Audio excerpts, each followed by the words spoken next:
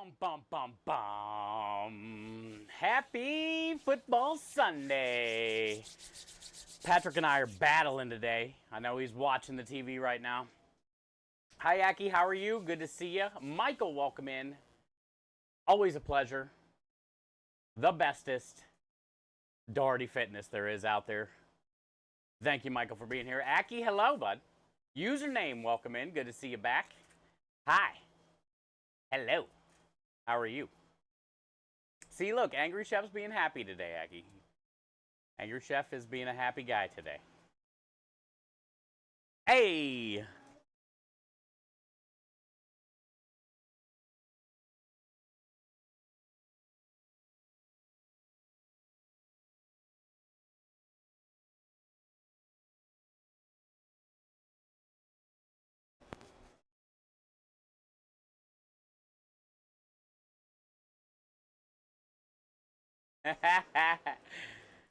Hi, noob. Turkey, brine, and sausage? Yeah, and we got to get marinara done today, too, I think. I'm going to try to do all three. We'll work the brine and the marinara first, and then we'll finish our day with sausage. Hi, Hamhock. Hopefully you're having a better day today. Good to see you. Welcome in. Welcome in. I got to go inside and grab a pot and get this brine going, turn on some propane. Because we're going to boil it. You're doing good today? That's good. Yo, Timbers, you had a second to stop by. I got your message, dude. Praying for you, man. Try to make the best out of today as much as you can. Be there. Be there for hope and support, and that's all you can do, man. Good to see you. Good to see you. Hey, Mark, you're doing good today? That's good to hear. Good to hear. All right, so yeah, today is turkey brine day. I got the turkey pulled out of the freezer. We're going to get the brine boiling, and then we're going to let it cool down to room temperature. Then I'll dump it in a bucket. Then we can add the water to fill it the rest of the way up. And then we can let it sit in the fridge for a couple days, and it should thaw out. By Wednesday, I think we're going to mess around with the turkey and break it down and get it cooked and all that kind of stuff. So, Aki, you got a sore head? Ah, yeah, it's good. I hate headaches, man. So I'm glad today's a lot better for you. No more headache today, dude. I definitely could probably tell you it wasn't because you were dehydrated with the amount that you hydrate me. I would assume you drink plenty of liquids. So, but yeah, headaches are no good, man. I don't do well with them either because I don't really take any pills also. So it's like I tough it out, and then man, sometimes it'll turn into a migraine and boom. Is that camera working? It is. Camera 1, camera 2. Camera 1, camera 2. Also, I got that salt in the smoker still. I got to grab that out of there and put it in a container at some point today.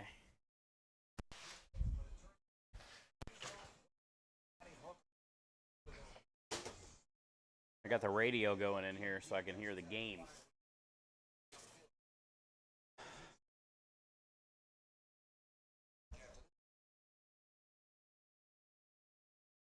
Okay.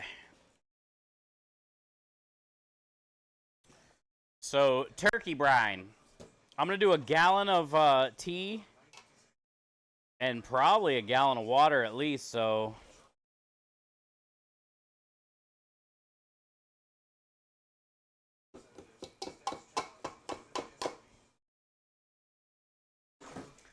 that's 2 cups of salt-ish.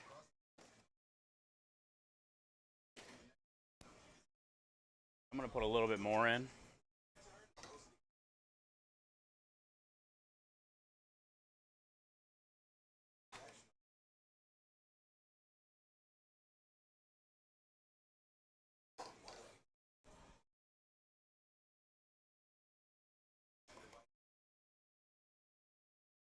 And I'm thinking brown sugar.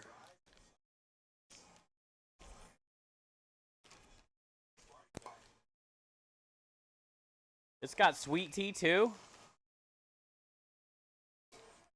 So we'll just do a couple cups of brown sugar.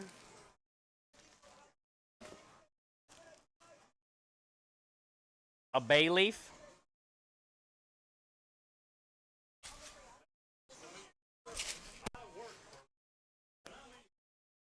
Texas Dad's here. I gotta also get my hair figured out. Hi, Texas Dad. And I see a fly, unfortunately. Man, we're gonna be working on sausage today. Need to get that fly. I wish you would land, dude.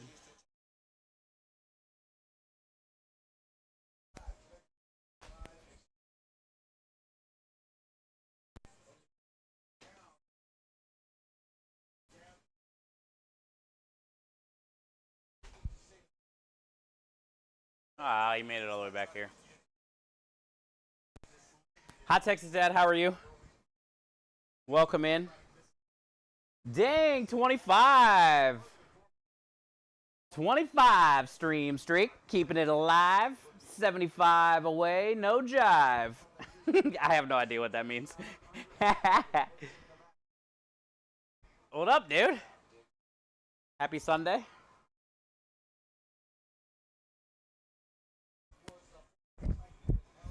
Happy Sunday. Hi, Matt. Noob, thank you for the lurk. You drink plenty of water? I can tell.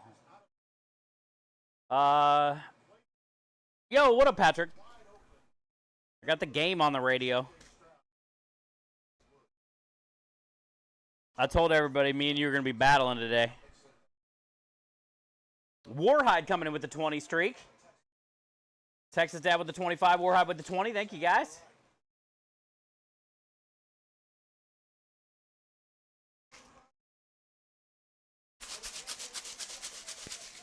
That's a big catch right there. The threshold of the red zone. All right, so we got 2 cups of salt, 2 cups of brown sugar, a bay leaf, peppercorn. Yeah. I'm a.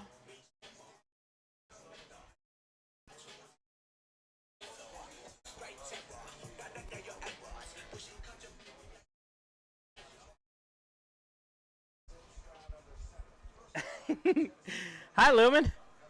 Good to see you, man. Greetings. We're going to use some of that anti-Jemime. Cinnabon. Anti-Jemime. And, I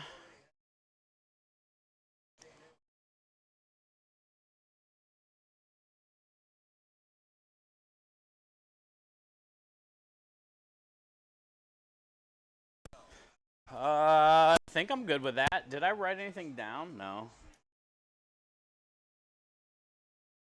As far as like what I'm going to put in the brine? Probably not.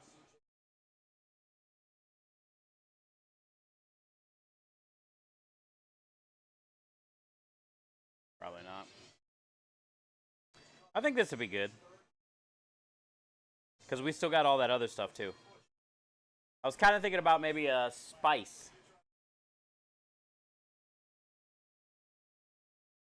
A spice wouldn't be bad.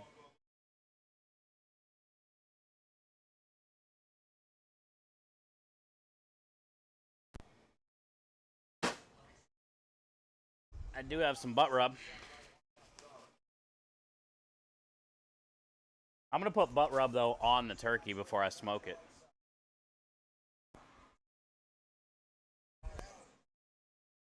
Chaos, good to see you.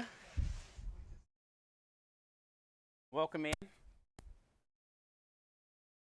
We're getting our turkey brine going right now. And then I got to get the salt out of the smoker at some point today. Aw, come here, Lime. I also need to go grab a zester, which I think is in the warehouse.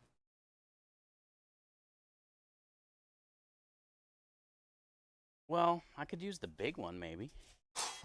Because it doesn't matter.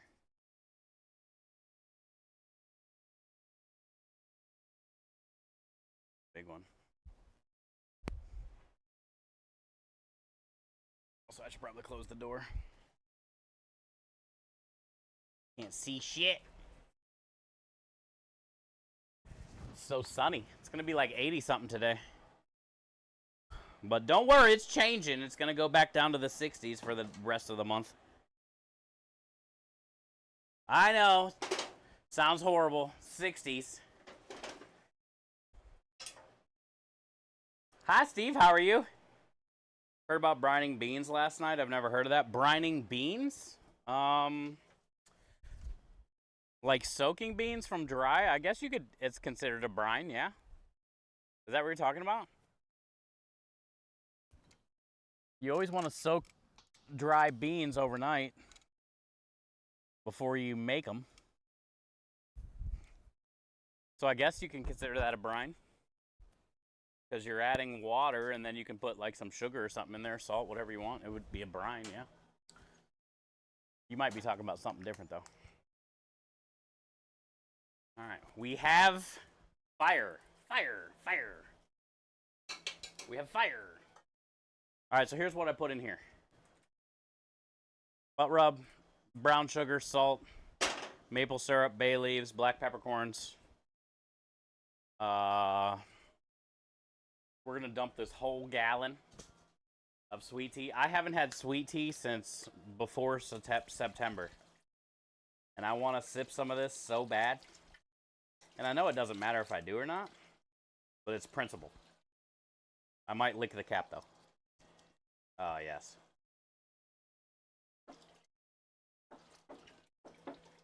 Oh, yes. It's as good as I thought it would be. Reflex! Hi, Coral. How are you? Yeah, but with a brine? Yeah, I think I know what you're talking about. I've definitely heard of it before.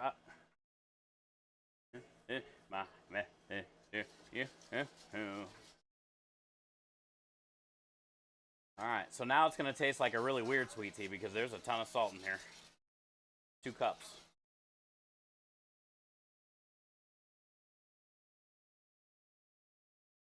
Stir up that maple syrup.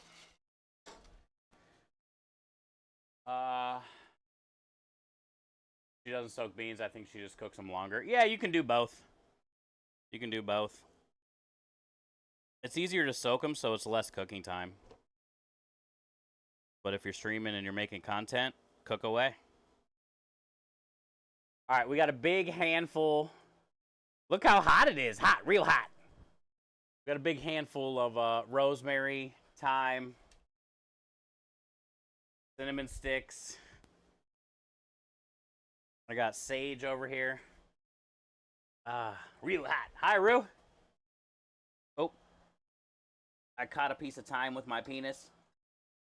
Counts. I stopped it with my finger. Usable. It's just for us anyway.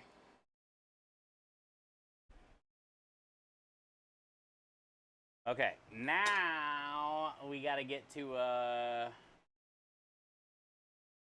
brought the big zester because it doesn't really matter how we zest these things. We're just straining it. But I do want to get some of the zest before we put all the stuff in, you know.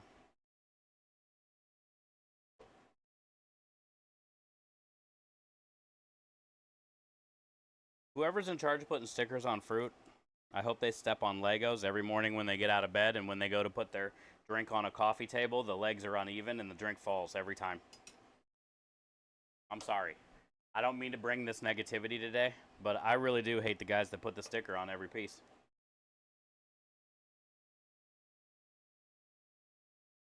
They're just not nice people. They're inconsiderate, number one. This is a big grater. This is for like cheese, but it's gonna work great in this instance.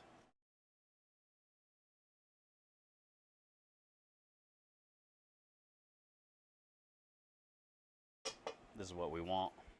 Is what we want. Yo, Sarah. I know, chat. I didn't mean to bring the downers today, but now you know how I feel, okay? I had to get it out. That's what this is. This is a community. We ride or die with each other. Accept me for who I am. I hope they step on Legos. I hope they never have cell phone service. Like, everywhere they go, it says searching for Wi-Fi. I really do.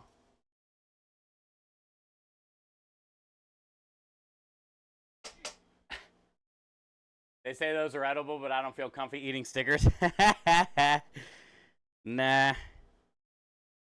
They probably do make them some type of, like, edible-ish. Like, I mean, if you would eat, like, hundreds of them, maybe they wouldn't digest great, but I don't think you're ever going to die. It's just annoying. This was the perfect... The cheese grater was the play here. This zest is looking amazing. We're going to get all kinds of natural oils. We like that. We like all the natural oils.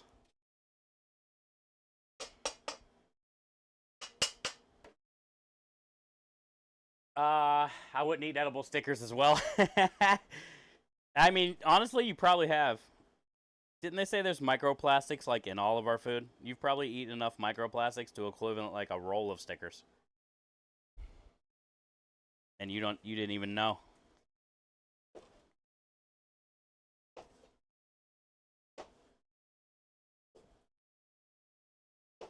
All right, so as far as this brine, because there's citrus and a lot of salt and stuff, you know, you got to kind of be careful on some things you brine. This is, I think, like a 15-pound turkey. So it should be fine, and it's frozen, so it's going to take like a couple days. But, you know, sometimes if you're using... Oops, didn't squeeze that one. Sometimes if you're using a lot of things like soy or salt, and you're doing, say, like a 2-pound... yo, Bad Nova! And you're doing like a 2-pound pork or something, you know, you're not going to want to brine it for overnight, you know, like 6 hours would be fine, something like that. So you got to kind of think about that when you're brining anything, when there's a lot of salt and sugar, and compared to the weight of what you're brining and how long you're going to do it. Mr. Bad Nova, the baddest Nova on the planet. I've seen him. He sent me pictures. Thank you for the 50. Did that say 56? Long, hard month of support and kindness. Enjoy all the wieners, the wiggles, and the smiles. Spam alerts to like every week. Disclaimer. Welcome back, bud. I love you. How you doing, dude? Thank you for the crispy resub. That's a long damn time. And it was probably like tier 2 or some shit. Tier 3. I didn't even see. 56 years, yeah, of bad decisions, brother. Tier 2. He's got the silver rims, the silver roof going on that food truck. He's styling. He's styling. 56 years as well. We're getting old, man. We're getting old. Here's the zest. Nice big slivers of it, which is really cool. Cheese grater's the play.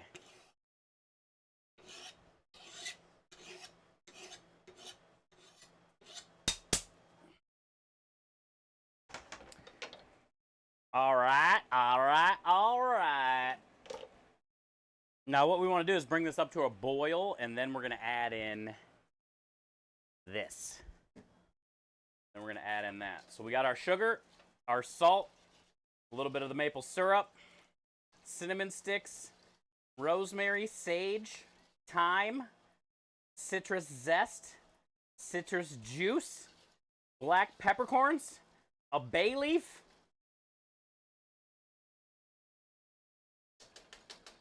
and then we'll do the fireball.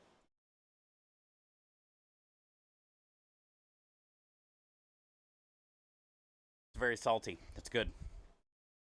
Exactly what we're looking for. It could probably be a little bit more salty, because you got to remember we're going to be adding another gallon of water, probably, at least. We got to cover the turkey. So we might be adding a little more than a gallon of water. I could have definitely got like 2 gallons of sweet tea and did more sweet tea, but one is fine. One will be fine. We'll be good to go. I always brine my salmon and steelhead overnight before smoking. Yes, sir. That's always good to do. Good call on that, Timmers. Definitely makes for a better quality product. Also, I love steelhead. I love steelhead. I like making steelhead gravlocks.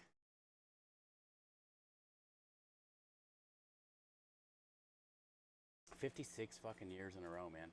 Just got home from the shop. Was working on some projects ahead of next week. Oh, you got any plans for Thanksgiving? You doing any like smoking?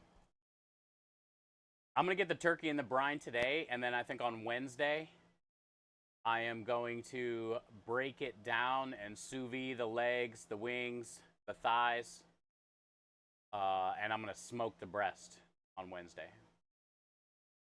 That's my plan. Hi, Santa Reflex.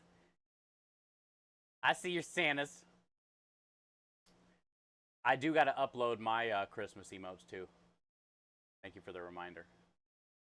Got to get our Christmas emotes uploaded. We might as well do that soon.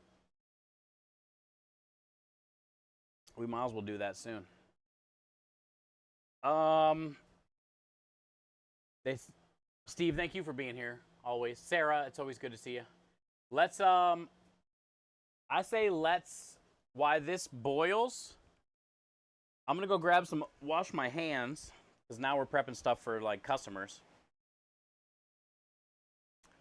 Let's go grab some garlic and onions and a big pot. Not like marijuana pot, like a big pot. And we will get marinara going. Because once that's on and going, then we can do whatever. Just got to stir it every once in a while. You're going to do a smoked turkey? Okay. I figured you'd be doing some type of smoking. I figured you'd be smoking. Other than, you know, you're smoking good looks. You'll be... Bye, Minja.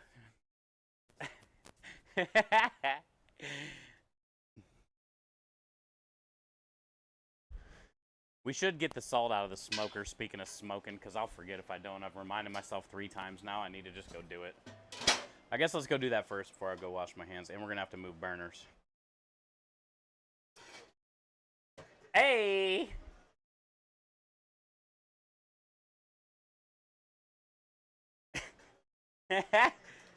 Is that DJ Skids? It is DJ. Hi, DJ.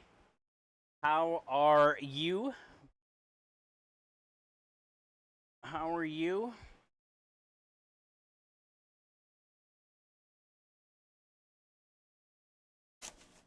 Happy Sunday. Hopefully you made some good money this weekend. Friday and Saturday Ubers. And things didn't get too cray-cray. It's a me, a DJ.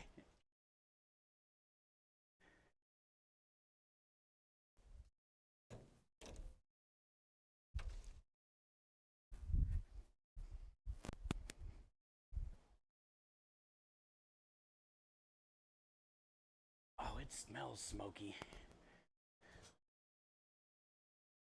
I stirred it like 4 different times yesterday.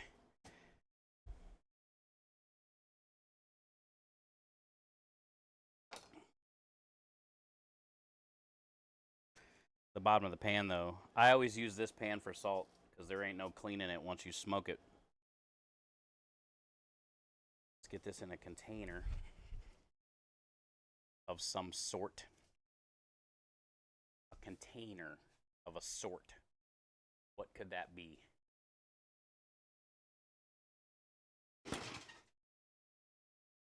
Maybe 2 of these.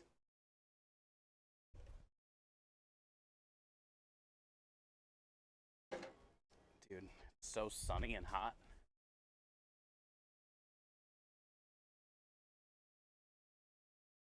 And it's all going to go away. This is going to be like the last 80 day. Tomorrow's supposed to be okay. The next day, okay, it's 70s. But today, I think, is the last 80, upper 80s. And then I was looking at the next couple weeks, and it's all like 60s, low 60s, mid 60s during the day, and then like 40s and 50s at night. So today's the last day till probably February. I don't know. We might get a couple nice days in January maybe, but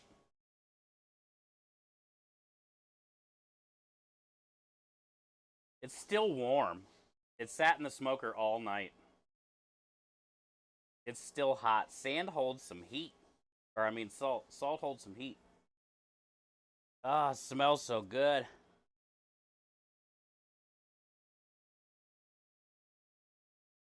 Some of this in the brine too. Let's get some of that in there too. Alright, so what's the chances this all fits in here?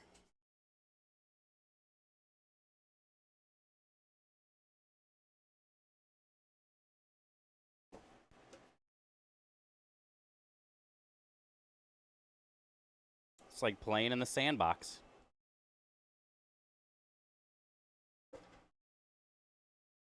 Alright, now, I was going to say, now what's the chances I don't spill any of this? Let me scoop it way down here. As soon as I was going to say that, I spilled some on the cutting board. Idiot.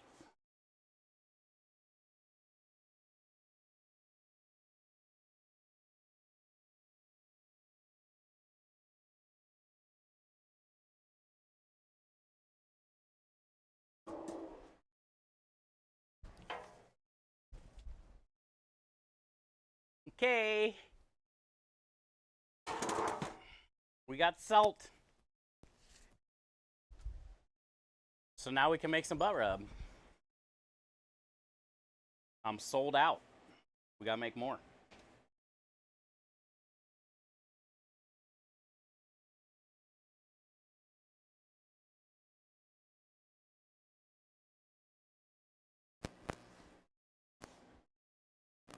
I don't think I'm gonna do a 40-pound batch this time though.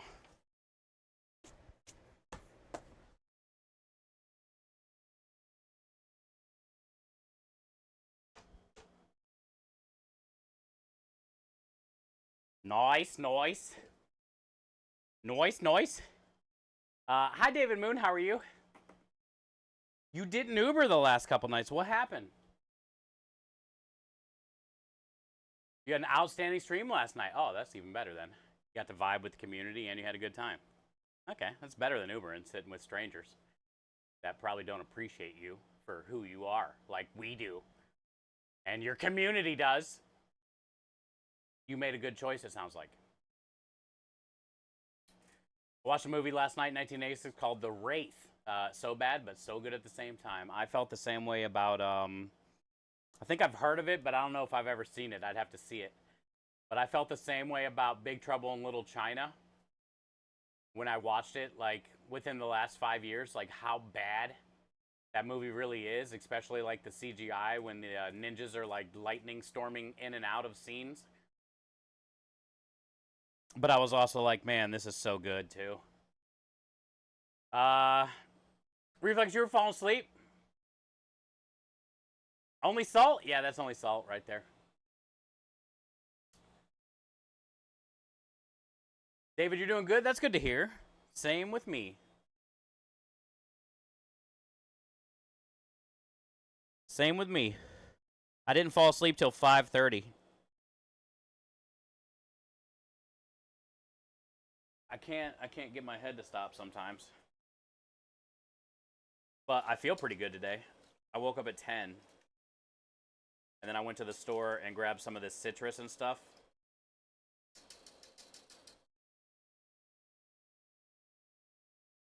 Oh, it's going to be good, man. It doesn't even have the fireball in it yet. All right, let me go grab these onions and garlic. Let's get this marinara rolling. They see it rolling. They hate it. Patrolling. There's some very generous people who stopped by the stream and broke me. Oh, one of those streams. Those are a blessing. You gotta love those streams. Well, congratulations. I'm happy for you. And like I said, that sounds like a way better decision than Ubering.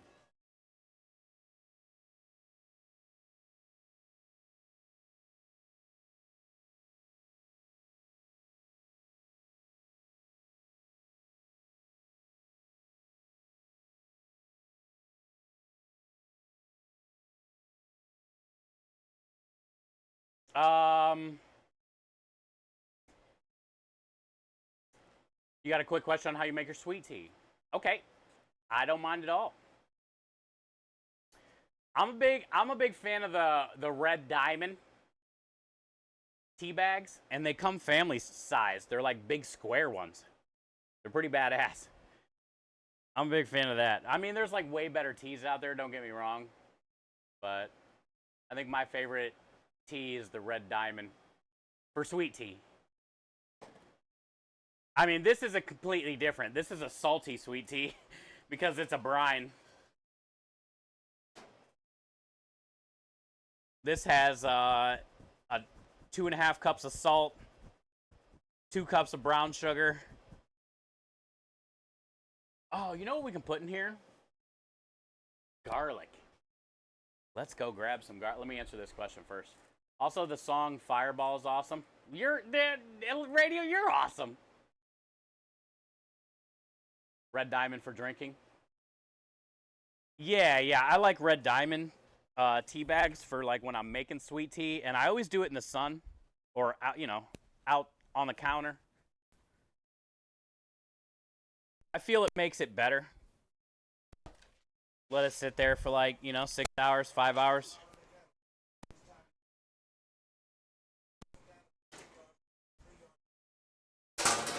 But I mean, you can do whatever you want with sweet tea in general to drink. What did I come in here to get again? God damn it. It was very important, I thought. Oh, garlic. You can do whatever you want in general. Like Kenny Roberts loves citrus in his sweet tea, so he'll put some like orange zest and oranges and maybe cinnamon sticks and stuff in it while it's in the sun. I'm a firm believer of every 1 gallon of liquid that you use for your sweet tea is 1 cup of sugar. I'm a firm believer on that. Let's smash these garlic too real quick too before we get it in there. On the stove though, I don't know if you're confused, but I might be confused too. On the stove though, reality, we're making a sweet tea and Fireball brine for the turkey. So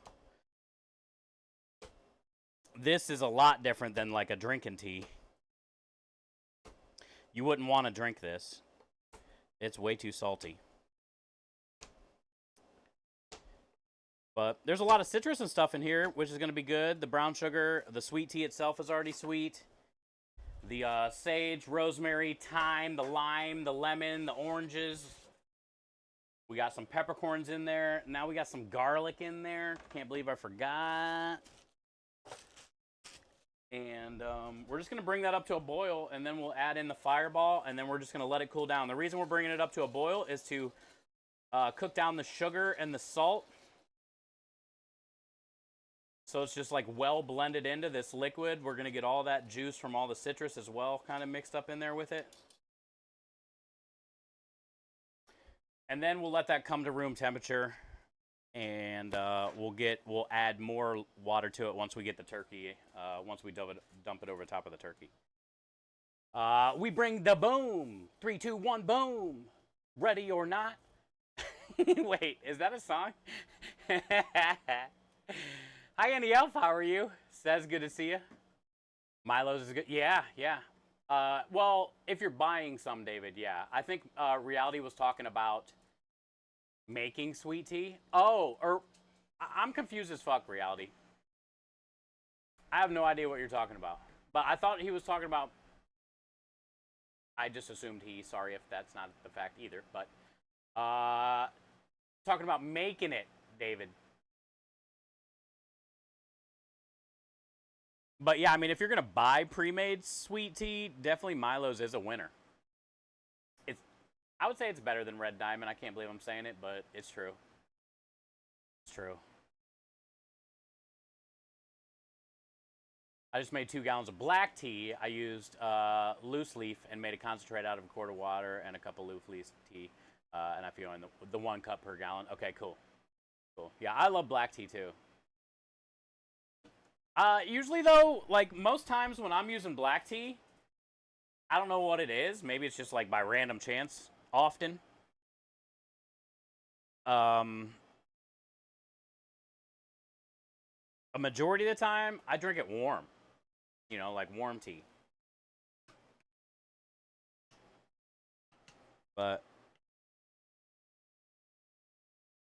I guess I do drink a lot of black teas as sweet teas too. I don't know. It's good both ways. And hell, black tea is good to add alcohol too. It's good in anything. It's basically water. It's southern water.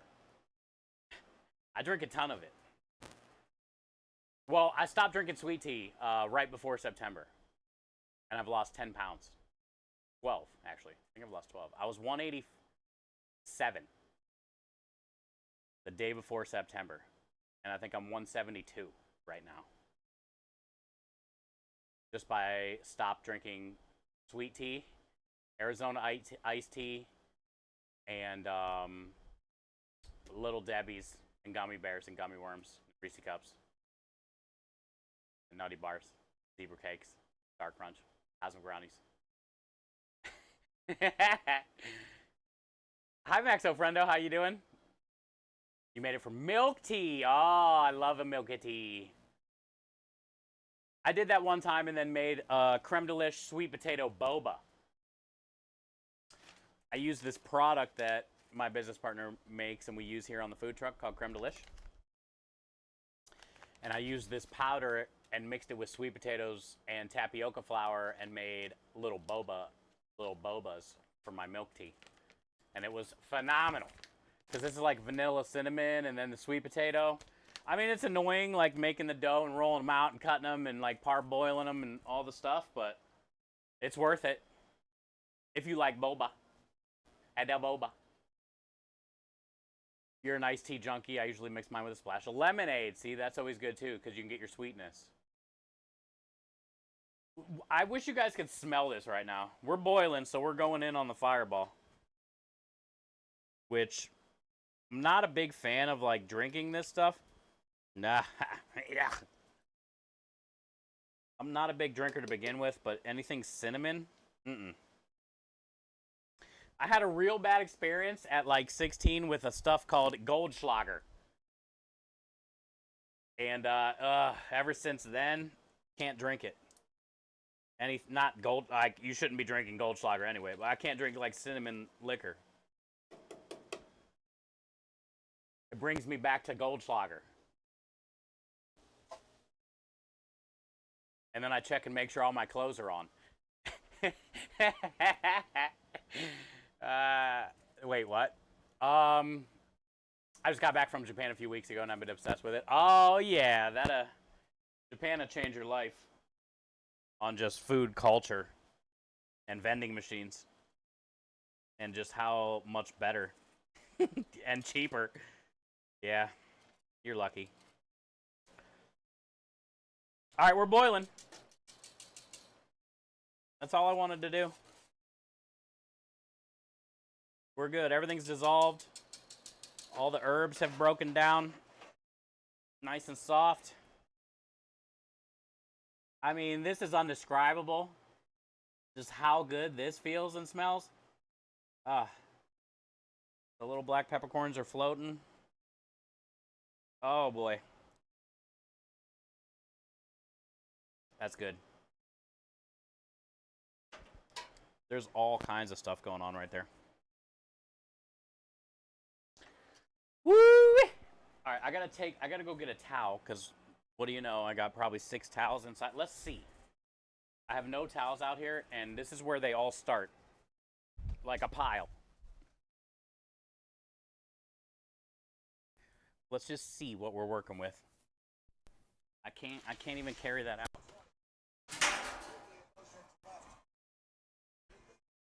1, 2.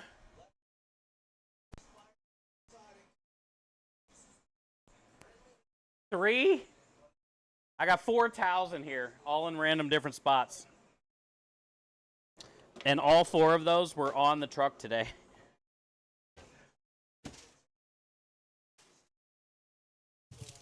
I'm going to grab a couple onions while I'm in here and the garlic.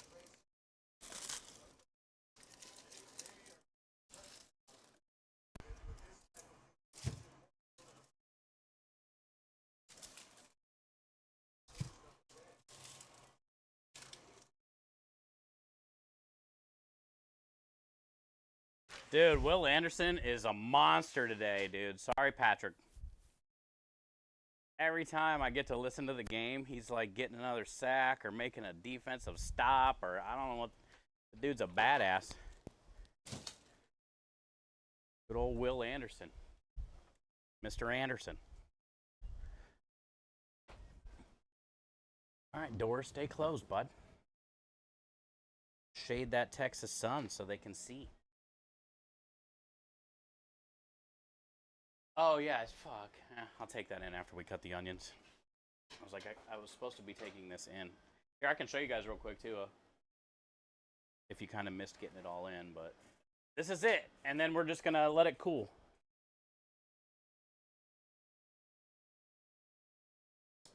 And this is going to be a pretty amazing Thanksgiving turkey. It's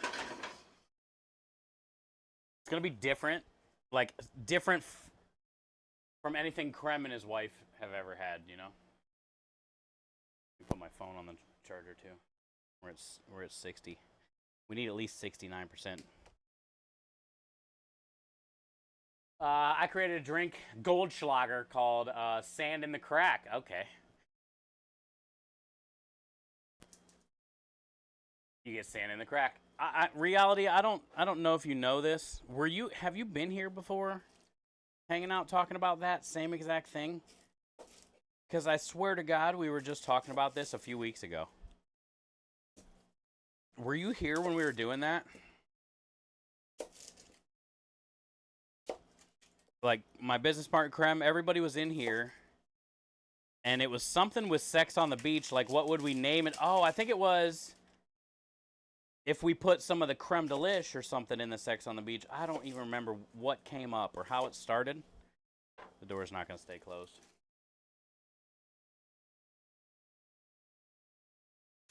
But I swear to God, that same name was kind of brought up. Sand in the crack. I mean, I think it was 2 different instances, but that's so random that you just said that.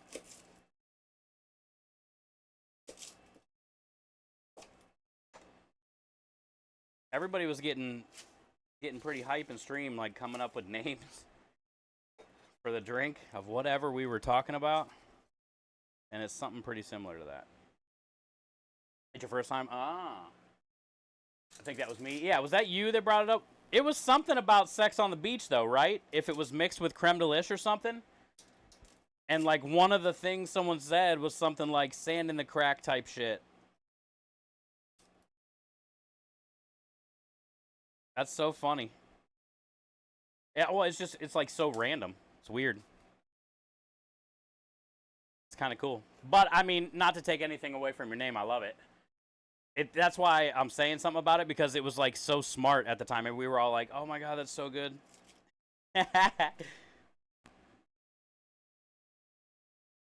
Yeah. Yeah. But that's cool. I don't know. I mean, I think, like, if cinnamon liquors are mixed with something, I can definitely get away with drinking it now. But, like, you know how it is when you were young and you just, like, a lot of people, it's the same thing with, like, tequila, whatever. Like, when you have a real bad night on some type of liquor, you're like, I'm never drinking that again. And then the smell, like, really gets to you. And, yeah, that's Goldschlager for me. Well, I think there was another one at the time, too, called Aftershock with all the little crystal things in there. That was a cinnamon one. We were just like on some abnormal amount of cinnamon liquor drinking, and it just ruined it for me. And that was like probably before I was even 17. That was probably 15 or 16. I never got to maybe truly enjoy it. I feel maybe I'm not giving cinnamon liquor its due credit. I was so young. I was so young when it hurt me. Sex on the beach is already a drink, though. I know that, but that door's done. I ain't fucking with it anymore. Yeah, I definitely know temperance, but somebody like came up with a different name with whatever we were talking about, you know, for sex on the beach that had said thing we were talking about inside of it, if that makes sense. And it was something like sand in the crack, in a way, like reality said, and everybody was like, oh yeah, that's the best one out of all the names. That's the best one.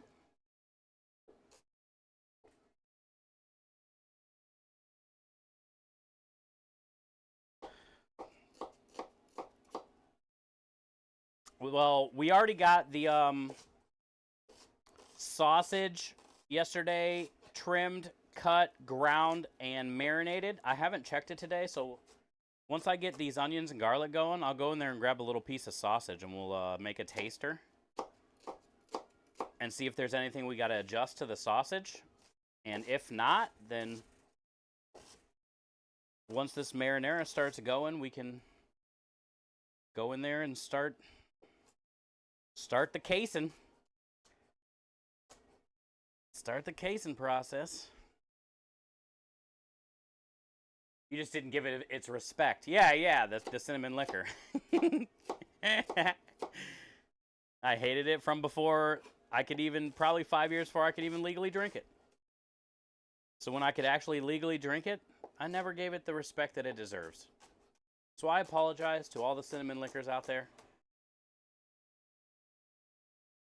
If I'm ever in the mood for a drink, which is hardly ever,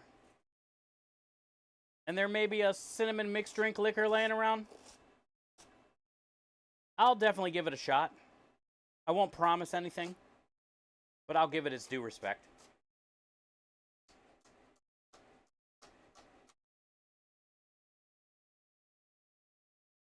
Never again. Oh, spiced rum?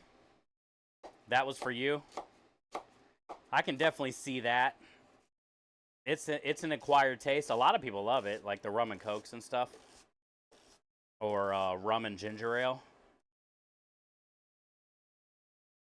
I drank many of them, don't get me wrong. But I can definitely see like having a bad night on that and not wanting to have that flavor again. Because it's pretty strong. Of like spiced, you know? Not like spicy, but like all those spiced flavors are pretty forward. I slept from when I got home till when I got in stream, then went back to bed and woke up at like 9 this morning. Still wanted to sleep. Well, I mean, like I said, you drove like 40 hours in 2 days. Well, 3 days. That'll wear you down. It's so kind of... I don't know what it is. Maybe it's the fact that you're just like usually sitting in that one position for long periods of time and you're like hyper concentrating for long periods of time because you're driving. But it always feels like your body is like beat down after like a long trip. You're just like, I literally was just sitting here for 40 hours. Like, how could I be so sore and tired?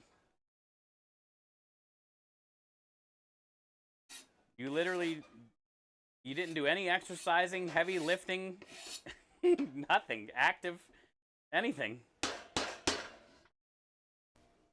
And you're just like always so tired after a trip. I mean, I think it's like that way with flying too, but then it's also like, you know, you're going to airports, lugging luggage around, like whatever crazy shit happens there. Like that'll definitely make you tired. Your anxiety's on high alert all day. I used to have Captain Morgan. We nicknamed it Captain Moron. You moron.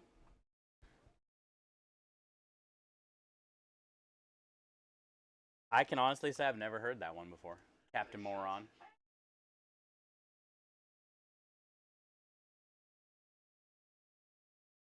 You moron. The recipe for the Sand in the Crack is 1 ounce Goldschlager. See, I would definitely try this, even though it has it in there. I'd definitely fucking try this.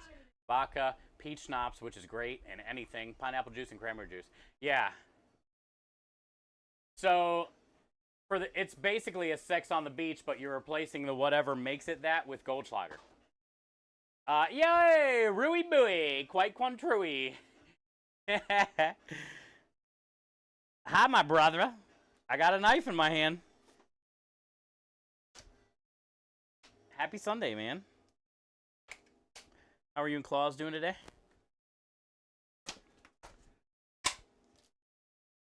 Pour into a salt.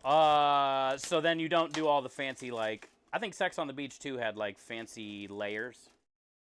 You shake it all up, so it's like sand. Sandy. Yeah. I dig it. I guarantee I would drink that. Because I feel it would be dangerous. I feel that would be dangerous. It would taste like not very alcohol, and you could have like multiples, and then you would have a bad Goldschlager experience like I did.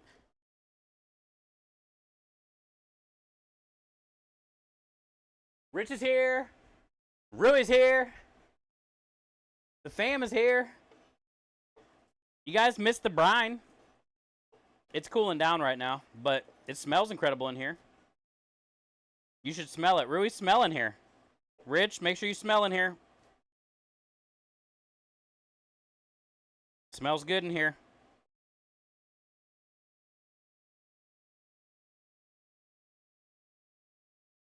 Okay, technically I didn't have it in my hand. I literally just put it down right before you broke the damn door down.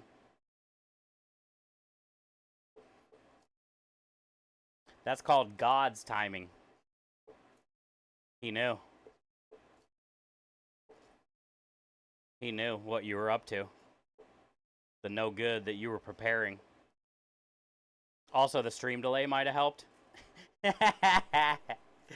Possibly. Ah, it's almost that time.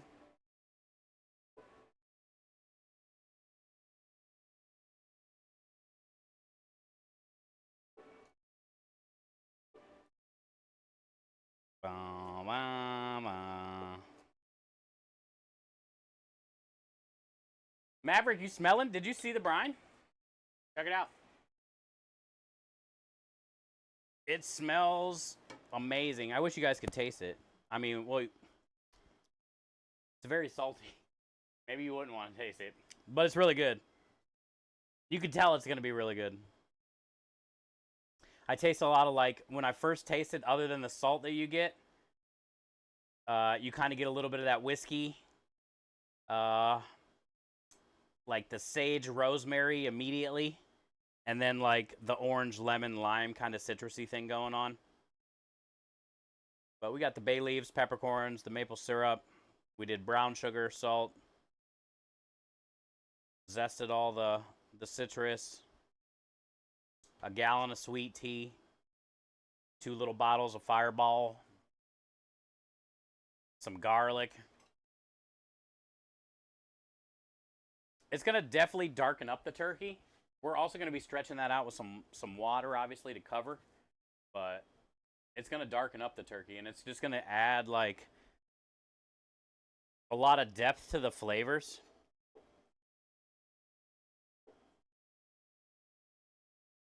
And then we're going to smoke the breast on Wednesday, and then Wednesday, we're also going to sous vide the legs and the thighs and the wings. So we'll sous vide those. We'll smoke the breast, get it all done on Wednesday, let it cool. And then Thursday morning, I'll wake up and heat everything up and slice it, and we can eat and stuff. Or Thursday morning. We can eat. And then after we're done eating, I'll make mashed potatoes Thursday morning too. But after we're done eating, we'll get stream going probably afternoon. I'm assuming by like 3 at the latest. 4, 3, 4, I don't know. I don't know what time we're eating really, but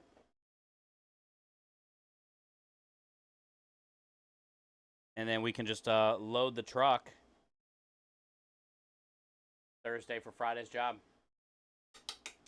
Pony! Hello, welcome back. Good to see ya. Cat Pony is the best. She's the best. Make sure you guys are showing her some love if you don't follow her. She does a lot of gaming, community gaming, fundraising. She's pretty amazing. I usually lurk when she's on and just kind of like have her on in the background. Her and her sister together are a riot. And they're pretty fun to listen to. Bicker back and forth. it makes my night. Makes my night listen to her and her sister.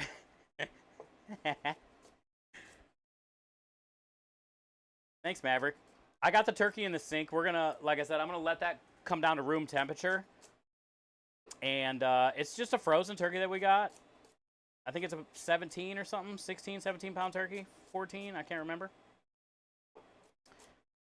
And I'm going to just get it in a bucket. I got to wash out, 5-gallon bucket, rinse it out or whatever, and then we're just going to put it from frozen in the bucket, dump all the brine over it, cover it with water, and let it chill till Wednesday is the plan. Hopefully by Wednesday it should be thawed out.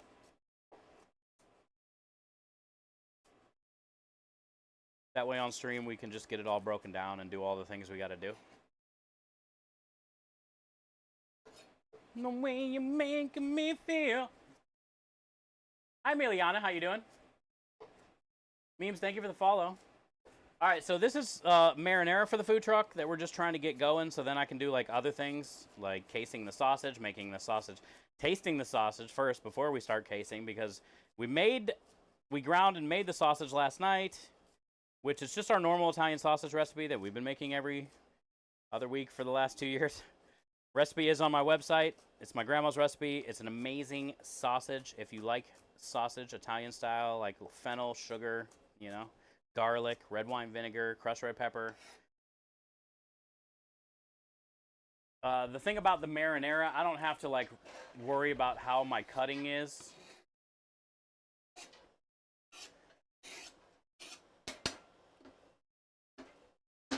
Like we do on the Sunday gravy because we're going to be pureeing the marinara with the hand wand. So just hack it up, get it in there, get it going. That way once it's on and going, we can do some other stuff too.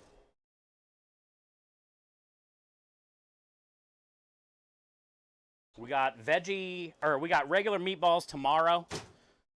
I think we have a little over 40 pounds. We got like a 14-pound brisket and a 20-pound pork shoulder that we got to break down tomorrow. Get all the whole meatball process going. And then, which is Monday, right? And then Tuesday is going to be veggie meatballs for the winery on Saturday. We go grab a spoon. Tuesday is going to be veggie meatballs for the winery on Saturday. And I'm going to be using lentils. Probably some shredded carrot, mushrooms. Nothing too crazy. Garlic, onion. Probably egg and panko and Parmesan cheese as a binder. They're not going to be like vegan mushrooms because I want the cheese in there. But they're just going to be vegetarian mushrooms. We have to have a vegetarian option. We don't, technically, have to have a vegetarian option, but I want a vegetarian option for the winery when we go. Because we're going to be doing a limited menu there, since it's a lot of people, and it's just Creme and I. So their only choice Saturday is going to be meatballs, Italian sausage, which is why we're making both, and chicken, or the veggie meatballs. And then their option for pasta is going to be spaghetti, penne, or gluten-free. Their option for sauces is going to be marinara, Sunday gravy, or the herb and garlic butter. and that's it, I believe. Oh, and then sandwiches. They either can get the meatball sub, the veggie meatball sub, or Italian sausage and pepper sandwich. Nothing, no build your own pasta on Saturday. I'm not bringing all the different veggies and all the different options. I'm going to bring as many desserts as we have just to try to sell what we can. And hi, Orchestra. Nice to meet you. Thank you for the follow. So that's the plan. Thursday is the holiday. We'll be streaming, getting the truck loaded, ready for Friday's job after we eat. And then Friday we are at the Millennium, which we go there a lot. It's a decent apartment complex. We usually do, you know, anywhere between 10 and 15 tickets. I don't know, though, like the day after Thanksgiving,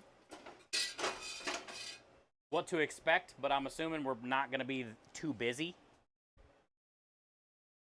But then Saturday, like I said, we're going to be starting an hour later on Saturday because we're going to be at the winery. Oh, also, we got that catering job Saturday that we have to prep for this week as well. I got to make a Mornay / Alfredo sauce. I'll probably do that on Wednesday.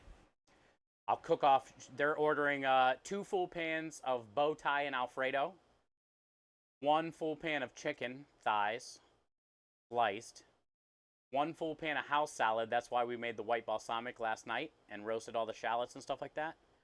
And then 1 pan, 40 pieces of garlic bread. And we're dropping that off at 4:30, and then we're just going to head straight to the winery, and we should be there by 5:15-ish, 5:30. Because I think we open at 6:30 at the winery, 6:30 to 9:30. And last time we were there, it was really busy. They had a good band. It's a cool location. It's out in the middle of a field, big badass barn / winery. All the grapes are probably going to be covered because it's been getting cold here at night. So I'm assuming they got all the grapes covered. Hi, Gear Wolf. How you doing? Good morning.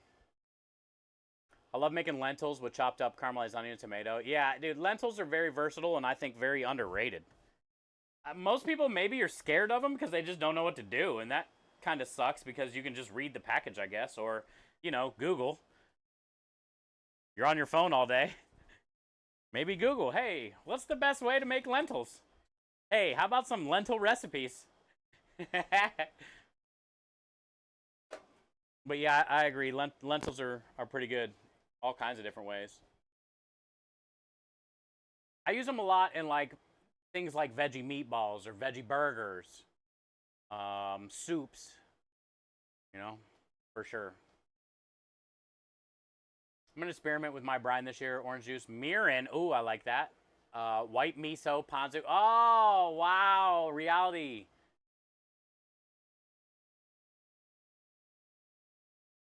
That's so good. That sounds so good. The white miso paste is a brilliant idea to go with the ponzu and the mirin, the orange juice. You're going to get a lot of like the citrus, the tanginess, the vinegariness, the sweetness. You know, one thing that you didn't mention, I don't know if you can get or not, that I think would be really good in there too, is like if you can get a stalk of like lemongrass or something, or ginger.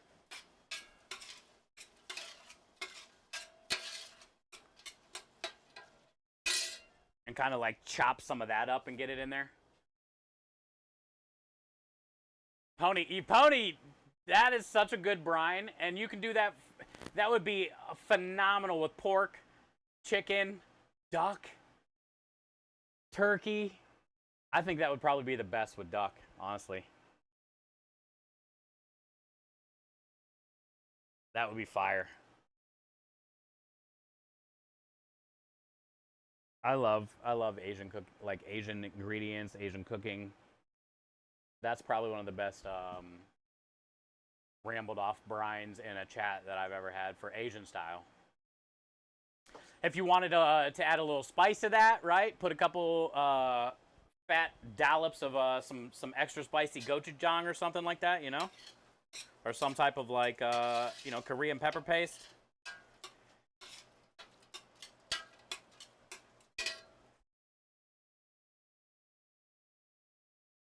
Yeah, it's a really good one. Here, how are you doing today? someone else is cooking Thanksgiving dinner this year, all I gotta say is all I gotta do is show up and eat. See, that's the best gear. That's the best.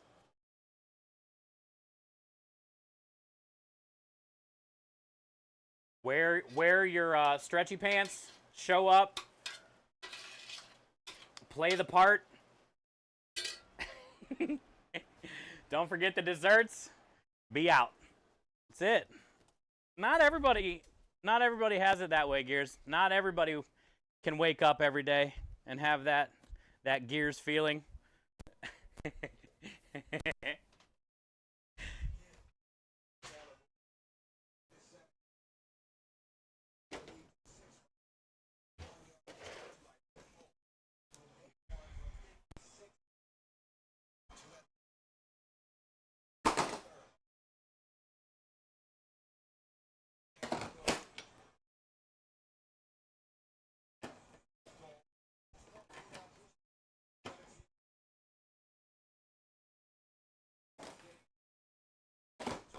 Looks like the Titans are holding strong, Patrick.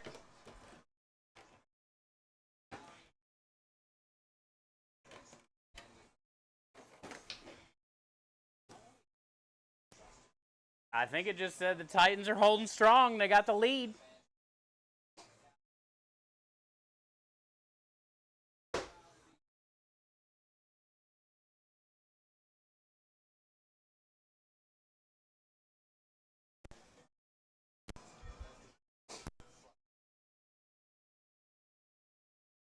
I gotta take it on the other side.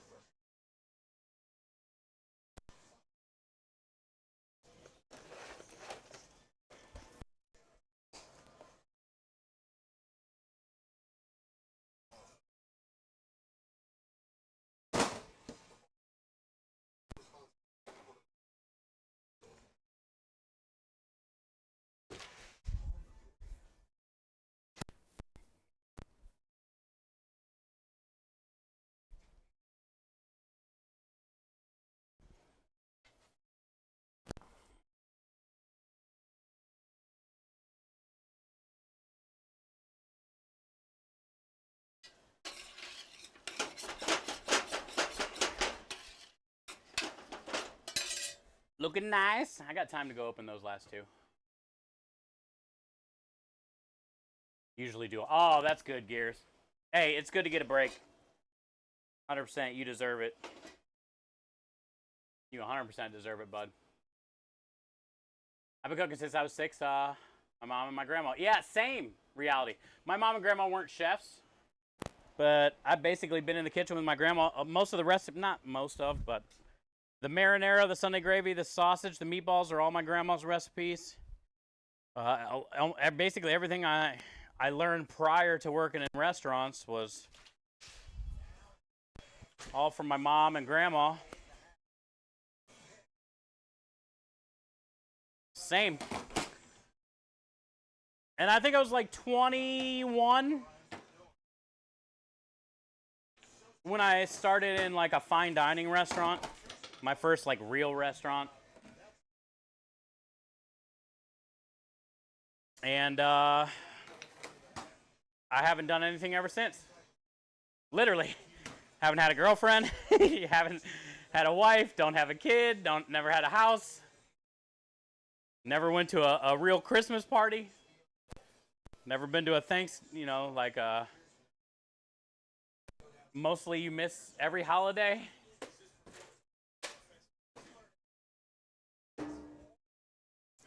Good times. Good times.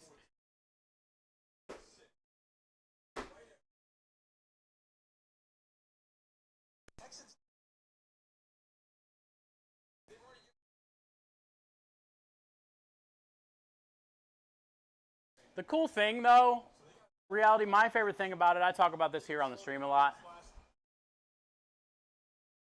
is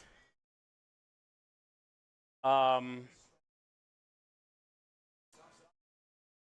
cool thing about Twitch and cooking is it doesn't matter how many restaurants you've had, how long you've been a cook, how many awards or whatever, like how badass you think you are. You can always be inspired and you can always learn from anybody that's in here right now, you know? Food is a very versatile thing, and it's a way, there's like so many ways to do the same thing. So I like that we get to do this every day because I learned so much, you know, from the community that stops in and wants to like interact, you know, and say things, kind of like the brine, you know, that you brought up. It gets us talking about it. It's like, you know, at a real restaurant, you're mostly hanging out, prepping stuff with, you know, the people you work with and having the same type of conversations that we have here. So we can all kind of get better together, you know?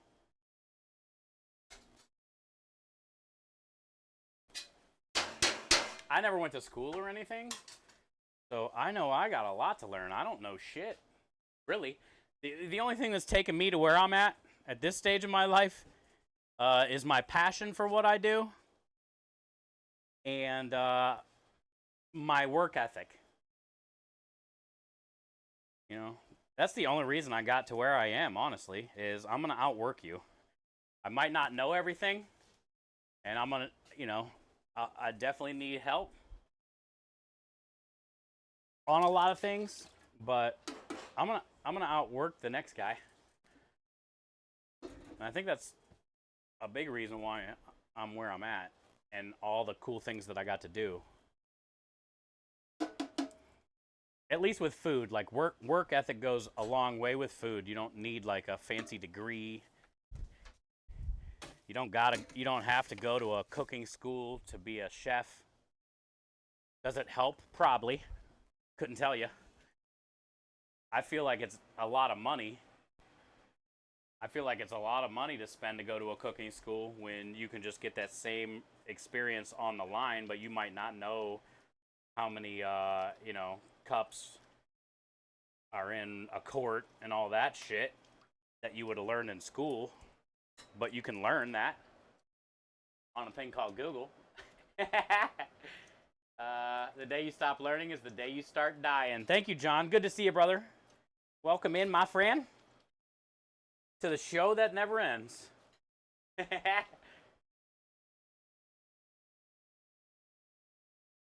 Being able to handle stress, too. Oh, yeah, I mean, definitely. Timbers.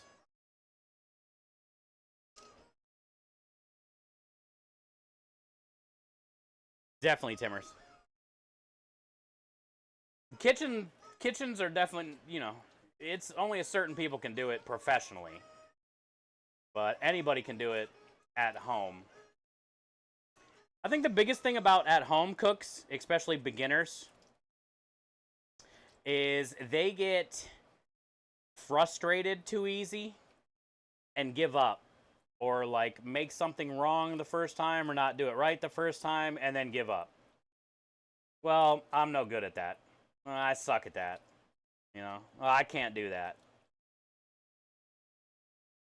And most of the time, nobody, especially when you're newer at cooking and you don't like understand like the most important part of cooking is like the dance, right? The steps. You know, you can't like do steps. You can't start plating before you cook it. You know what I'm saying? So a lot of times newer cooks just make the wrong steps, and that's okay. That's how you learn. But I see a lot of people just getting frustrated and then just giving up, you know, and being like, well, I'm just a shitty cook. That double bacon cheeseburger sounds good at Wendy's this week. It's a fine ballet. It is really if you look at it like that, especially like if you're in the restaurant on the line cooking.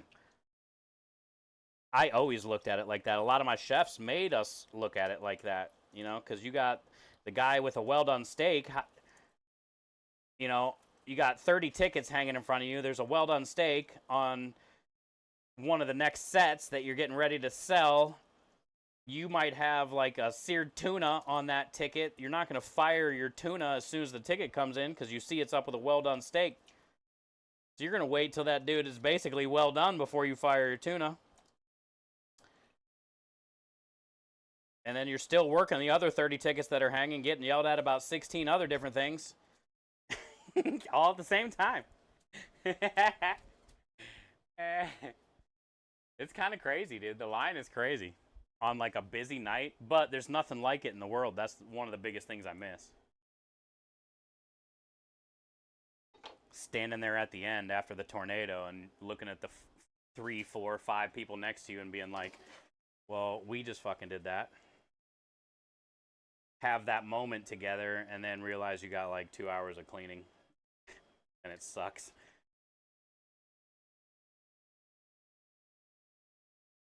But then that beer afterwards or that fucking gin and tonic afterwards really does taste nice.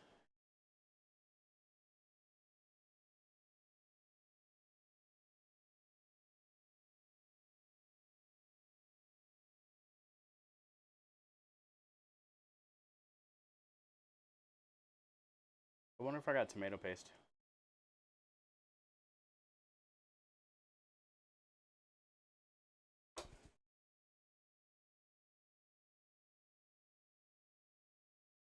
If you overcook tuna, it's cat food. Oh, yeah. It looks like the canned tuna. Kind of funny. Funny. Spend all this money on good tuna and then make it like canned tuna. You might as well just go get canned tuna.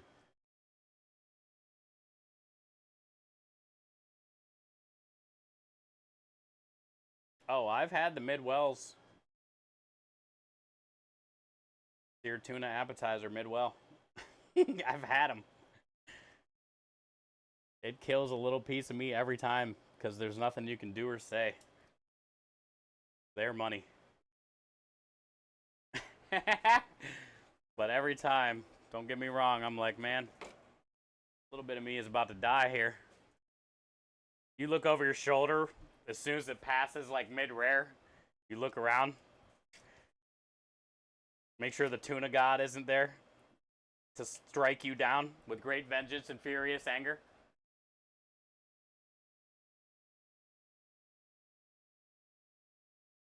Order of operations is key. Yeah, I think it's like that in any job, though, honestly. But you are right.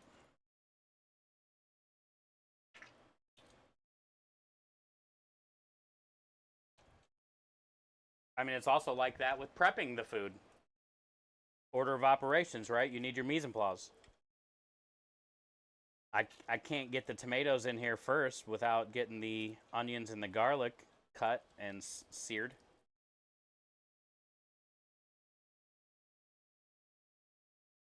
It's very important. But a lot of that kind of stuff is what I think that the whole point of this story is. A lot of times home cooks don't know all those things. And I think where they slip up is the orders of operation. They can read the ingredients and make sure they have them all and weigh them out to a T, which is in most cases stupid too. Because no matter if you weigh it out to a T, you still want to taste it and like make sure, right? You still might need to add a little something something or something something. A lot of times people, another thing I notice with home cooks is they'll follow the recipe to a T and not even like taste it. Just make the recipe, dump it in the casserole dish or some shit, and then like put it in the oven. I'm like, you don't even know what you just dumped in there. I didn't even see you put one little nothing in there. Spoon, finger, sniff, tongue, lick.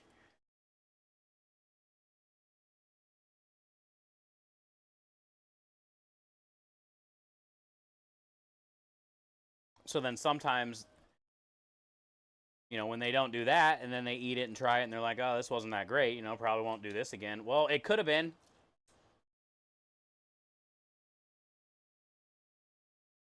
But their order of operation on the recipe they read off of their phone didn't say anything about tasting in the steps.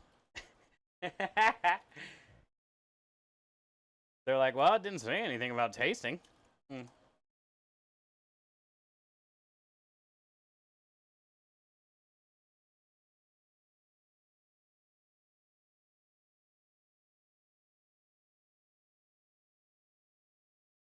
Yeah, exactly, reality. I thrive in chaos, so it was always fun to me.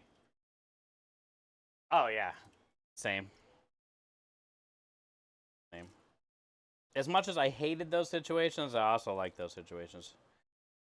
The rush, you know, of it. It's probably why they call it the dinner rush.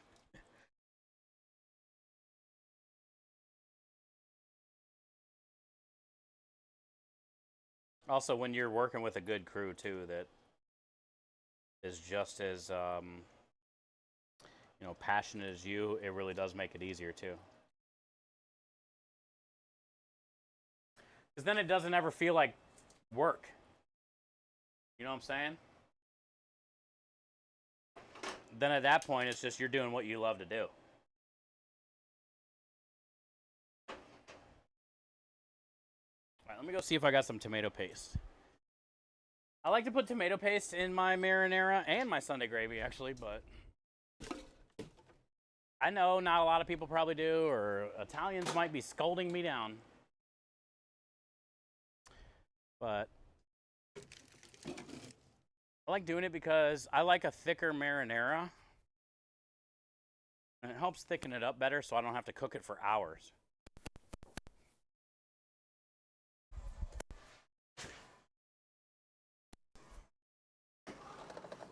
And then that way it holds to our meatball sub better.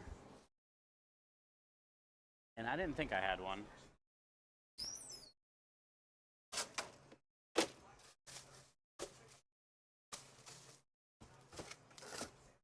I got one here though. Ha ha. Always got backup.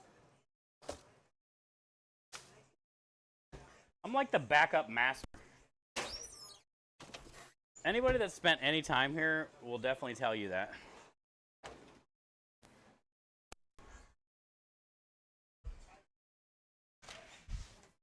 I got a backup of backups, and then there's always like one other random backup in just like a weird spot. The last resort up. You know? And I'm on that with the tomato paste right now. I'm on the last resort up. I gotta write it on the list, but I'll do that when I get back inside.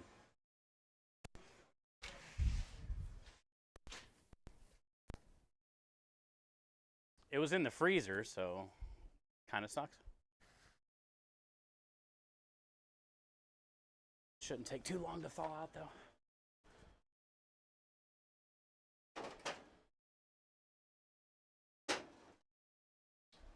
Let's put it back here. Yeah, we'll put it right there. Okay, this smells incredible. We're gonna get this inside. I can't, dude, it smells so ridiculous.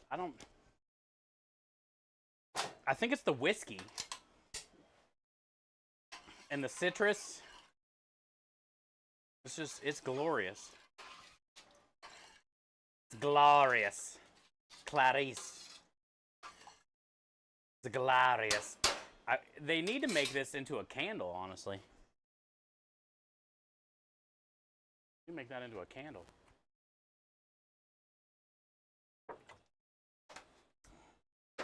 Oh yeah, Timbers, it is. Always taste as you go. Oh yeah. Well, that's why I was saying though, Coral. A lot of home cooks forget that step. Hell, a lot of professional cooks forget that step. I'm gonna take these tablets inside so then I can just carry the other thing in because we're getting ready to hang out in here for a little bit.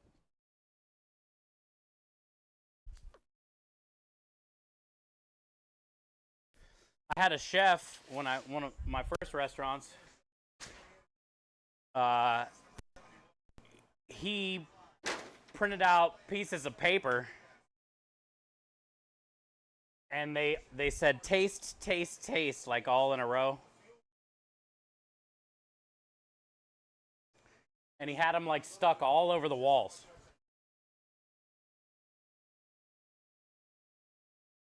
And that's a professional kitchen, you know? Sometimes when you get in a hurry and you're just used to always, like, I guess, you know, especially at a restaurant, you know, making the same stuff every week, following the same recipe, things change.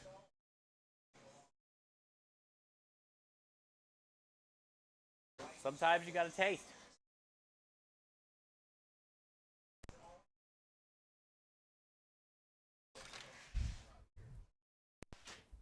All right.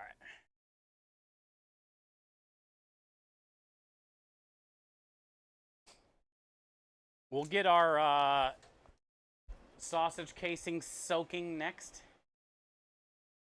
Get them soaking. I'll come back out here and add that tomato paste in a little bit. Oh God, this is heavy.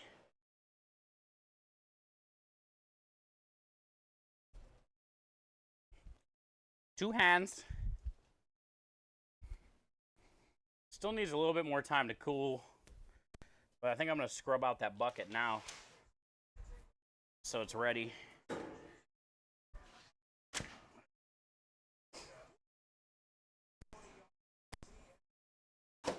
Oh, it smells good. Go grab the bucket.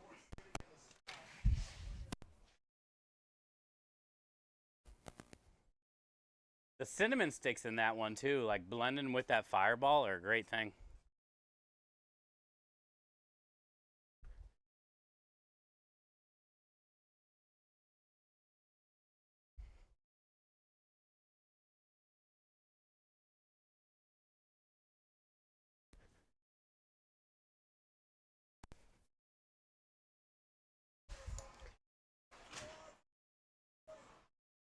Uh-oh.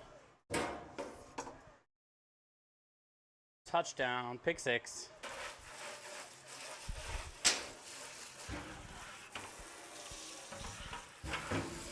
They're going crazy on the radio right now. Holy shit.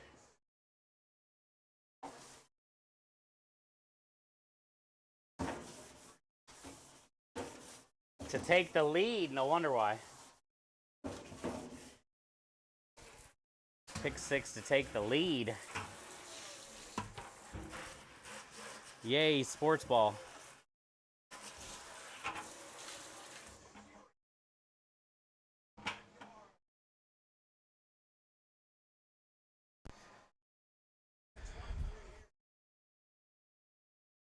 This is our bucket. Might be a little dirty on the outside, but the inside's clean.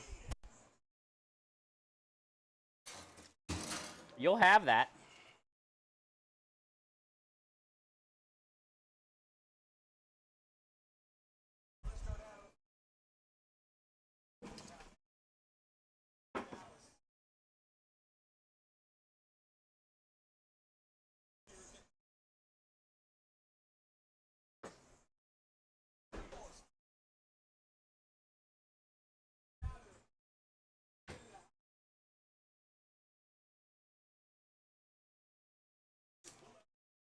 Hey, what up, Richard? Good to see you. Welcome in, welcome in.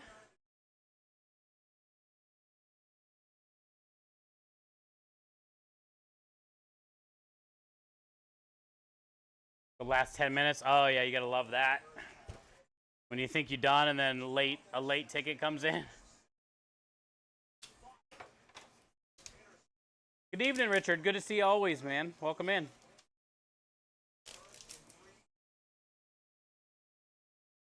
It's almost Turkey Day here in the States, Richard.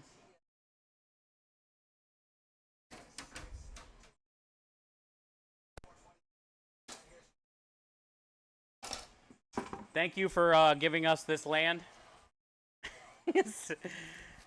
At Thanksgiving, Richard, I'll make sure we thank you for allowing us to have this land so long ago. So that way we can all indulge in turkey and good times.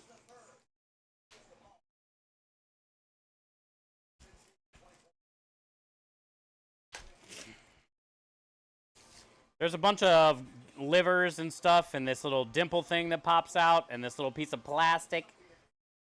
But I gotta wait for it to thaw out. We're still gonna put the brine and all that over it, but I'll get all that out of there later on tonight or tomorrow. So she's still frozen. She's still frozen.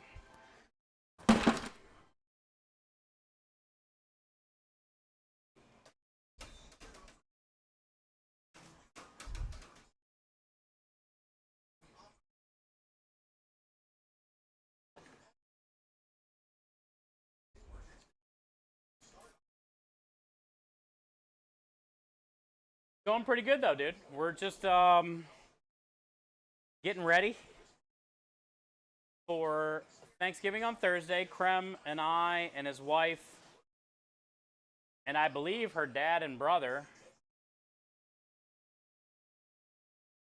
are all gonna eat.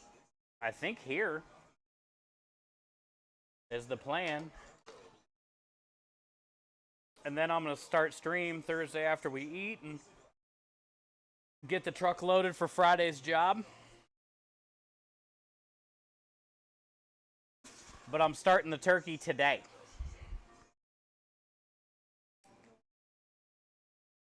It's ready.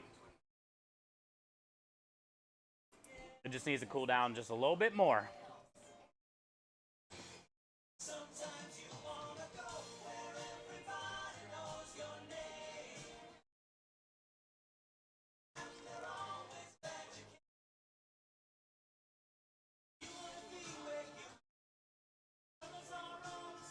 Hi, Rich. Hi, True. All right, I'm gonna wash my hands. Get this in the sink. We just got to remember to go check that tomato paste in a little bit. And I think we're ready to make a sample. Let's make a sample of the sausage that we made yesterday so we can check for the seasonings. Because this still has a little bit of time to chill.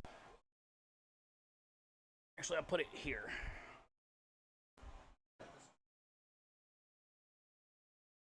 Still has a little bit of time to chill, but the smell of it is great, so I'll take that.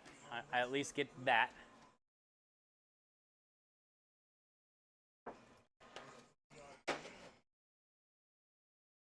Happy Sunday, Rich.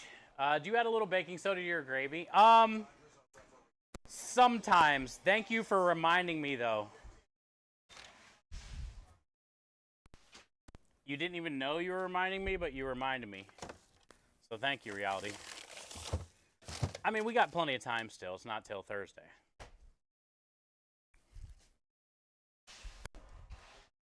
But yeah, sometimes I do, sometimes I don't. We already have a gravy made.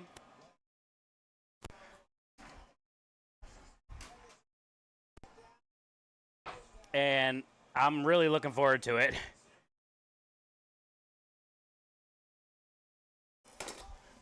I guess it just all depends, reality, like what kind of gravy I'm doing. This gravy was from one of our specials last week or the week before. And we had a little bit left over, and I froze it, so now I'm just going to put it in the fridge and let it thaw. This gravy is amazing.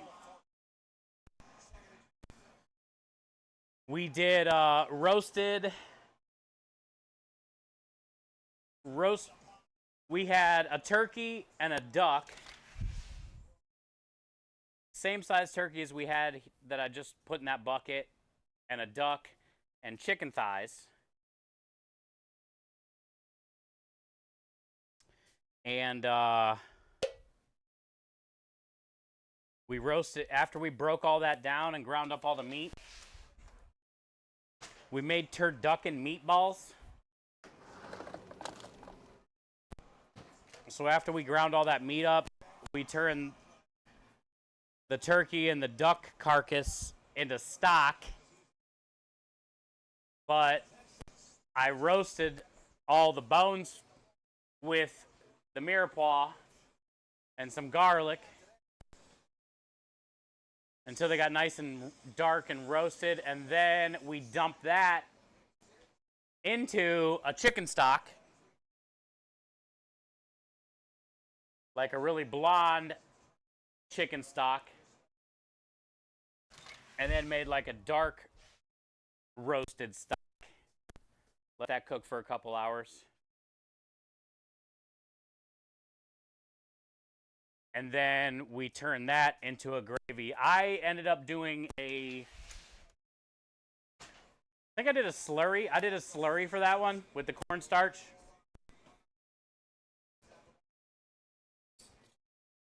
But there's a ton of like sage flavor in it and like a ton of like roasted flavor going on in that. All right, we're gonna have to rinse. We're gonna have to rinse all those sheep casings. Let's put on a glove and go make a taster of this sausage. You got a street fair outside the cafe Friday, and I've managed to get a 15 kilo. Oh, nice. That means you guys are going to have a busy, busy day. Good luck, Richard. I hope that is profitable. Hope you guys have a good day.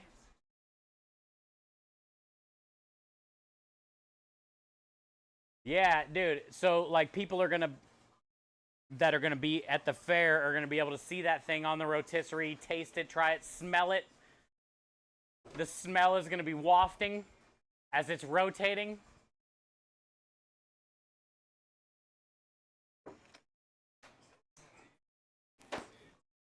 That'd be good.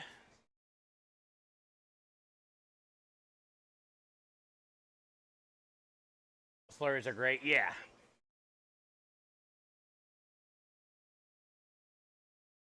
We did it on a turducken meatball sub. Was one the special. And I wanted that like classic for a lot of people on Thanksgiving. They always take the juice, cook after they cook the turkey and make a slurry, and that's usually like the gravy. So that's why I did the slurry on this one, because of that like Thanksgiving feeling in a way.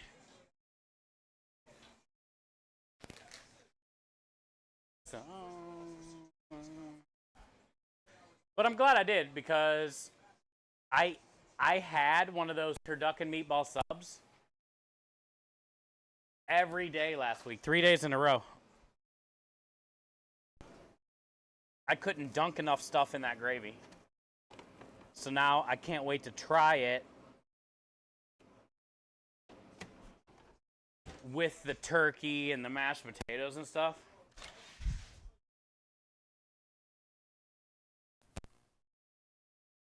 We made essentially like a stovetop stuffing for the binder for the turkey, chicken, and duck.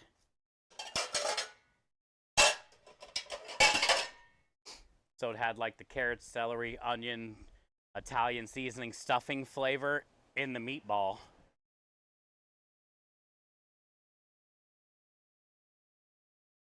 They turned out really good. I just don't think people understood my mind. Or understood why I was so excited, because it didn't really sell that great. But that's okay, because we took the leftover meatballs and made a crap ton of ravioli last week with it, so, and I still got more of it. Here's our sausage that we made yesterday.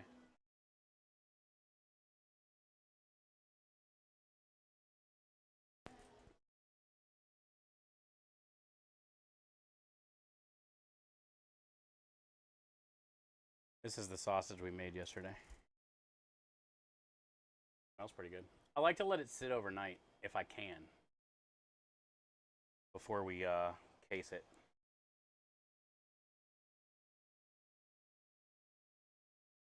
And now we get to try it. Seems nice and fatty.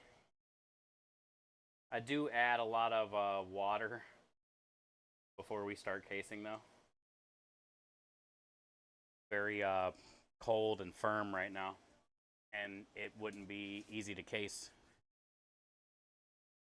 Technically, in this case, if I were to try to case without adding any of the liquid stuff, I would probably regrind all of this and then mix it again and case it, but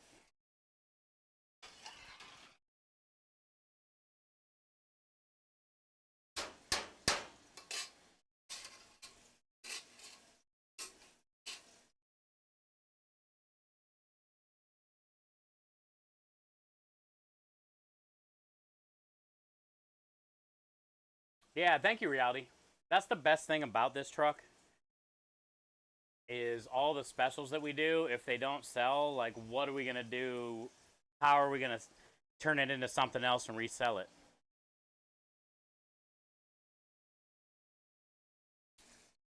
We did that with the bread pudding last week that we sold out of. We did that with the turkey meatballs that I got a ton of raviolis of. We sold like 7 or 8 ravioli specials with those turkey meatballs. Little turducken meatballs. If you make it something normal, they'll order it. But anytime you try to, like, be creative and be a little different, sometimes it just doesn't sell that great. Now, sometimes they do. We've had a lot of creative specials that have sold out and people got it, but we've also had a lot where, you know, well, how are we going to turn this into something? Kind of, you know?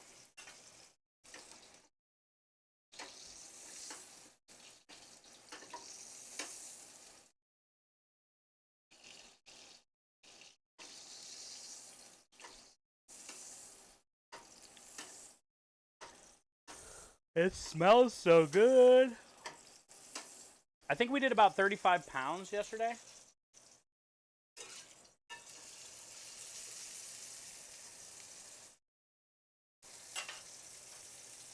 So we basically, for the most part, eyeballed the seasonings.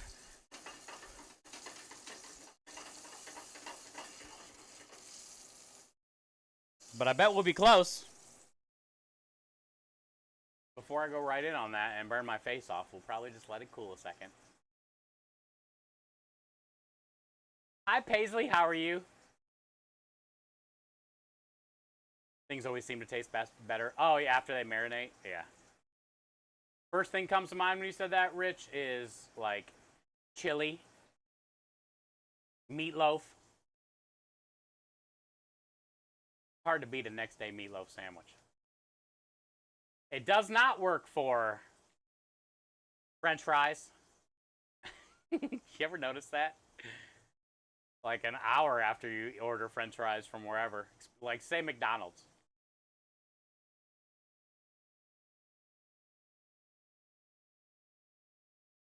You accidentally get one of those next day reheated French fries that was in the corner of the bag and you didn't know, and you reheated your McDonald's. Makes for a bad day. Hey, Average Joe. Happy Sunday. It is now officially an above average Sunday. Sunday. Good to see you, man. Welcome in.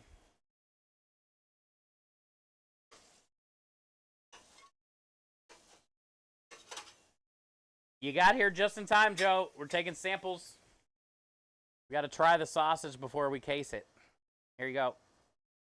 Look at all that color liquid, all the paprika coming out. Woo! So it smells semi-normal.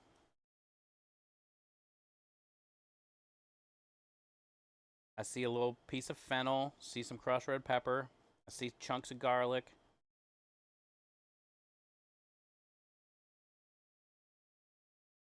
I think we'll be all right. We got to be close. Like, if anything, we're only going to have to add a little something, something. Yeah.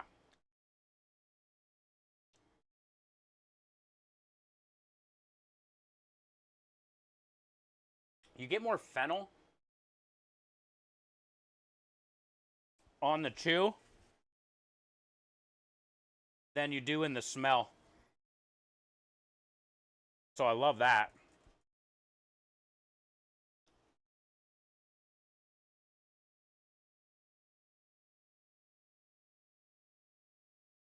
I mean, tastes good. The problem is, my sausage recipe is for 20 pounds.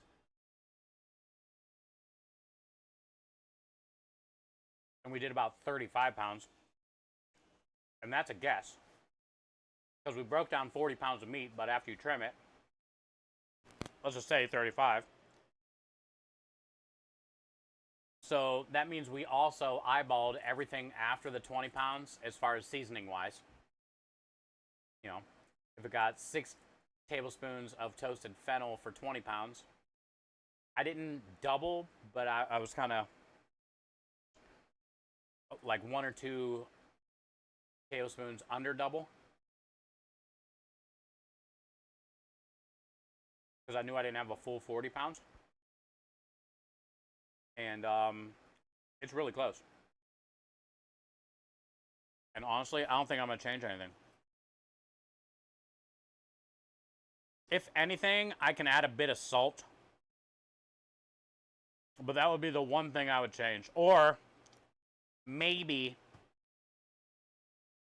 which I can't change, I should have put like 1 less, maybe 2 less tablespoons of fennel. You can see a little piece right there. Now, I like fennel in the sausage, but sometimes a lot of people don't like that. And it's like one of the things that you... The first thing you get is like a little sweetness and saltiness from the sugar and the salt. But then you get that fennel. You get garlic. I'd say that's a winner. And we're not going to change anything. I'm good with that.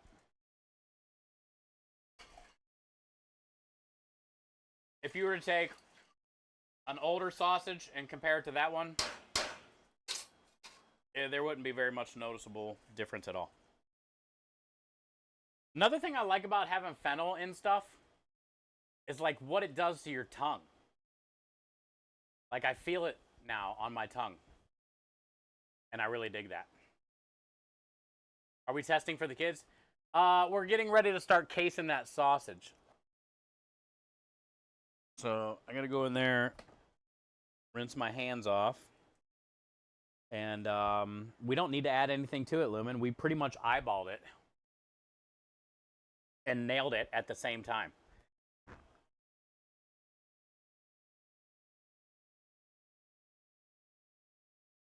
Smoke it. We used to on the barbecue truck, and it was fire. And you can, but we don't. But I agree, Timmers. Yes. If you want to make this recipe at home, the recipe is on the website. And if you want to one-up me, actually, Faceplant did the same thing I did last night. If you guys were here yesterday, Faceplant was marinating his sausage yesterday too. Patrick, you guys are holding strong. Every time I go in there, last time I went in there, we had a pick 6. And I think we just took the lead again. But I'm not in the warehouse. Well, I'm about to be in the warehouse now for a little bit.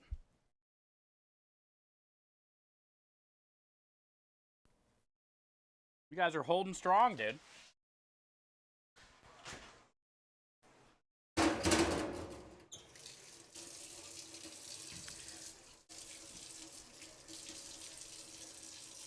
Yeah, that's all I taste on my tongue. I love it. Fennel. And it smells incredible in here because of this brine. It's very alcoholish.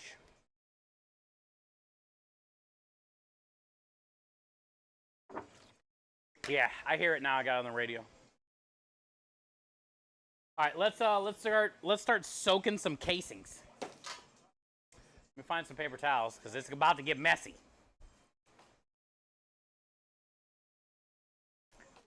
Start soaking some casings. We got the smoked salt done, so we can make some butt rub at some point too. Maybe today. I got a male butt rub tomorrow.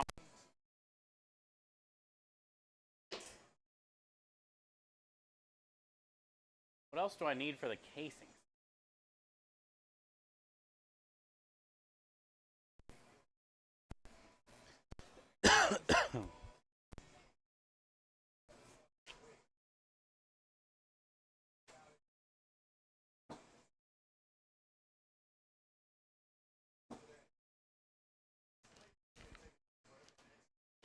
Chicago Italian sauce has a lot of fennel, so good. Yeah, they use a little bit different kind, though, Steve.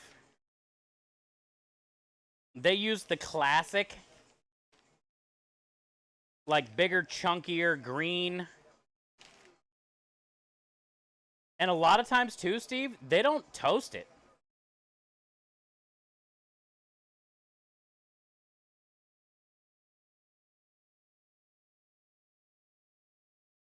Damn.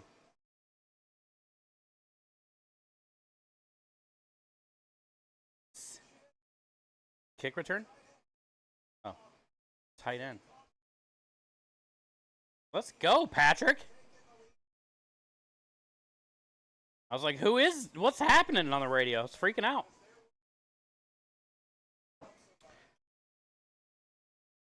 Yeah, I use a, like a Spanish style fennel, and it's like tiny and brown.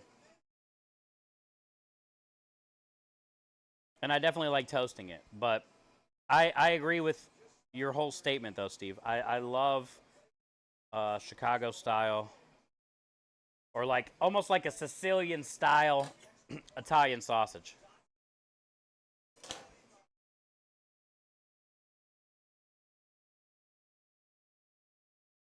Yeah, Patrick. I was like, they weren't saying what was happening. He was freaking out. And then they go, Texans got caught slipping. And I was like, oh.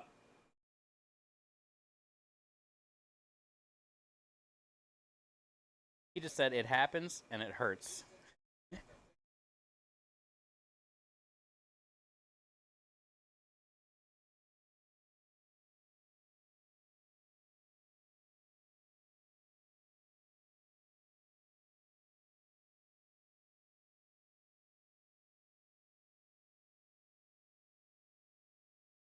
Did anybody go see Gladiator 2 yet?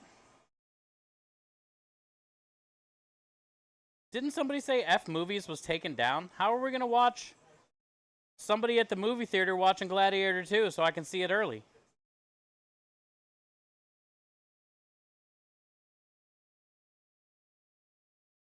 Was there no more F Movies, really?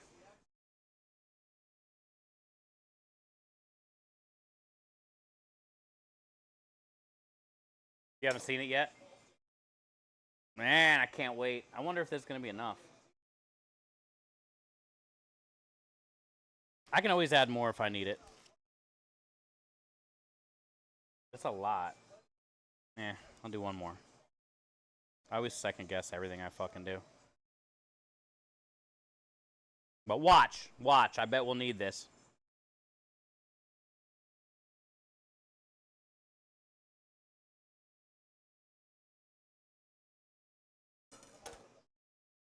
Once they get soaked, you can't really... You can save them for a couple days in the water, but I'm not going to be casing anything else, so... I'd rather not waste a bunch. And let's just try this.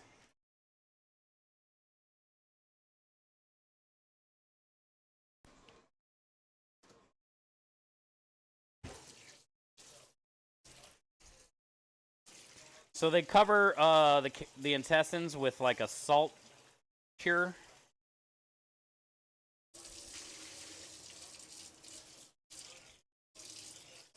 So you kind of got to like rinse all that off of these. Rinse it like 3 or 4 times, fill it up, switch it around, empty it. And then a lot of times too, depending on what they look like after that, you can open it up like a balloon and fill it up with water and let water run all the way through it too. I usually don't do that step. Sometimes I do when you can really tell, like maybe there might be a bunch of poop in there.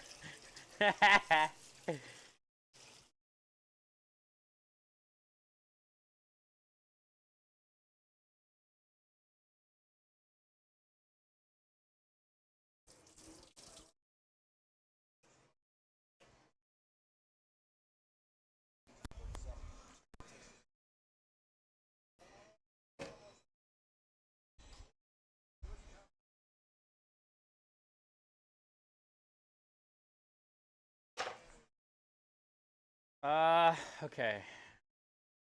I don't think I need that right now. I don't need that right now.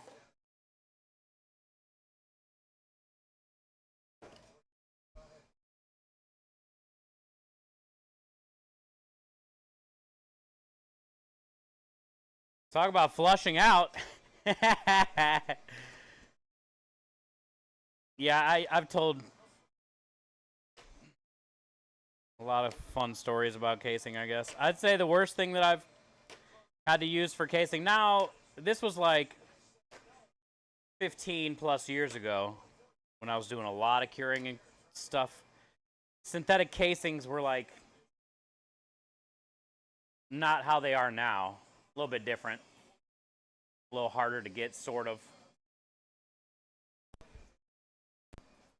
And man, when I was making like mortadella or big logs of salami, you got to use a thing called beef bung. These are called hanks. Like a bag of casings, they call those hanks. These are hog hanks. They make sheep hanks for like breakfast sausage, thin. Hog hanks.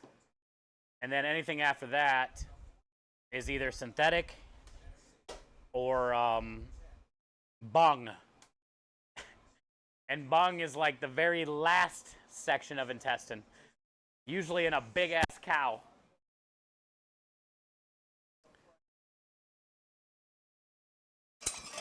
And man, when I say you got to rinse those for like overnight, like they're still like straw and shit. Literally. And the thing about the bung, it's one of those casings that you got to cut away anyway. So after you cure it in it, or boil it if you're making like a mortadella or whatever, you can't eat it anyway. I like... Oh, he dropped it. I like sausage because of the casing, right? Like the snap, the crunch.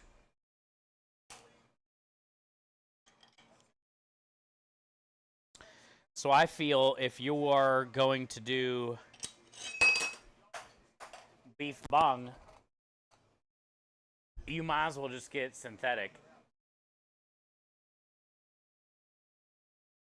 Because it's just a waste and a lot of work.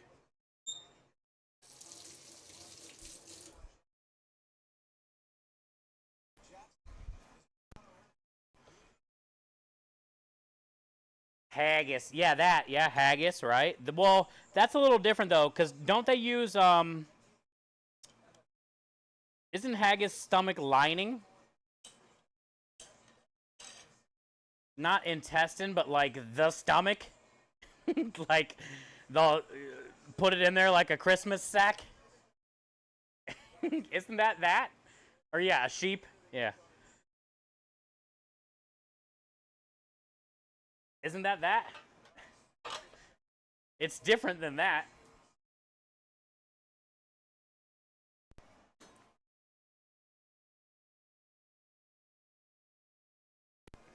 Hey, you gotta do... Oh, shit, I forgot my nipple. You gotta do what you gotta do. Especially when it comes to, like, force meat, that's called. Where you force it into a casing.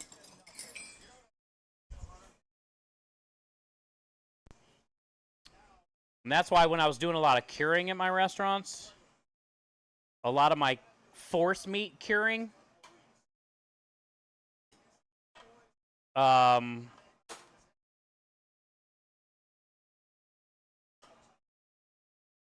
don't know if I want to recut it or not. I mean, it's already...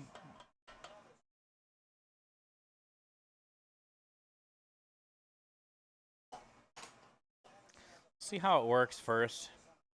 Because I've already ground it, mixed it, all that stuff. We're going to thin it out.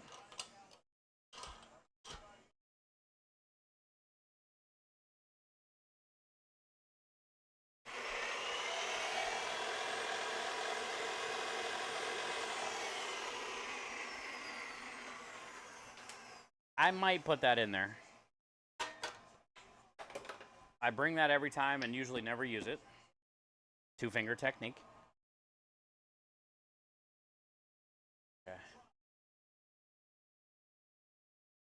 What's your meat to fat ratio? I like every 5 pounds of like ground whatever, 1 pound back fat.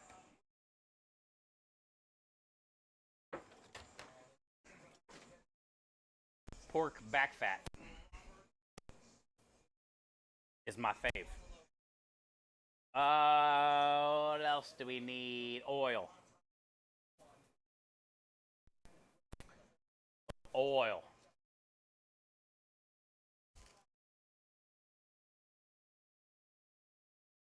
For the nipple. And then we also need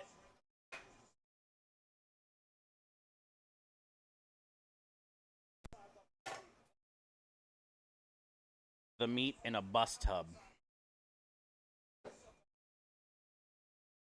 And then I think we're good. Then I think everything's laid out. I can get the meat out of the cooler. Oh, you know what else we should do? Let's at least light the oven.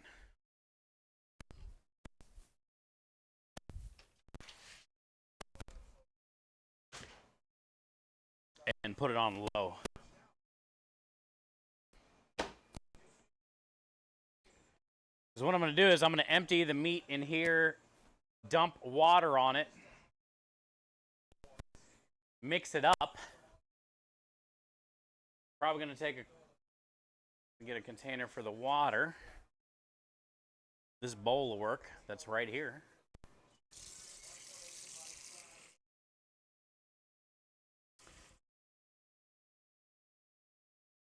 If the meat's too dense, it's never going to go through that.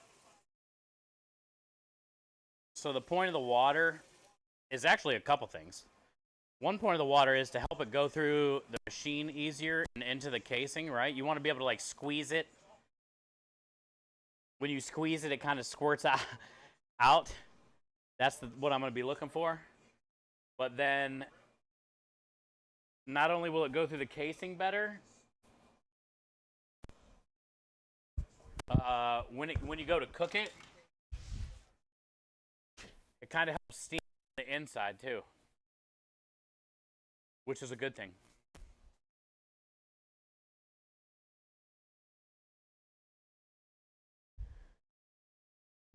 All right, so let's light the oven.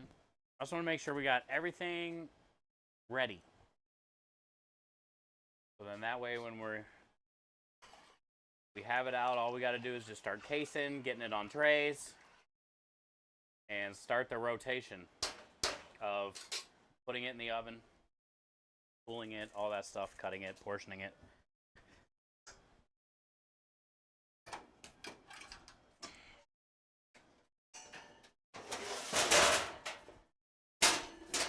That way nobody gets sick.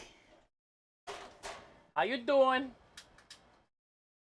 Everything stays nice and cold. How you doing? Nobody move. Nobody gets hurt. To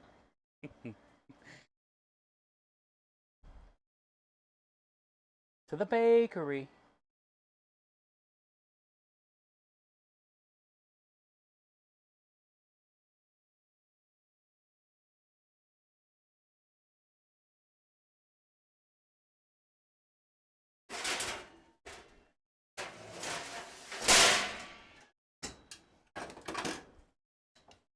Low. Yeah. Ready yet? Almost. Slide out of there. Oh yeah. Shit. Came out fast.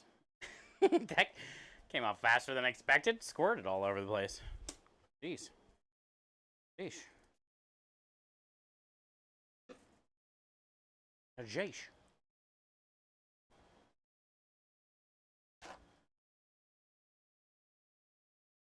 We got a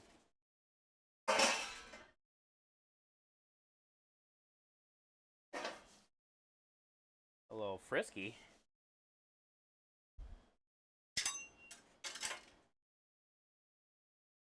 That coffee place I told you about, a location in Spring. Oh, really? You can get the banger? Okay, I'll check it on my phone, and I'll have to go try it. I might not get that one, but Keeps it nice and juicy. I was making some tallow the other day from a brisket. Oh yeah. I got so much like fat in freezers stored for things like that. When we broke down that turkey and duck the other day, I rendered out all the duck skin too, and probably got like 2 cups, 3 cups or something. It was only a 7-pound duck. But I'm the same way, reality. It's like, we got a thing of bacon fat in there. We got a thing of duck fat in there.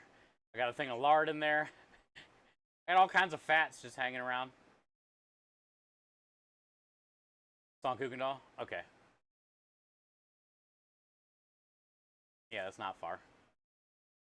I probably know what you're talking about or have driven by it or possibly have tried it already. What's the name of it? Do you know?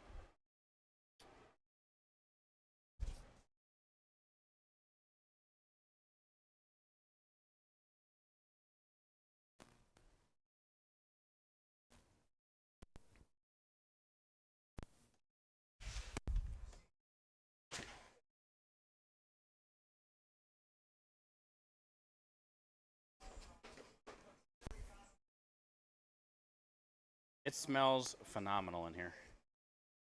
It's like whiskey, sage, orange, garlic. It smells so good in here.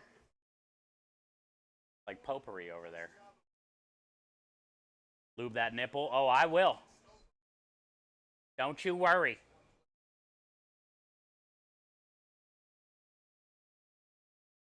Curing and making your own sausages. Yeah, it's a little bit harder with force meat. If you're gonna learn curing, start with duck breast, pork tenderloin, beef fillet, beef loin. My suggestion. You can hang up duck breasts in a cool area of your kitchen. Wrap it in cheesecloth.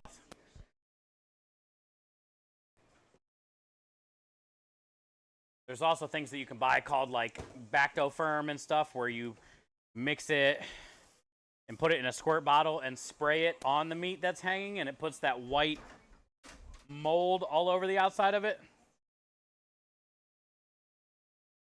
And that mold will help keep the bad mold out. But anytime you like cure a whole muscle meat, like a duck breast or a tenderloin, you have a lot less chance of getting sick.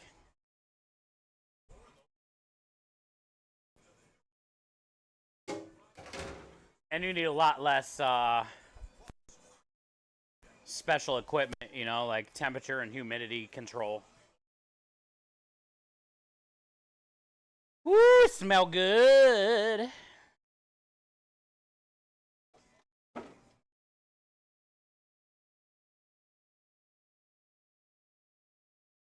We literally made a meat castle.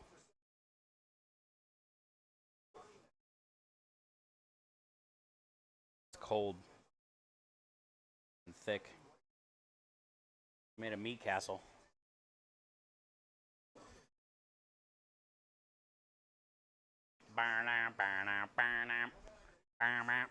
My hands are going to be on fire. When it's this cold, it's going to feel like my hands have an ice cream headache.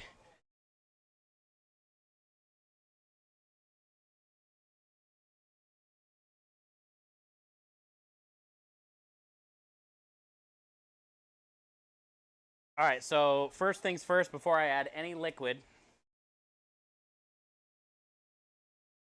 Yeah.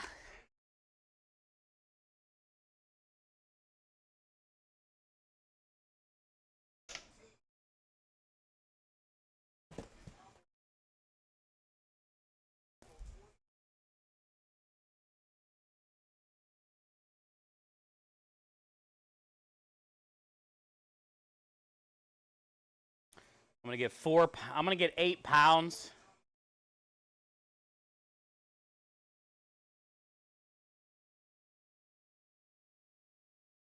Because I put 4 pounds in each batch of Sunday gravy.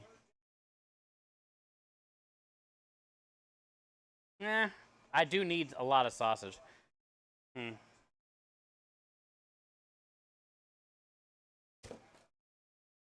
know I'm going to have to make Sunday gravy after the party. So we need at least 4 pounds, but I think that's all I'm going to do because I want to case the rest of that, actually. Because we need a good amount for Saturday. So I'll at least save enough for a batch of Sunday gravy. And then that means next week I might just get, 15 or 20 pounds of pork and make it again, but just leave it like this and not case it. So then I'll have enough for gravy for a few times.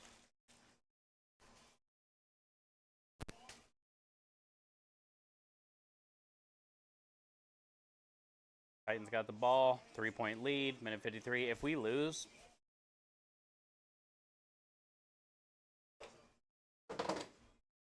we need this win.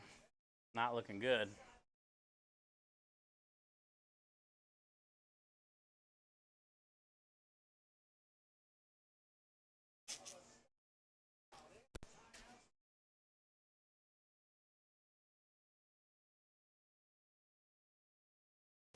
Okay, Sunday gravy.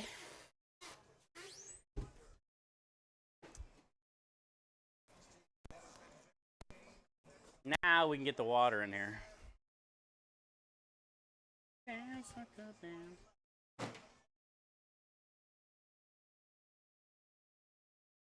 I usually just source all my cured sauce in a local butcher, so I've learned from a lot on how to do it, but never did it myself at home yet. Yeah.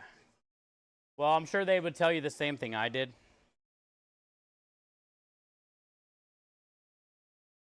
And honestly, duck breast would be the first thing I would do. Duck prosciutto.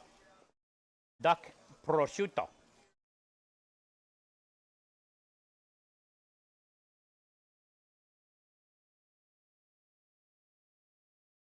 It's pretty simple process, Once you cure the breasts in the salt, peppercorn, bay leaf, whatever you want to put in the cure, usually 3, 4, or 5 days kind of thing at the most. What up, Maya? Then basically you just wipe it down and hang it up. I like to cover it in cheesecloth. Good to see you, Maya. Happy Sunday, bud. What are you doing? You home? You actually home now?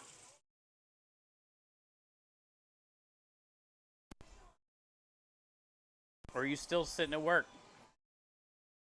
This is so cold. You just got home. Yay! Let's go.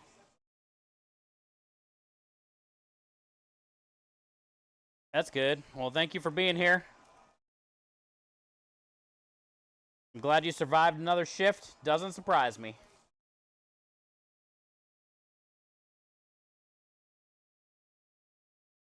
Third and 6. Got to stop them right here.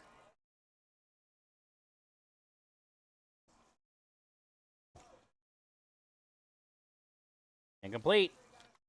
Uh-oh.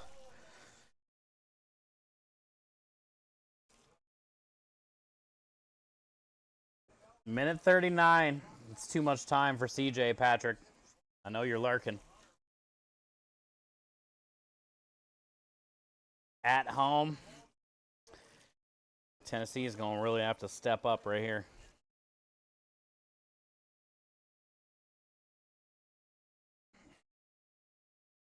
So I just make sure I can, like I said, squeeze it.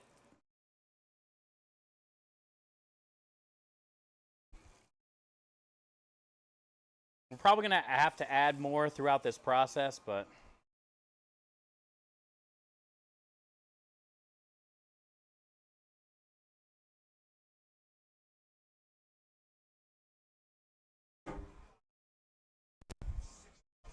also we don't need all this out.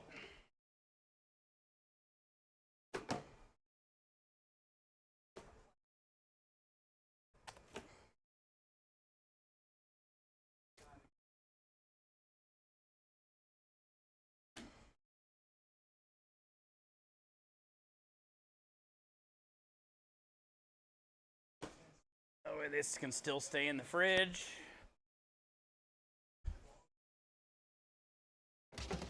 We get to do all this again tomorrow for meatballs. We got 40 pounds of meatballs.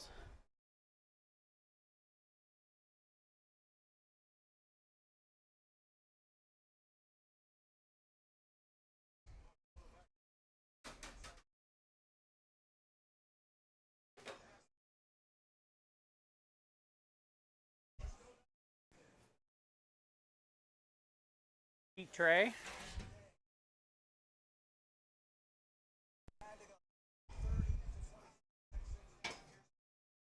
I'll go grab a couple more.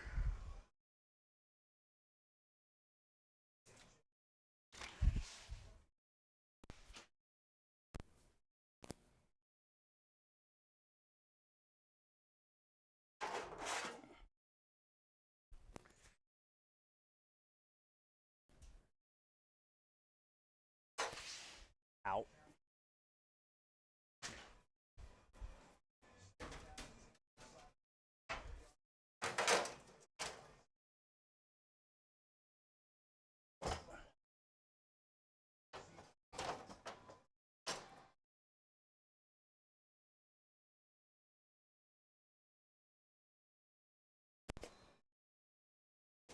Damn, not looking good.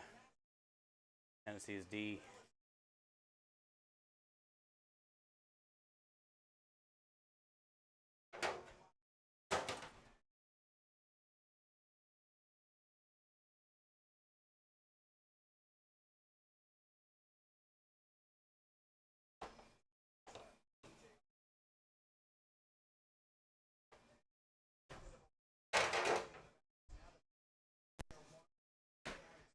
All right, let's do this.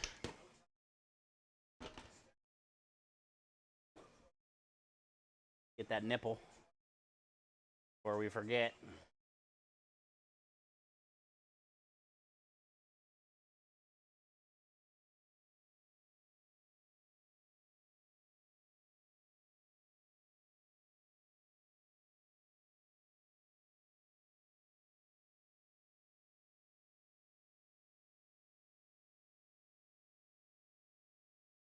It's a big one.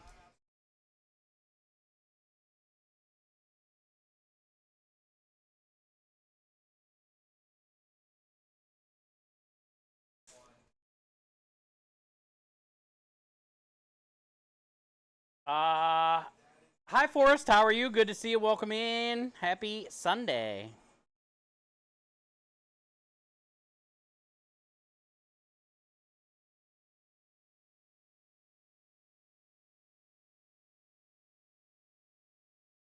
All right, Reality, thank you for being a part of the stream today. It's been a pleasure chatting. Hey, Reflex. God dang you. Such an amazing human, man. Reflex coming in with the 5 gifted subs as well to the community. Izzy got one.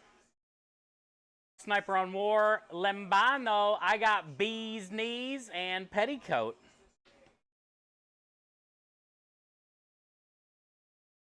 I appreciate you so much, Reflex. So damn kind, dude. Thank you for everything you do. Thanks for being a huge, huge part of the community, the team. Thanks for always showing love, man.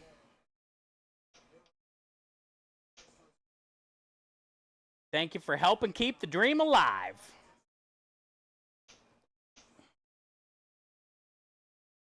I feel like we need more oil on our nipple. We're struggling here.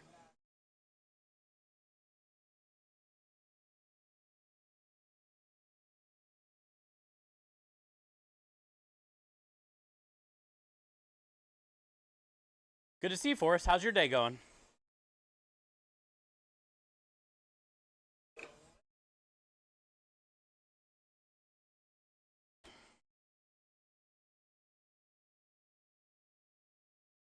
We don't deserve to win this game, honestly.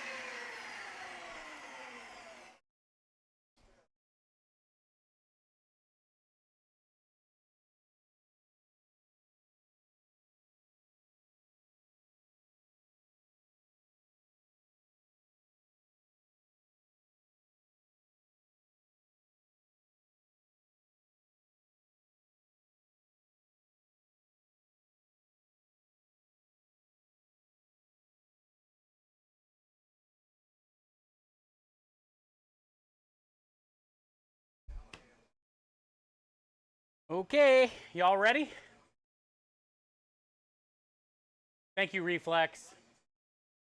Thank you for gifting that sub to Forrest as well. Forrest, welcome in courtesy of Reflex.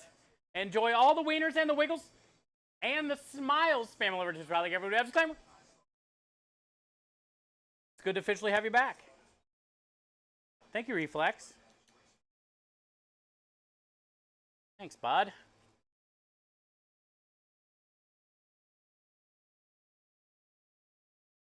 Patrick, you got it, bud.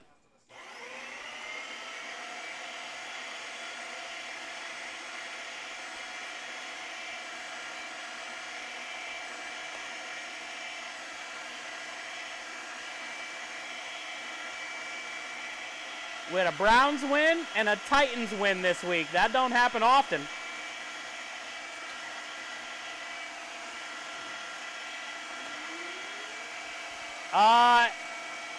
Hey, we got a siren.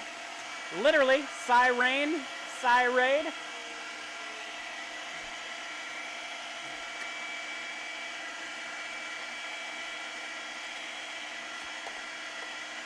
Welcome in, Raiders. Space Chefs Unite. I like that. I like that little message. Good to see you. Sorry, you caught me at a real bad time. But I appreciate the support nonetheless. If you guys are just getting here, my name is Chef Steve. It's probably pretty loud because I can't hear and I feel like I'm yelling.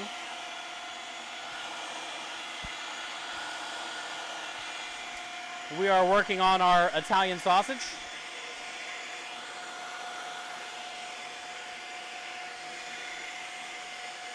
For the food truck. And we are a charity fundraising food truck stream. Right now we're currently raising money for Stack Up, which is helping veterans and active service members through gaming.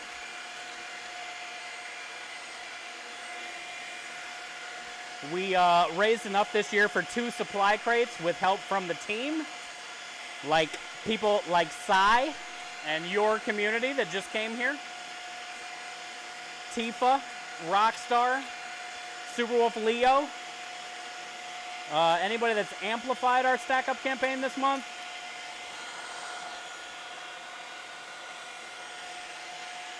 Thank you guys all for helping us raise money for the veterans and for the active members.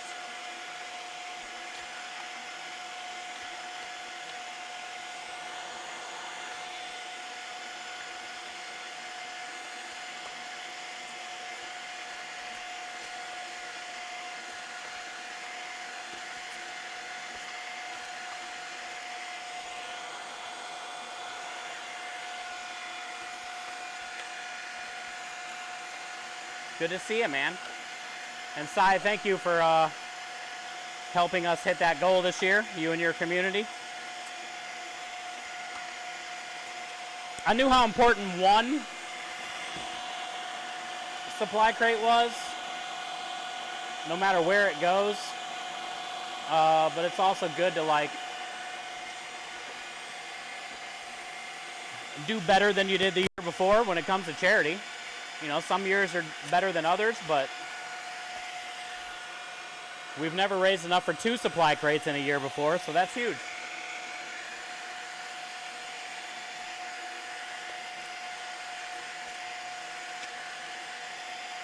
Very thankful.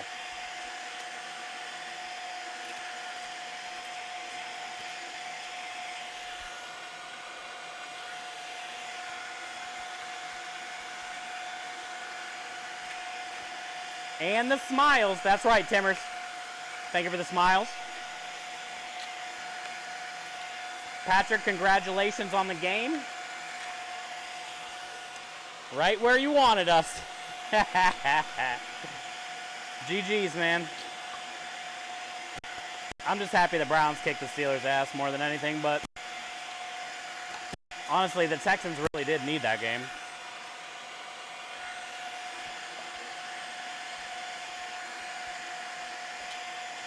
But I'm a sucker for a good underdog.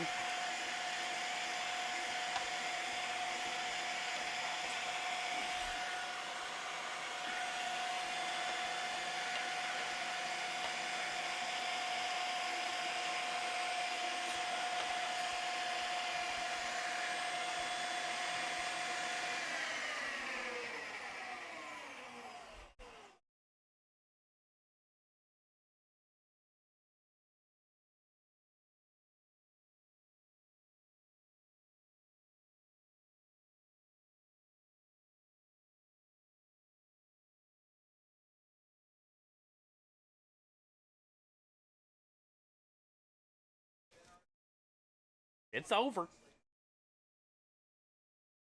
Turning it off. That's a pretty decent size.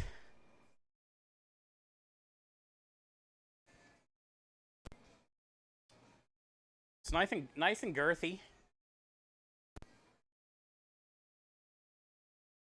Nice chunks of fat. Smells incredible. You can see like the little spots of the black pepper. Cracked black pepper. See little pieces of the crushed red pepper.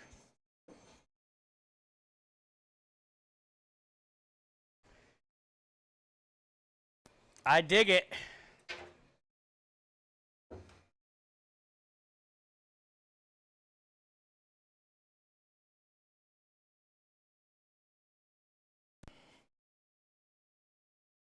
I dig it.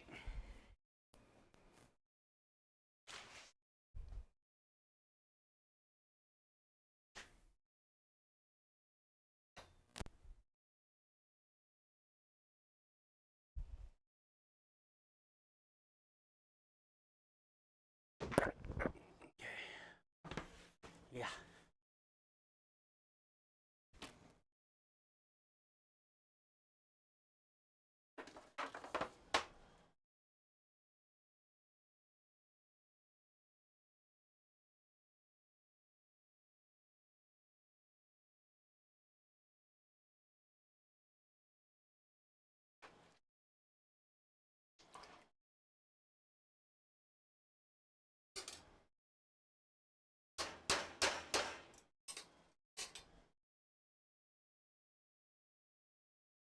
Smacks the alert bot.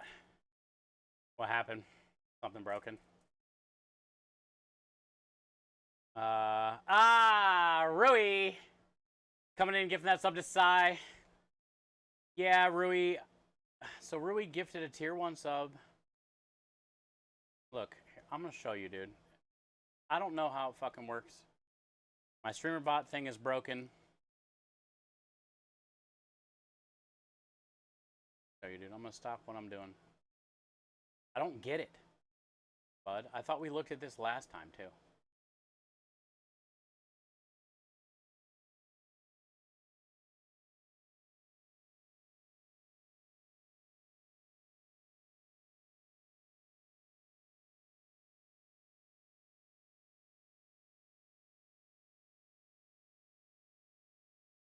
Alerts. Okay, here we go.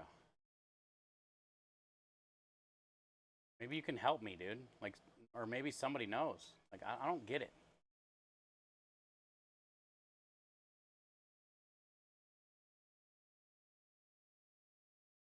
Thank you for the gifted sub, though, man. I never hear them.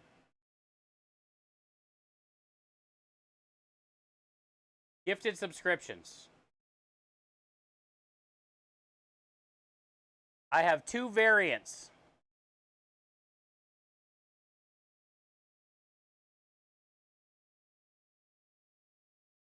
You can see that, right? Yes.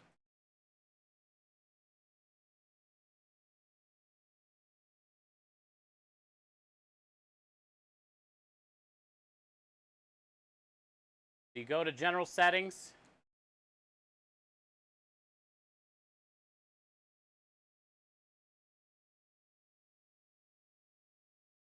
Okay, wait. Hold on. We go back. That was alert box too. There's so many things at one time. So many things happening. Rusty! We'll do it late. We're going to mess with that later. Rusty coming in with a raid as well. Rusty Rhymes. Welcome in. Hi, Silver. How are you? I seen you. Down south. Good to see you. Welcome in, everybody. Swan's here. What up? Hi, Angry. How you doing? That's a big old sausage. Yeah, we're making sausage.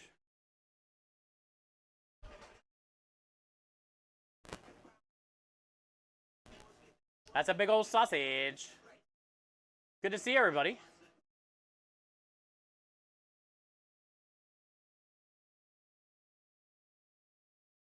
Hi, Swan. Hi, lady. How are you doing? It's hockey day, Swan. What time is it? You're probably leaving soon. It's hockey day today. Look at the size of this thing.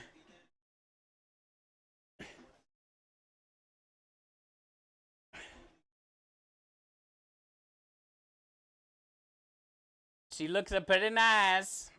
Pretty nice. We just got the oven basically ready. It's pretty nice. But thank you guys for the raid. Hey, Sweet Spot's in here. Hello. We brought everybody over to your stream last night.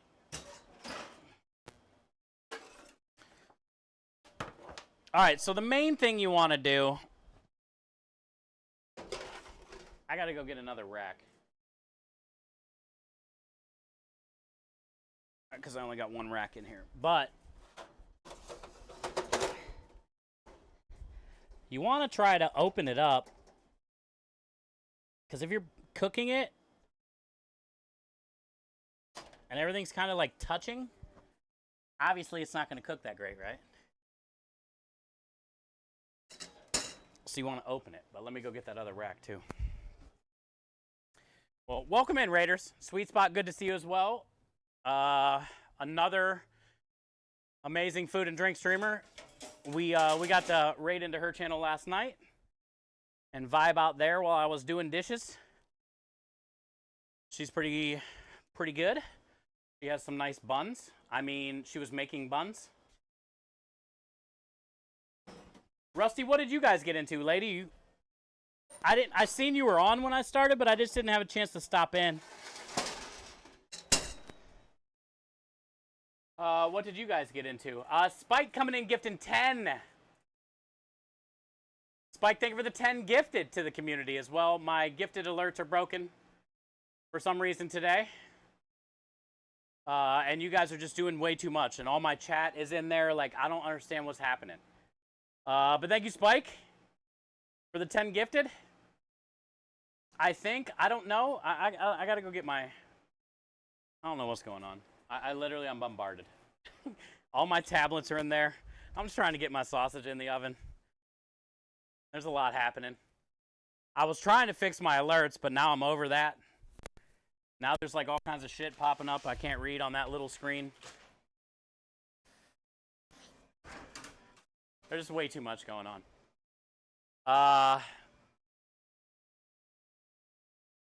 Spike coming in with the 10. Rusty with the raid. Sweet Spot, thank you for being here. Thank you for the shout out for Sweet Spot. Swan, down south. Angry, good to have you. Welcome in. Thank you guys. Thank you guys. Hi, Rebel. How are you? Welcome in. Uzox, Nox Spectre, Kidazio, Ani, Oatmeal Bag, Nightmare Zombie, Blue Shadow, Caesar, Morak, and G Money. Spike, those are all brand new subscribers to the channel, dude. Very, very, very much appreciated, dude. Thank you for literally keeping the stream alive, helping us raise, helping us get more members in here to the community, and making my dream be another reality for another month. Thank you, dude.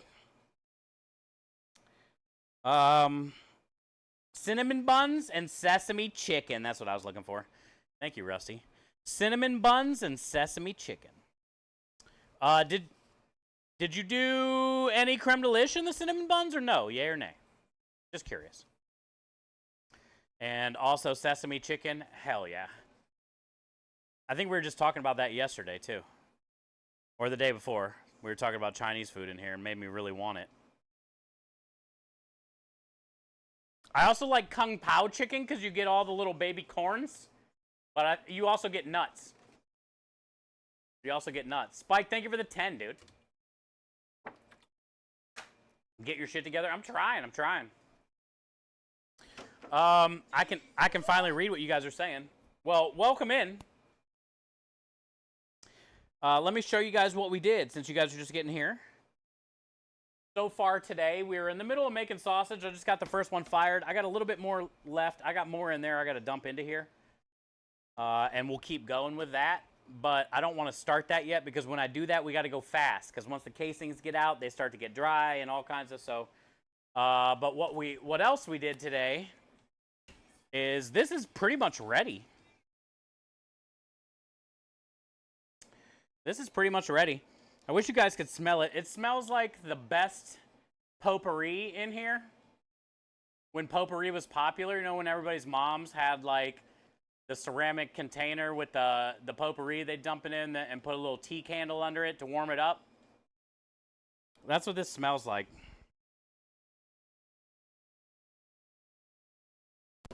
And once we get the sausage cased, so good. This was sweet tea.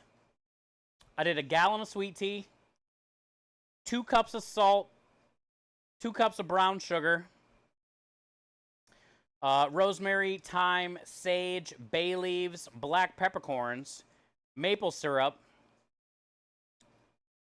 oranges, lemons, limes, all zested and squeezed, and then 2 airport-sized bottles of Fireball.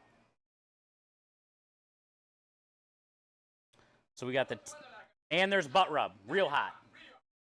And there's butt rub in here, so.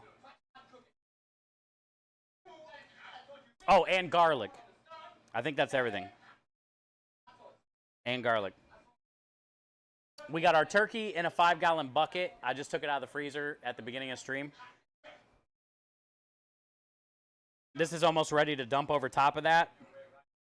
And then we're going to fill it up the rest of the way with water to cover the turkey. And then we're going to let it sit till probably Wednesday.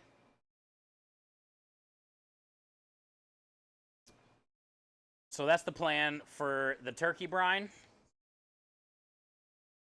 We also got marinara going on right now on the stove. And we just put that tray of sausage in. And I'd like to get to the butt rub. I took the salt off the smoker that we smoked last night with all the post oak. It stayed in there overnight. I put some of this in the turkey brine too.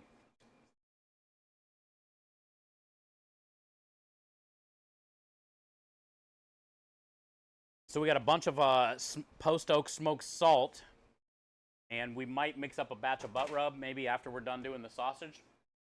We got to check the prep list. We got a lot going on this week. We got a catering job on Saturday. We got a winery on Saturday. We got an apartment job on Friday. I'm working on the Thanksgiving stuff for the house. And yeah, we're going to have a Thanksgiving stream after we eat because we got to get the truck loaded for Friday's job. So we're going to treat Thursday like a Tuesday usually. Tuesday is the day we get the truck set up and prepared for the jobs for the week. Did you have to burn off the Fireball? I did not. So what I ended up doing is I put everything in the pot minus the Fireball, brought the pot up to a boil, so that way all the sugar and the salt was dissolved. And then I just dumped in the Fireball once it was boiling. And basically cut the flame and let it kind of just come to room temperature like that. Yep, you didn't have to like cook it out or do anything crazy. Hi, Claus. Bye, Claus. Good to see ya. Have a good night at work. I'm assuming that's where you're going. Rebel, how's your day been so far? We've got a lot done today. Already.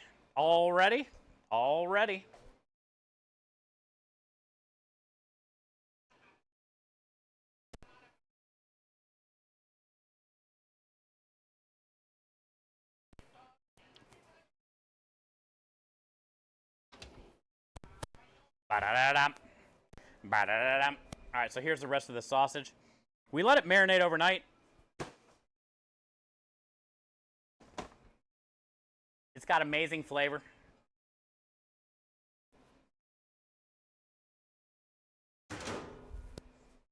All of our recipes are on our website.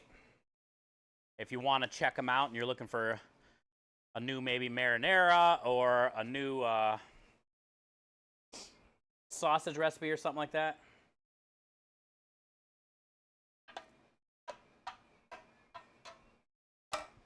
wash my hands just in case again. I've washed them like 15 times in 10 minutes. Oh, she's got to be sleeping. That's why she came in real quick, said hi, then bye. You know she's not gonna. You know she's gonna complain because you're not there. You're at the computer. Did the Cowboys? I don't know. I haven't got to see any scores today.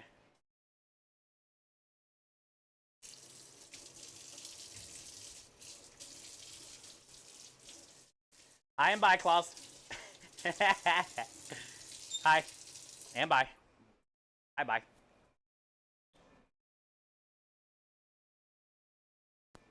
They did win. Nice, nice. A lot of underdog teams are winning. Underdog wins are always good. All right, number one rule when casing sausage. Don't forget to grease the nipple. Also, you always want to leave meat in the hole from the previous time.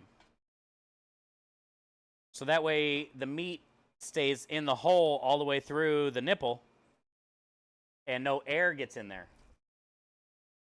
So now we're able to just put on another casing and go.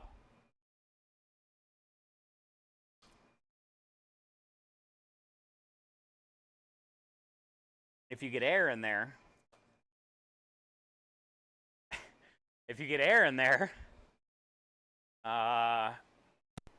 you don't want that inside of your casing. It's not a big deal because you can just use like a little needle and pop it, but it'll have a chance to make the casing break too.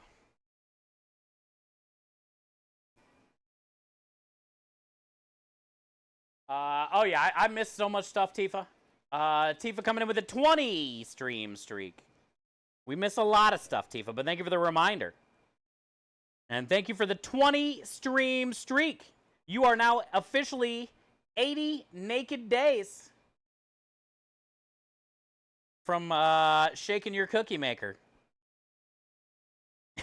I don't know where that came from. You're 80 streaks away from cookies. Thank you for the 20. Rui shakes his cookie maker every night after Claus goes to bed. Don't tell her. It's the only thing he's got left.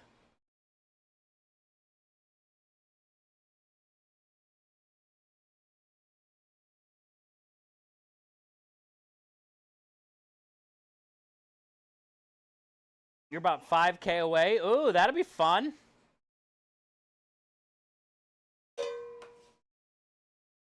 You can start brainstorming.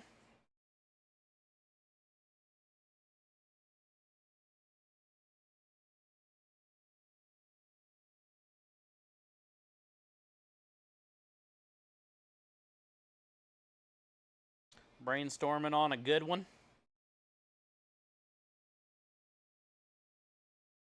always good to see Spike and Rui. I know it's like crazy opposite side of the world, but I appreciate you both for being here. Rusty, thank you so much for the raid.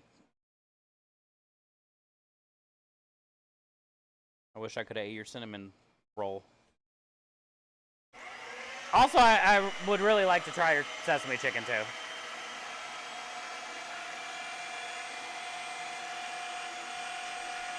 You got a head cold today? Sorry about that.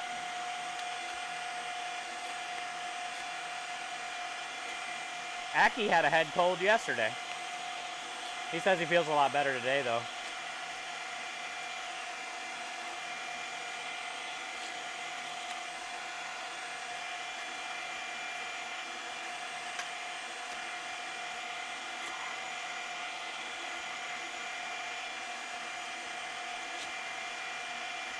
You got to use your strong hand when it comes to sausage.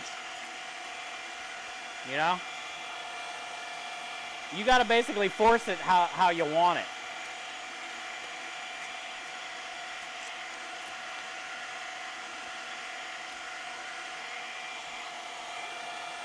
Yes, Matt, basically.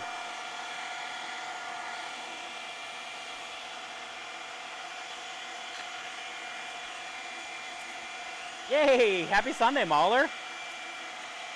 Welcome in, bud. Ah, yeah.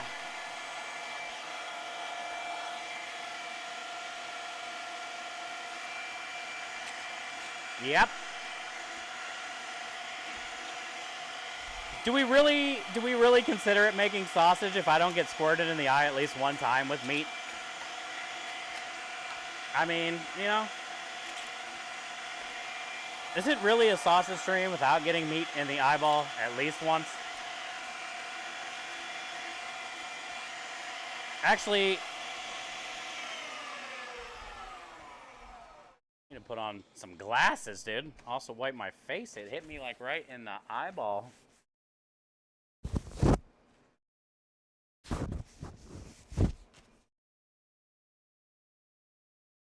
Let's get our glasses on.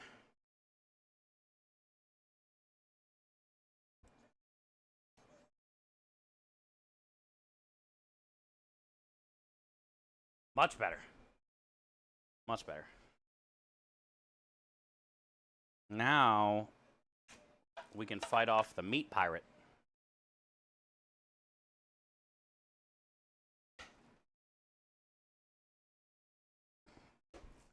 Will you be cooking turkey on Thursday? Yeah, that's what we're doing.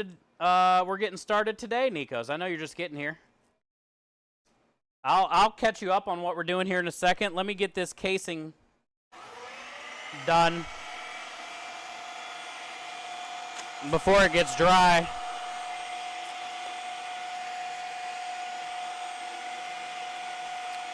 Basically what you miss so far has just been make the brine and talking about, you know, the brine and whatnot. But we're gonna cook the turkey on Wednesday.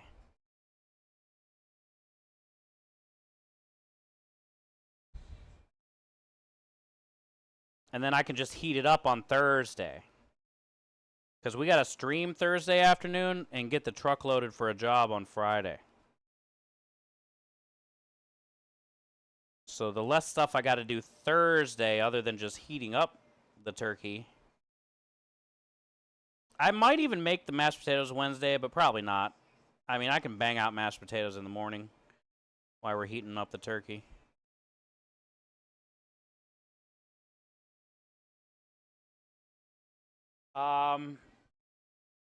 Casing from the slaughterhouse, I get upset every time you do that. What's that? You get upset when we case meat? You don't eat meat, Nikos?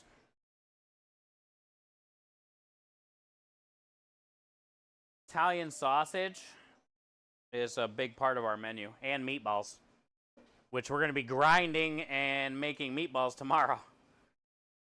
So there's going to be a lot more meat. We got a 15-pound brisket and 20 pounds of pork shoulder.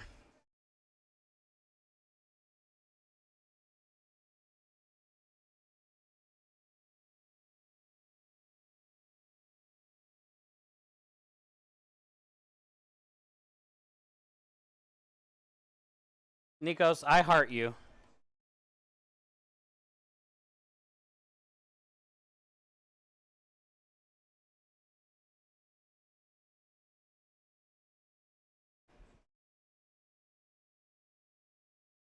Oh, it was the box from the case? Okay. Well, either way, I just gave you a meat heart. I hope you appreciate it.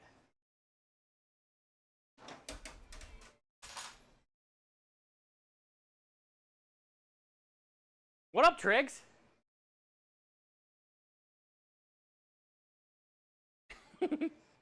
Hi, Steve. You eat meat? That's what I thought. That's what I thought. Now I see what you were trying to tell me. Now I get it, dude.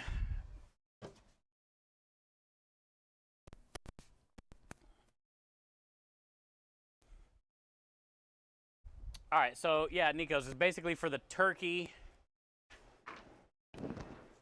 I just took it out of the freezer today. I think it's a 14 or 15 pound turkey. And we made a brine for it today, and that's what I was trying to explain to you. I have the brine inside, so I can show you when I get back in there, but I'll tell you what we put in it today.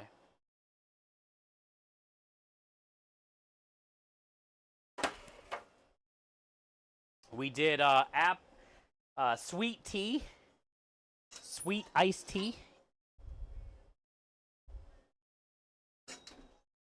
And we did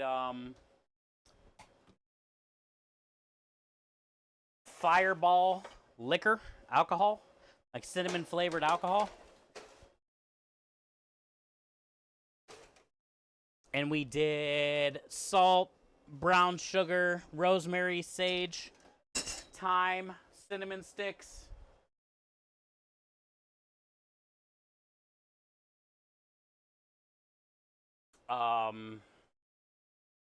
Garlic, bay leaves, peppercorns, orange, lemon, and lime zest and juice.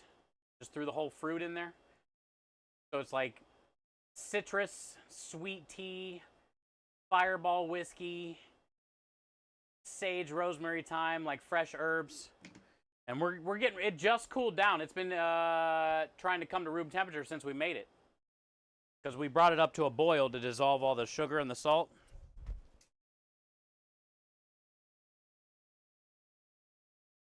So we're getting ready to dump it over the turkey, and then I'm just going to add water to cover.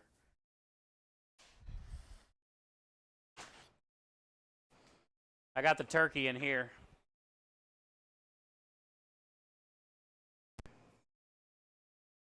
The plan is Wednesday, get it out of the brine, and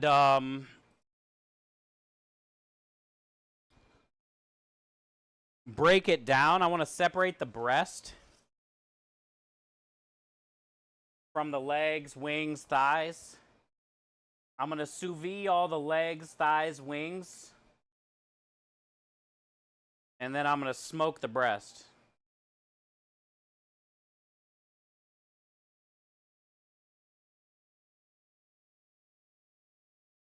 And then Thursday, I can just heat everything up. I'll turn the oven on pretty high. Sear the turkey legs and stuff.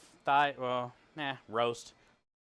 Roast them. They're already going to be sous vide, so they're going to literally be falling off the bone. And then we'll roast the skin crispy.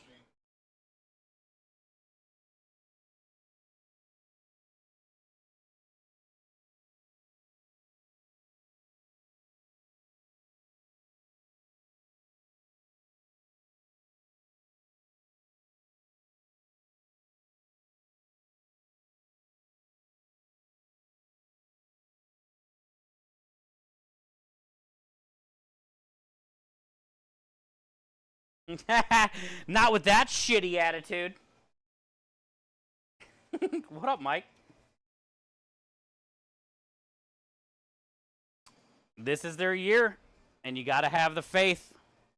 And they need everybody to believe, including themselves. That's the biggest part. But on paper, they're the biggest, baddest, bestest. Now we just need to make them and the fans believe it in their hearts. And you never know. Don't count them out. Here's that brine, Nikos.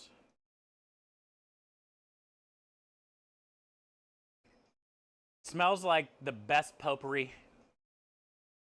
Citrus, whiskey, lemony, orangey. Also, I had to put on my glasses because I just got squirted in the face with meat juice. How many hours to cook, I say, on what? You deliver to Queens? No. Wish I could.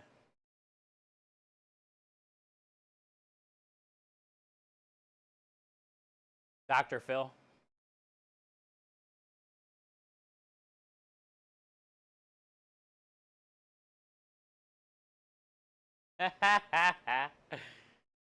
You never know what he's going to say, Mike. I agree with you. Do I even want to ask? Dot, I was casing the sausage, and I got hit in the eye with a piece of meat.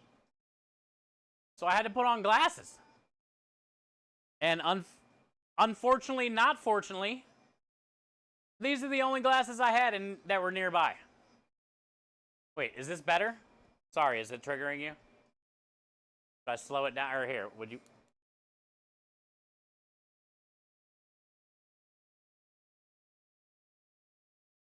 This is better.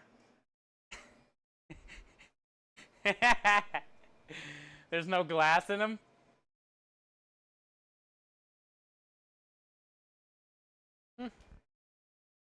Well, you know, way to ruin it for everybody, Dot. The gig was working till you got here. Can't have nice things, Chad, apparently. Sorry.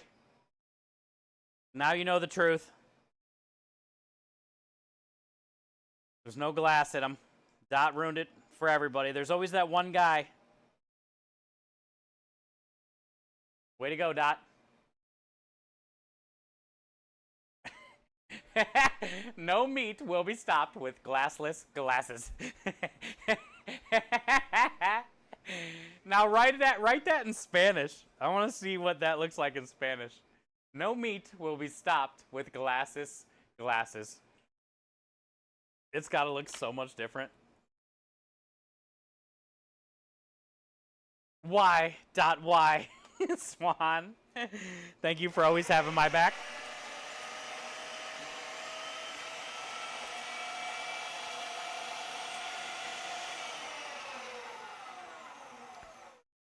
I'm a can't tie a knot tying. I'm a can't tie a knot tying guy. Hi, Chaos.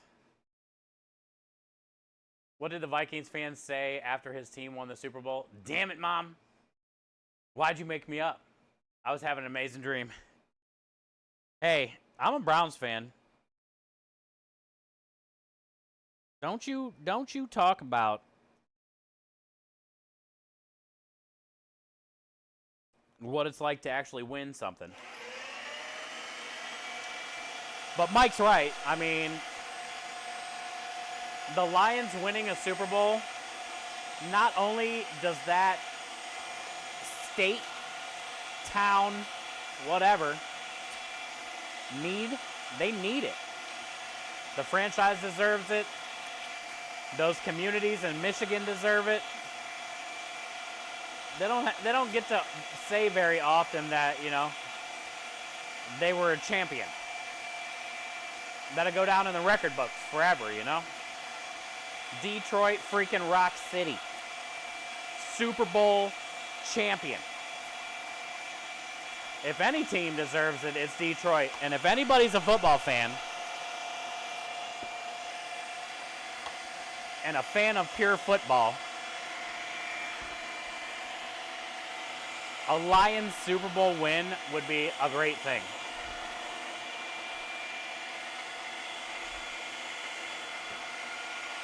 They couldn't, like, burn down the city or, like, start cars on fire because, you know, it's already a shithole.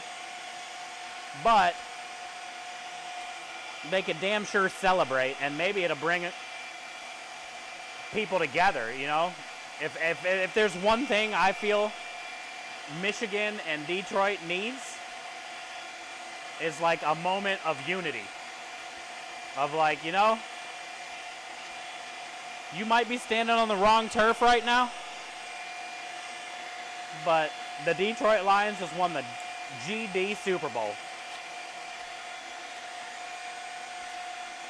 Phil's your Jets, man. I don't know what to say about that year, dude. I was so hopeful this year for you. I was so excited before the season. We were talking.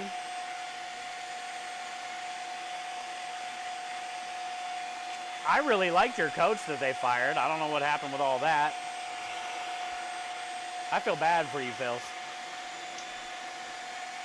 They can put the car fires out if they win.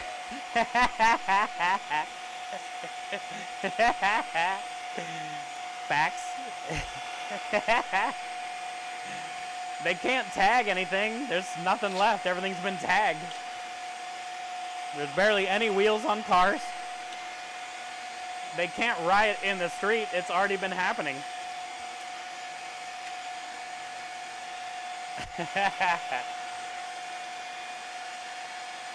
I can agree with you, even though I'm Packers fan. Yeah, as much as I would love to see the Browns win, like, dude, I'm rooting for the Lions this year. All I know is we just beat Schittsburg's ass the other day on national TV. AFC North football. And being a Browns fan, that's like our Super Bowl. Anytime that we can say we beat Pittsburgh finally, and we don't get to do it on national TV often, we already won the Super Bowl. I know what it's like to be a champion. It happened on Thursday Night Football this week.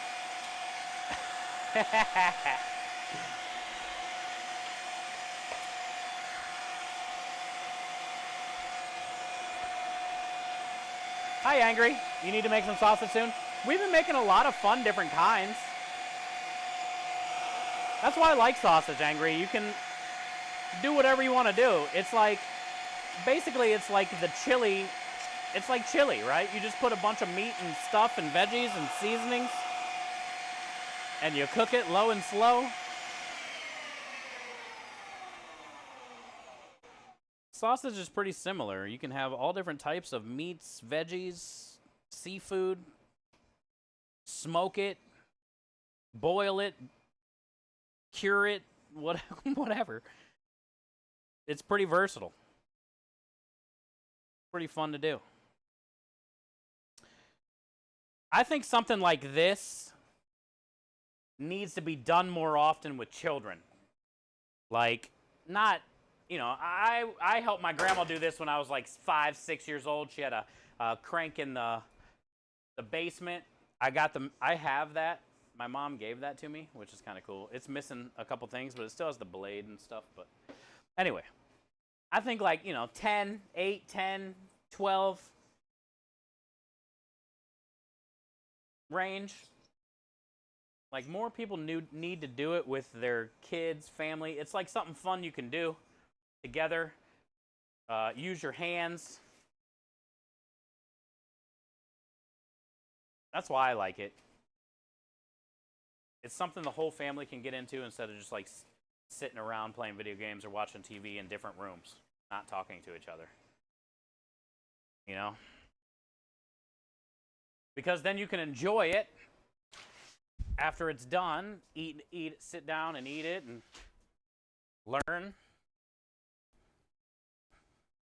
There's always a lot of lewd jokes you can make, you know, when it comes to sausage. That's always fun, talking about wieners and things. Strong hands. Techniques. All the usual.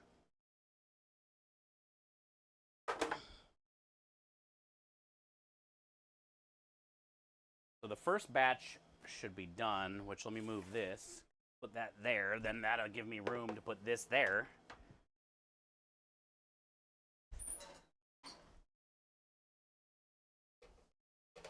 Yeah.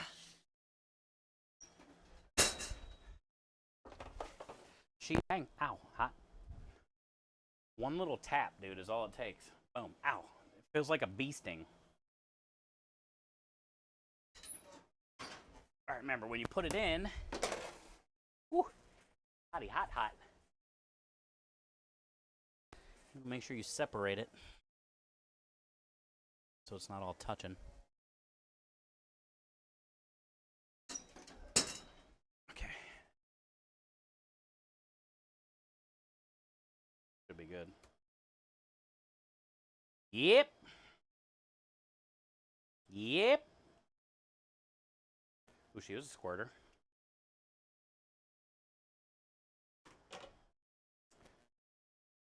Stir this.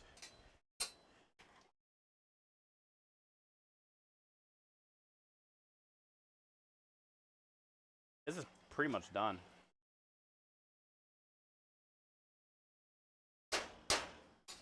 We'll just finish off the last tray and then we'll turn that off.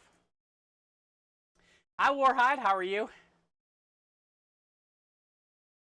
Yeah, I've been using the shallot oil. You noticed that, Timbers? Oh, look at you, boo. Yeah, I've been greasing the nipple for the sausage with the shallot oil, and I've been rubbing the shallot oil all over the tray. Haha. I can't believe you noticed, bud. Thanks for noticing sexy things like that.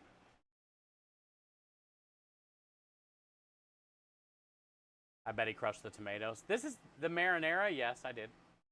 With my hands. And we puree it up, too. They're still chunky. Because we end up pureeing it anyway. But I did. I know you don't like to crush the tomatoes. It's just some shit that I did with my grandma all the time. So you know, man. You know.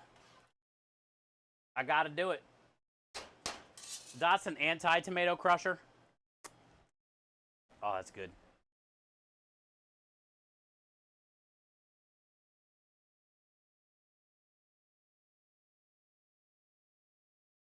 I'm gonna get him in there and get him a squeeze kind of guy.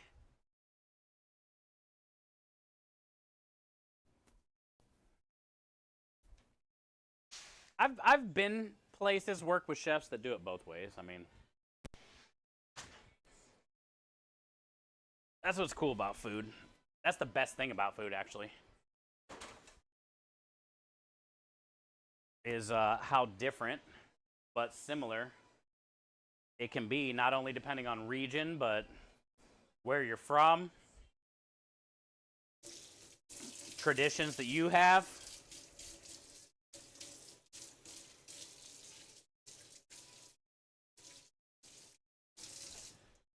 Me, I'm a crusher.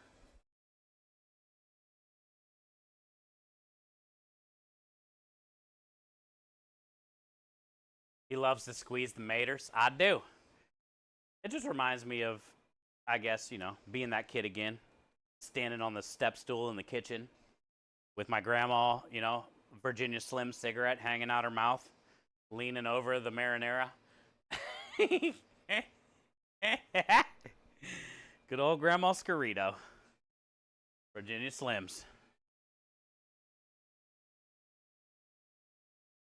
All right.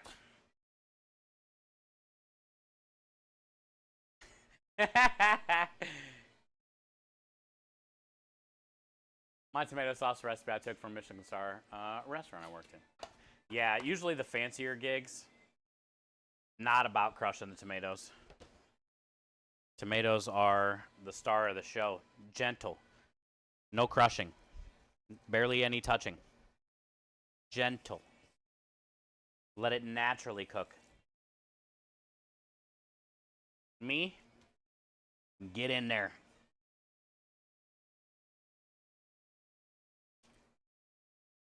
I tend to not. It all depends, though, too. Like, when I'm using mid tomatoes, which is what I use,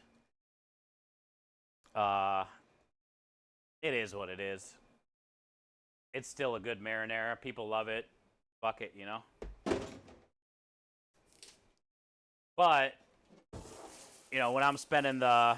Like, right now, I'm getting a case of number 10 cans, which is six-pound cans of tomatoes. Six-pound cans of tomatoes for like $22 or something, $24 for the case. Now, the good Ultra Cucinas, fucking San Marzanos, right? Right now, those are like anywhere between $60 and $80 a case, and I'm paying $25.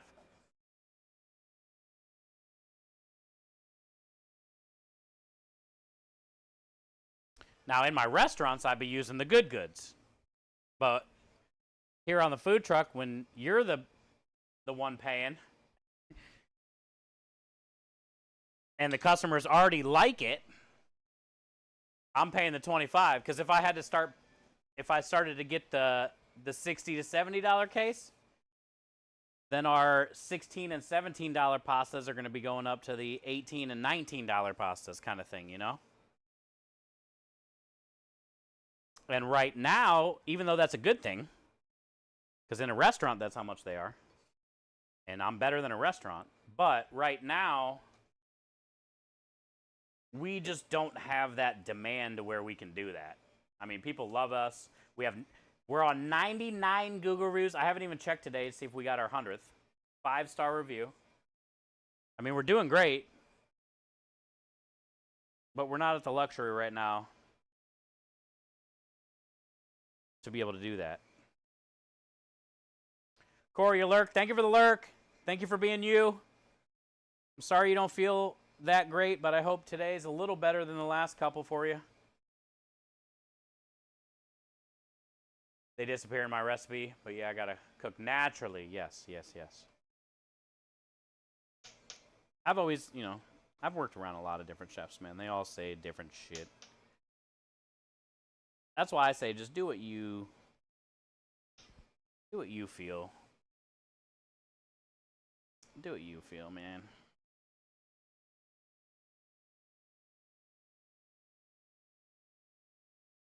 In the end, the worst part about it, not the worst, but the one thing about it though, in the end, if you did the Michelin star marinara recipe from Dot's Last Restaurant with the good tomatoes and my recipe with my tomatoes, 8 out of 10 customers don't give a shit or would even know, right? They don't even get it. They don't know. They don't care. They just want spaghetti and meatballs. Sometimes you got to think about it like that too. I try to because it keeps you humble. I used to do way too much in my beginning years. And it killed me mentally, physically. In the end, they didn't give a shit. And they don't even know.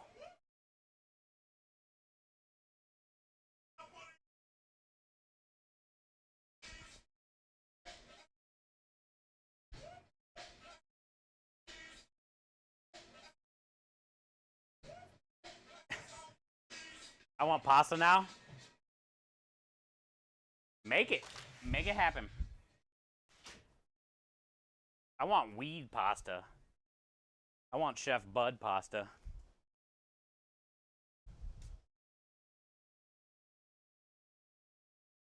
Before I start casing that, I want to check this sausage. Because I think the one that's also been in here is done.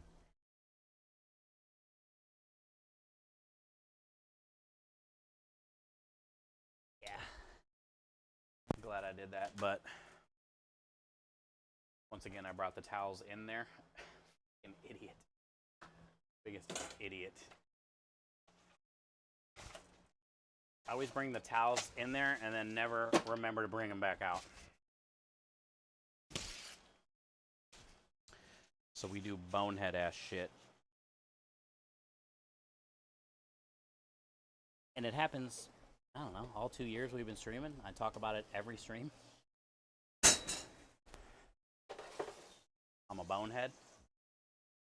You big moron.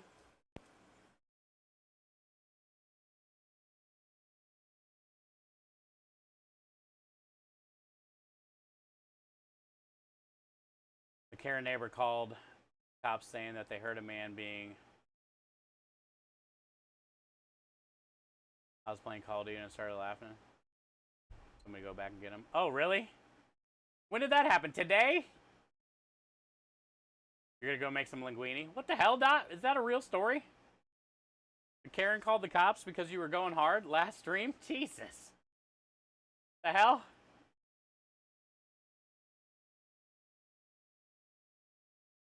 Oh, really, Swan? Yay! That'll be a good celebration. Hopefully you guys get a win. That'll be fun. Did you just look at the schedule or whatever? That's cool. I roll. Oh, I know you probably got hype. And especially since it's full of cheaters. Guaranteed you got hype. Well, now what's that mean? You're on bad terms with Karen herself? Oh, God.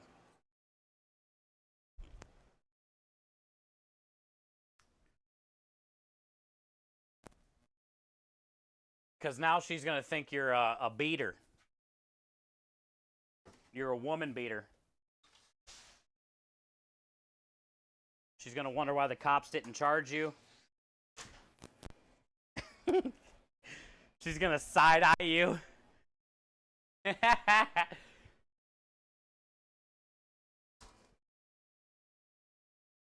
at my towel.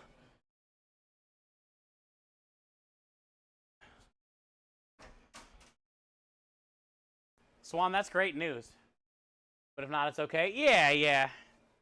But still, it'd be even better. Celebrate some birthdays.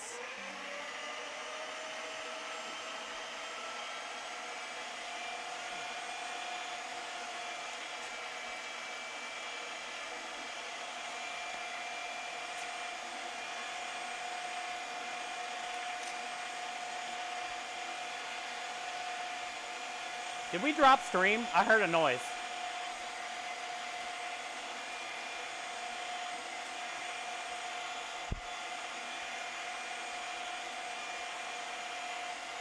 Almost like OBS disconnected or something, but maybe not.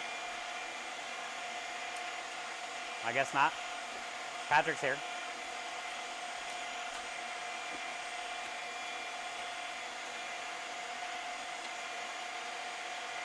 They're going to arrest her?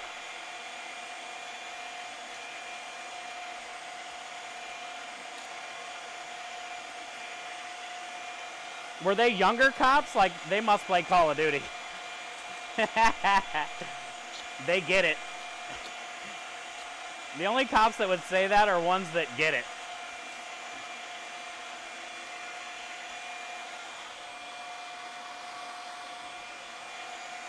They say they play, yeah. You can't help it sometimes, dude. Call of Duty is toxic. That's just the game in general. They also said, we get it. Hell yeah. I was just thinking about that. Like, they must play.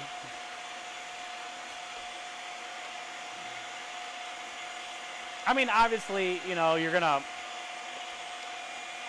try to be more respectful, but you never know, man. Shit gets crazy.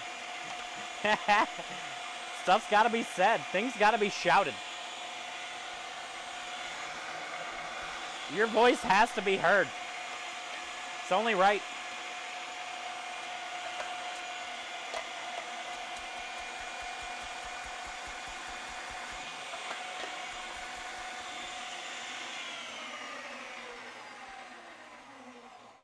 Yeah. Sometimes that's the best part about your streams.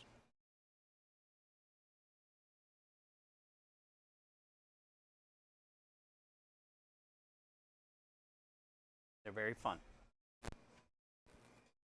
Fuck is the knife? Oh, right here.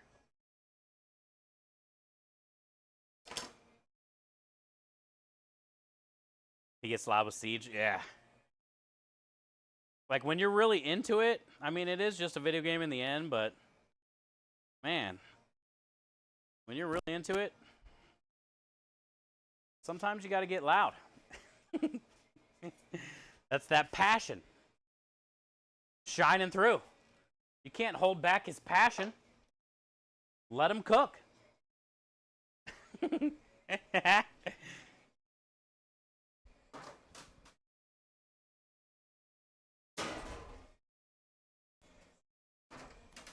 I was the same way back in the day with, like, Sonic.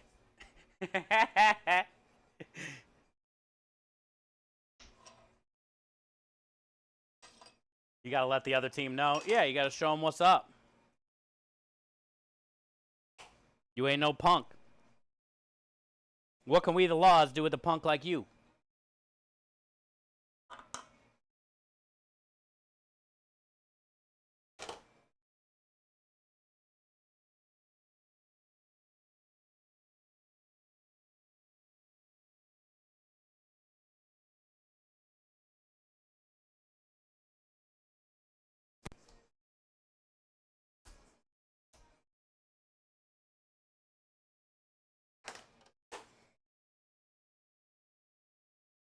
We get to do it all over again tomorrow with meatballs, but with more feeling.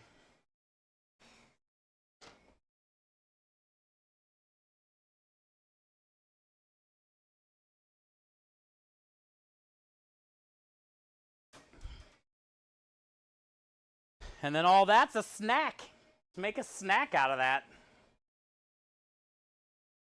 Where's that pan I used earlier? Oh, right there it is. Where's our snack pan?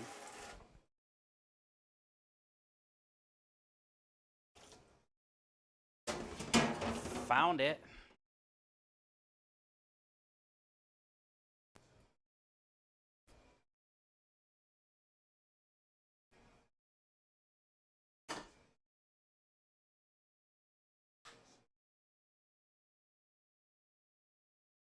Snack pan.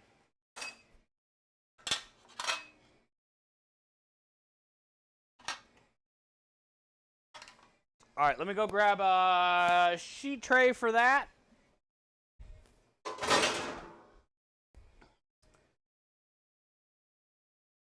And then we get that last tray in, which we have room for now too. Sweet. We can make a snack. That'll probably fit on a half sheet tray, you think? Right.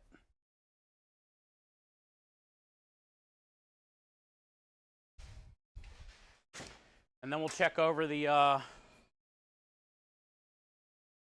prep list.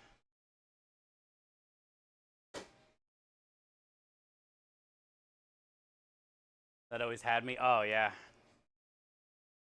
You could. There was a thing to go see your raids, who you've done them with, the original fire teams. I forget the website. The year and all that. I love this song.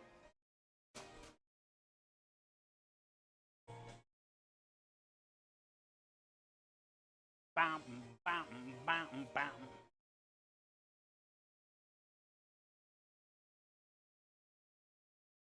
My first one was with Ramez.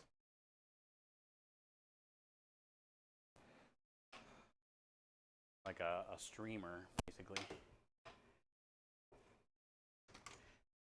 And then Struggle.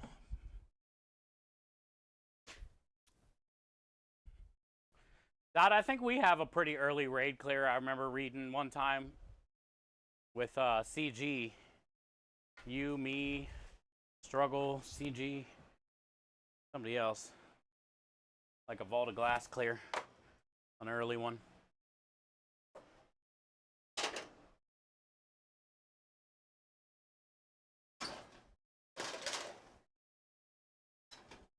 Alright, sausage is in. Leaving the towels out here. Fire our snack. Marinara's done.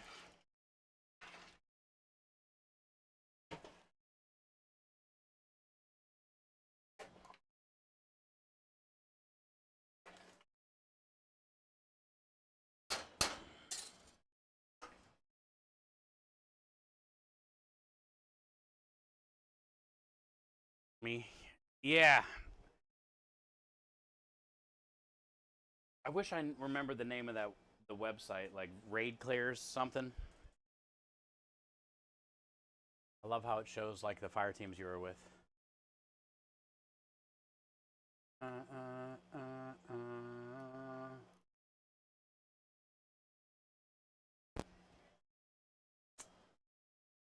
What else do I have to put on said snack? Or are we just gonna eat the meat? I don't even have like a piece of bread to put it on.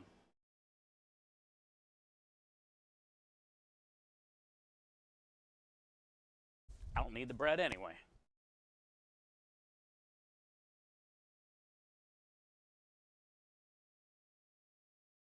We're just gonna eat the meat.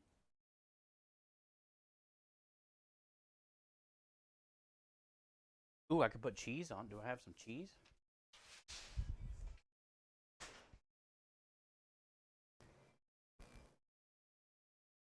I have a sour cream.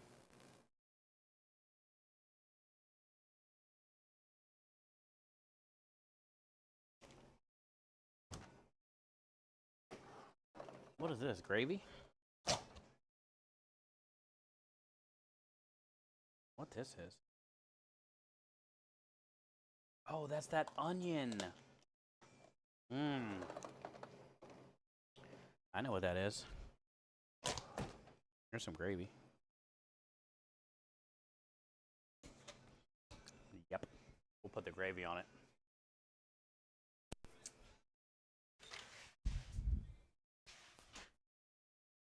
Yep. Found it. Found what we're putting on the snack. The turkey duck gravy.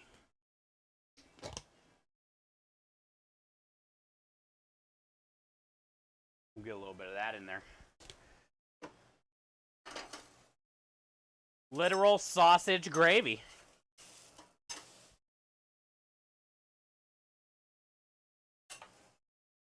You feel me? How you doing? How you doing?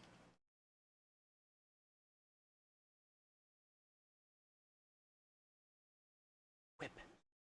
Damn it. That was a Rue 3. Cool. Whip. Where's the Aerosmith? I forget what station we got it on today. You want to go to Aerosmith Radio for the rest of the time?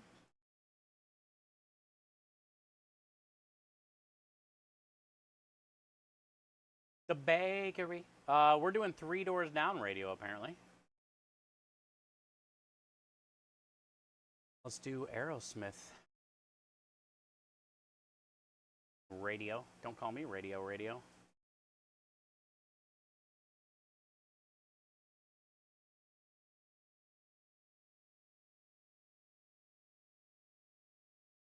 A white pepper gravy? Yes. This is a more of a darker, you know, the turkey duck gravy thing, but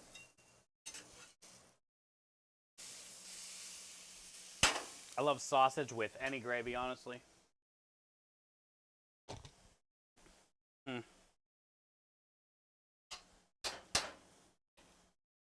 She's thick. It's like a scoop of ice cream.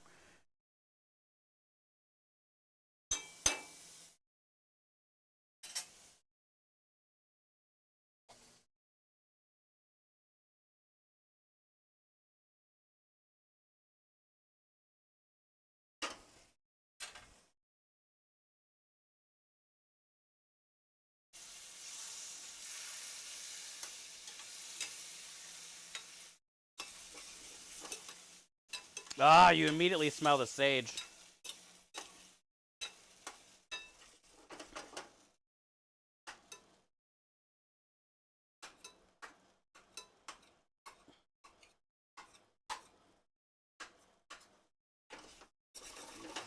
Hell yeah. Sausage gravy. Snackaroo.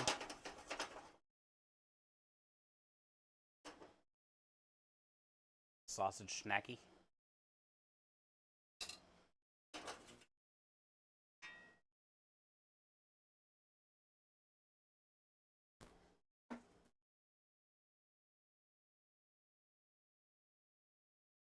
Hi, Emiliana. How are you? Oh, what? Whip? What? Whip? Done. Snack is done. First tray of sausage should be ready, too. Look at that. Sage. Oh, God. How thick it is.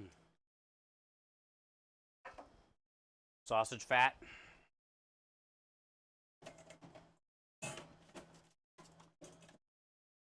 Leftover sausage stuck in the neck of the grinder.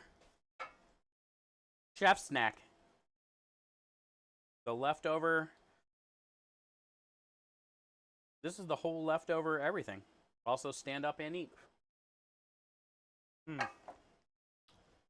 Yep.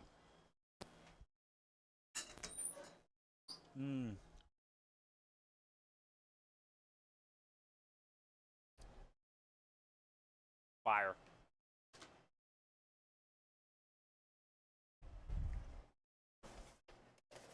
Ugh.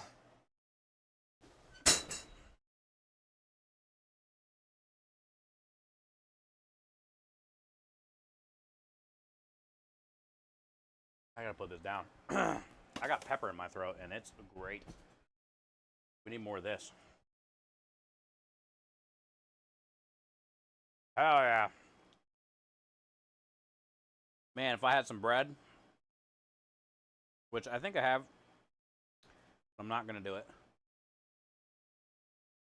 I have it? Yeah. Look at the viscosity. Slow mover.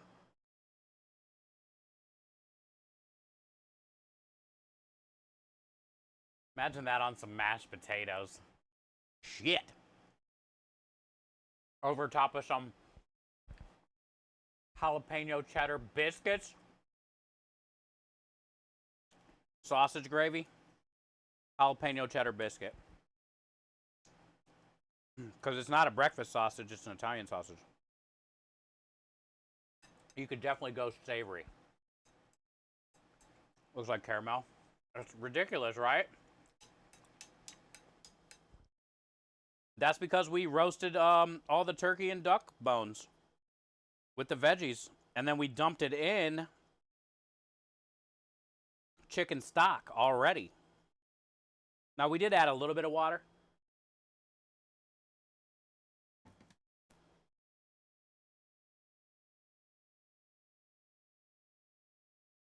But we went from the roasted bones into a stock and then cooked that for like 4 hours. So then you get this like real deep, dark, roasted stock. Like this. Incredible. Look.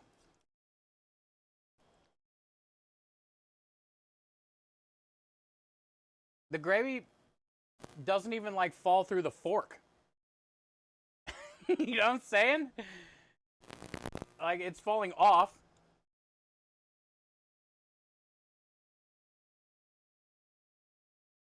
It won't even go through the grooves of the fork. It's stuck. It's thick. You're looking? That's good. And that was just all the little scraps from the grinder. Worth it. This is what we're going to use for Thanksgiving.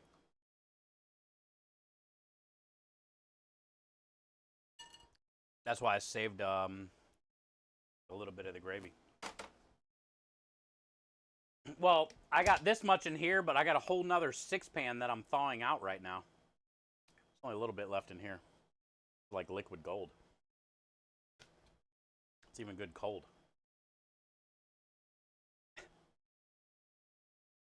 It's like gravy jello.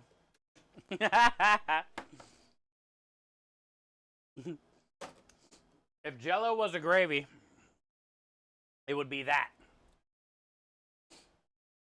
I know, Maya, I know. And I could have done it.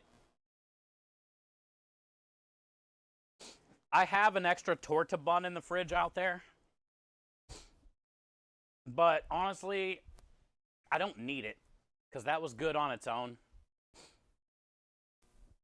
I'm happy that where I'm at, weight-wise. Not that that piece of bread is going to put me over the top.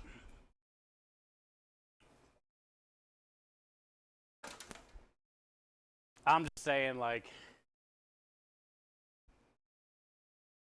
I don't need all that like I used to. I thought I needed it until you take it away willingly. That's the hardest thing to say.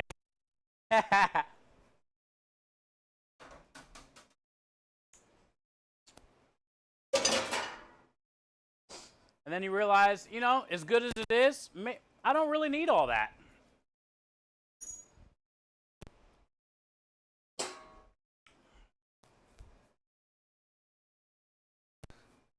All right, let's get a full wipey, downy.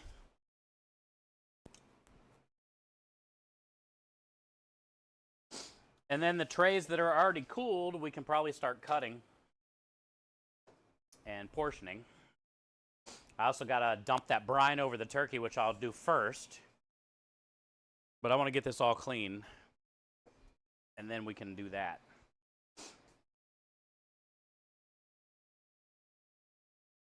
That was so satisfying, and all it was literally a little piece of sausage patty and gravy. That felt great, though. Very good.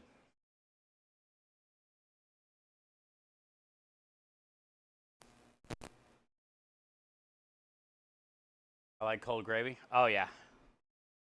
If it's a good gravy, if it's like gravy from a packet, it doesn't really gel up like that sometimes, but like when it's a good gravy, for sure. I've also made like essentially bread or like a roll, say like a little dinner roll with fresh dough and had congealed gravy like that. Well, technically, it was like frozen in cubes and then baked it off in the dough in the center. So then when you bit into the biscuit dough, it would be like molten sausage gravy spilling out of the middle. Fire. It's like a loaded biscuit. And it starts with the frozen gravy cube.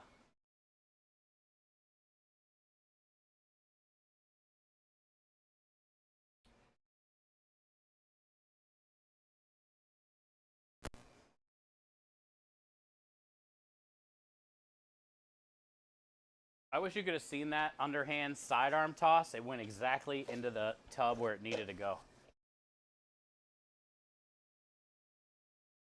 It was almost like a no-look, legend status towel toss. And you guys didn't even get to see it. It went exactly where I wanted it to.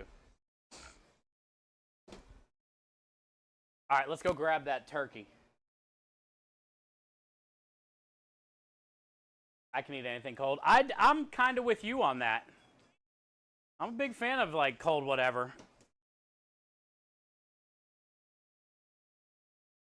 I think I'm with you on that. Numerous times I don't even heat up my food. Like sometimes when I make dinner and there's extra here and it's in the fridge and we get back from a job, I just eat it upstairs. Like cold lasagnas, cold I've done so much cold, weird, random shit because I just didn't even want to heat it up.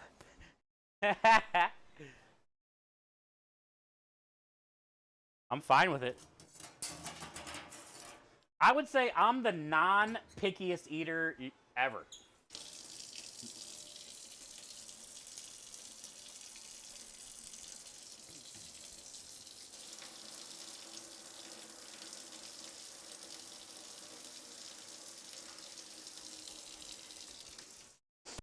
We're going to fill up that sink. We got a lot of dishes building up. All right, so we got our work in here.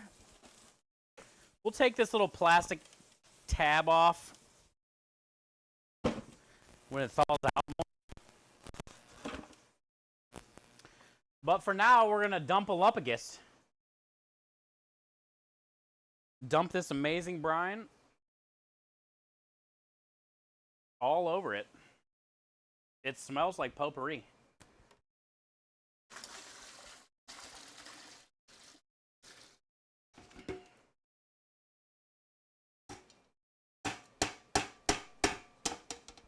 Get all that zest stuck to the bottom.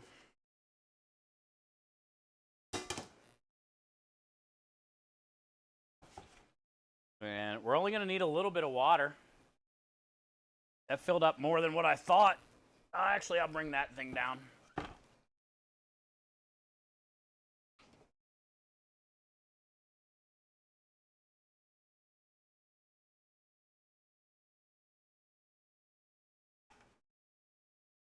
all but the very top. So we don't need much water at all.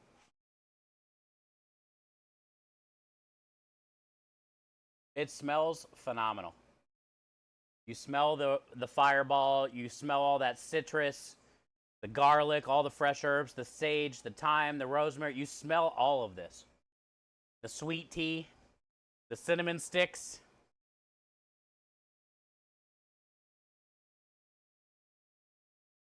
Smells so good. I'm excited. It's pretty salty, so it's gonna really we're gonna get a lot of good flavor.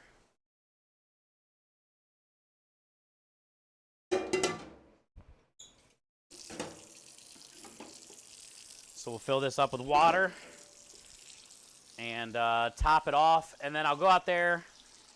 I gotta take the rack out of the cold rail because I'm gonna keep this on the truck since I don't have a cooler in here big enough for that bucket.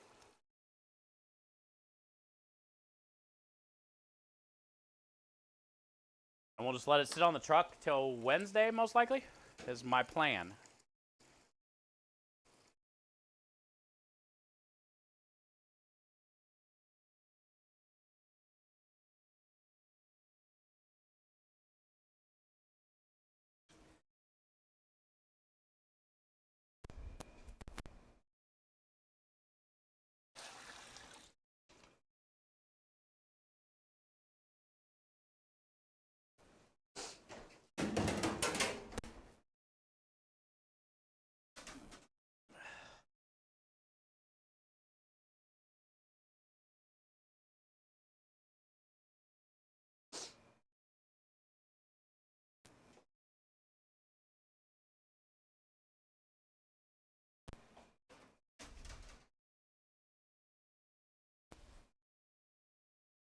Did it. My favorite part is gonna be see Krem and his wife's reaction, cause she ain't all about this kind of shit.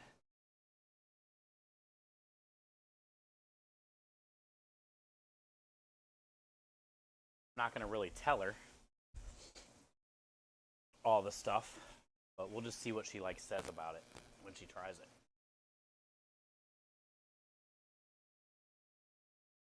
All right, so now we got to keep it down there.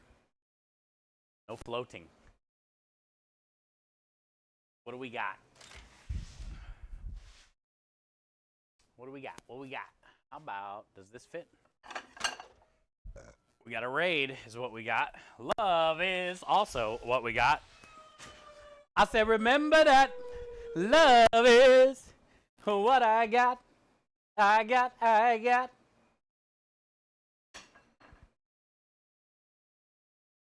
Matto with a raid. Hi, Matto.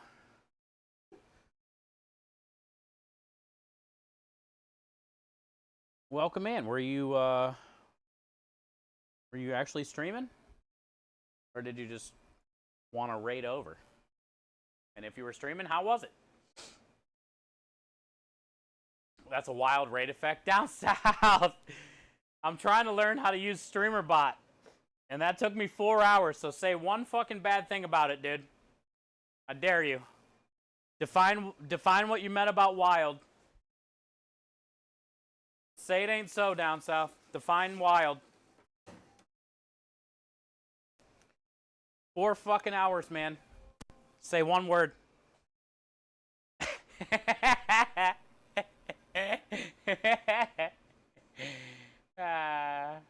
It was good? Awesome, Matto. That's good. Yeah, if I'm in the screen too, like I'm all like bright red. I know you can't read the words raid incoming. I need to download another thing from GitHub onto OBS. And it'll make the words stick out better.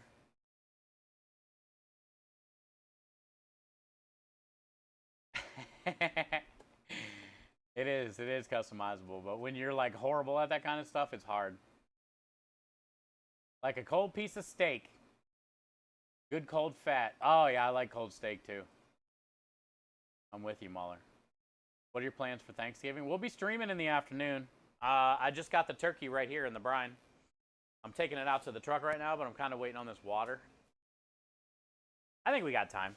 Yeah, we got time. I don't want it to overflow. I'm filling up the sinks.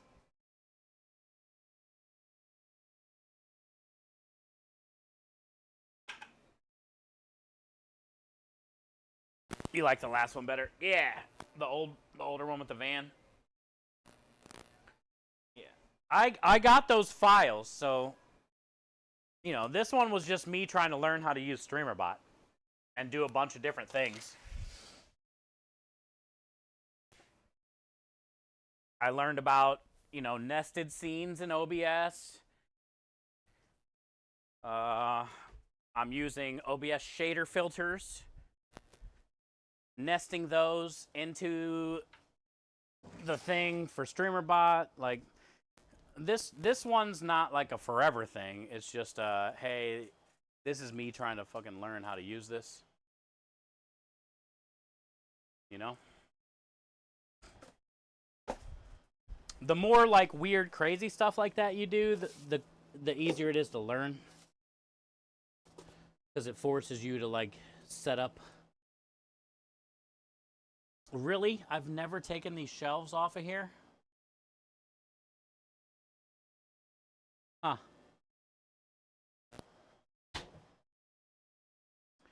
Well, you can try to burn it. I'll try to cut it first. They're zip tied. How it comes when it's new. The bucket o' turkey. Yeah. It's going in here. I've literally never... These zip ties aren't going to fucking work. Or scissors. We'll see. I don't trust. I don't give it any... No. I knew, but no. Go get... Oh, I got a knife. On the truck. I just walked by it. This might work.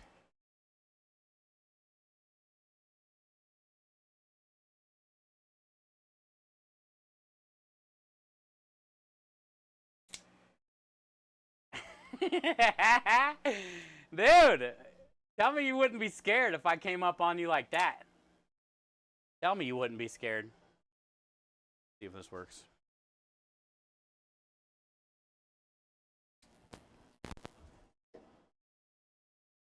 Oh, yeah, dude. Yeah, that worked.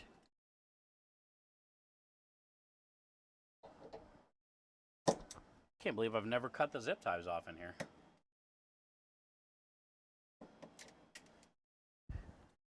Why wouldn't they put them in the back ones, too?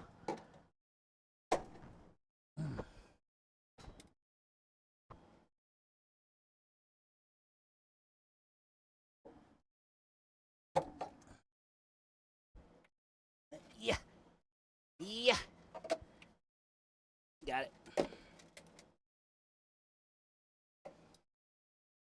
Wow.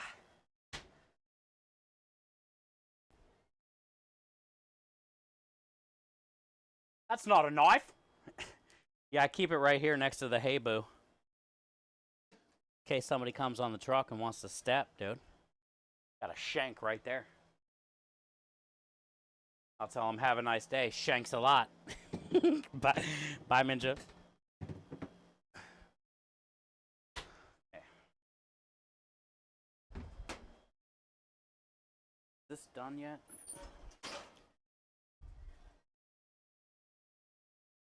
Yeah. Dude, are we killing today or what? We're done with sausage, other than cutting, portioning stuff, but like, woo!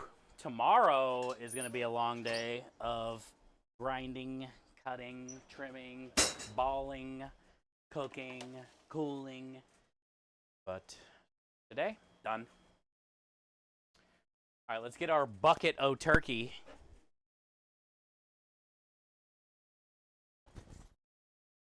Tons of room in here.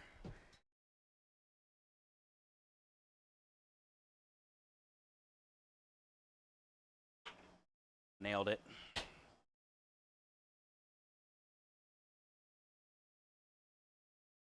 Turkey is in. It's exciting.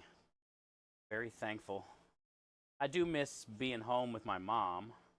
She really did turkey and Thanksgiving like up.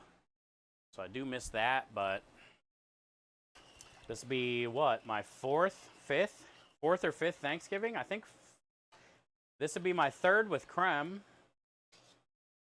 So this would be my fifth Thanksgiving here. Because I was with Pantry Elf twice. And this would be my third with Creme.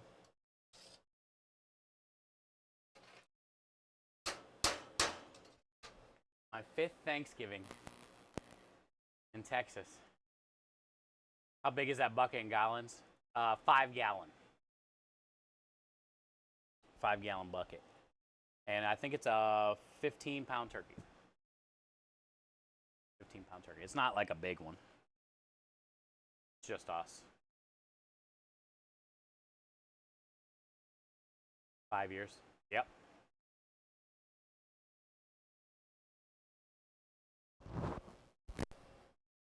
Yep. And not going home on Christmas this year either. I usually try to at least get back for Christmas because that's the one holiday my mom said she didn't want to lose. Because my sister lives in Pittsburgh, my mom lives in Ohio, I live in Texas. My sister can only be there the 15th this month. We already had a job and all that stuff booked. I told Creme I needed like the 20th to the 28th off or something. But my sister can't get off because she's a doctor. It's all messed up. So my mom was all upset this year because now even Christmas, the one thing she said she didn't want to lose, got fucked up. It's kind of how it goes. When you were younger, you seen it. Now we're living it. You know, life happens.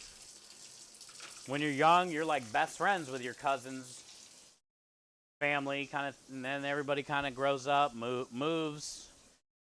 Grandparents die. Family stuff kind of dies. There's always the aunt or two or somebody that wants to try to keep it going. You see it all too often. That's just life, though. I don't mind, you know, I miss my mom, but I couldn't be happier where my life is right now. Not just in Texas, but in general, like having all of you around me, having Creme, having the truck. Like, I'm better off right now where I'm at. So as hard as it is, and probably as much as it hurts, you know, it is what it is. I don't like going back to Cleveland for Christmas anyway. I would rather go home on Thanksgiving than Christmas. I hate snow. That's why I'm here.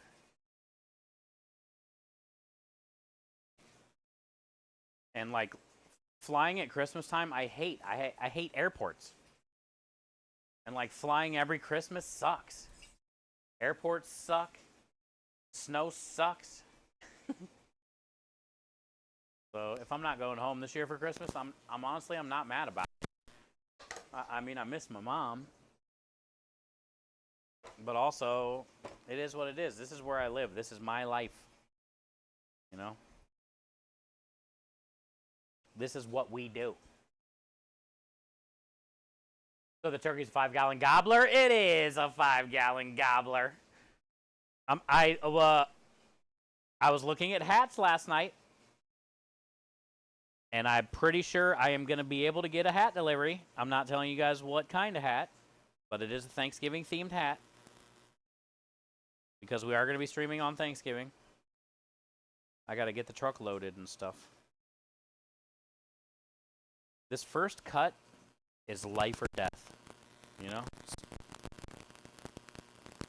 This is gonna set the rest of the portioning. This is gonna solidify the fact that I'm a badass or I'm not. You got to take account for the girthiness, the length, right? I'm shooting for like 7 to 7.5 at most. Maybe 8 occasionally, but I want like 7 to 7.5.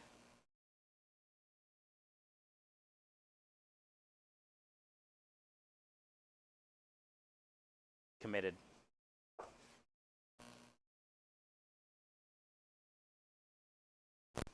Never be. There we go, 7.6. So now you kind of know. Once you get that first one out of the way. 7.2, that's even better. Better for us. Better for us. Better for us. Yes. 7.4, better for us. Yes.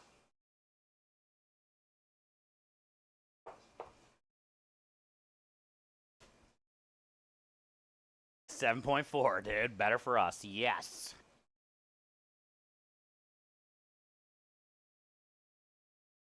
Show us your badassery. 7.6. Yes.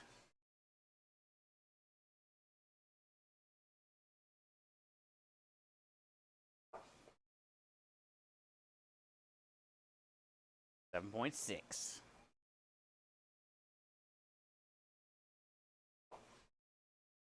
These are some fatties, though.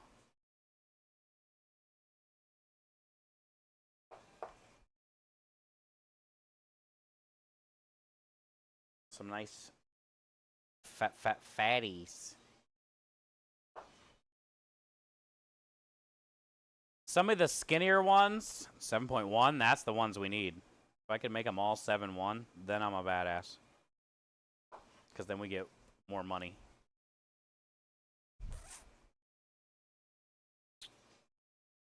But the longer skinny ones I like to make stick out of the bun. It just looks cool. These short stubby ones, ain't no way they sticking out the bun.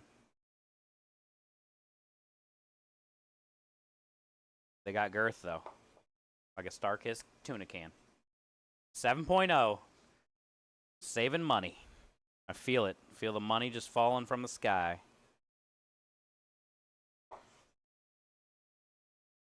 $7.3. And then we got these two little nubbies that can be used for a pasta. But I'll save them till the end. Also, this stuff, oh my God. Yes. It's like salty, meaty, salty meat juice. That's the good. Salty meat juice.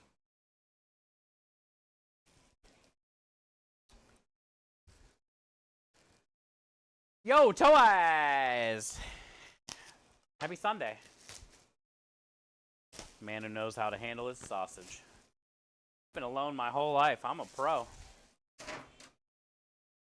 I'm also a master baster. You should see me at basting things. I can baste with the best of them, Toe. Those pan sauces for your steak, they don't want to see me. I'll baste the shit out of them.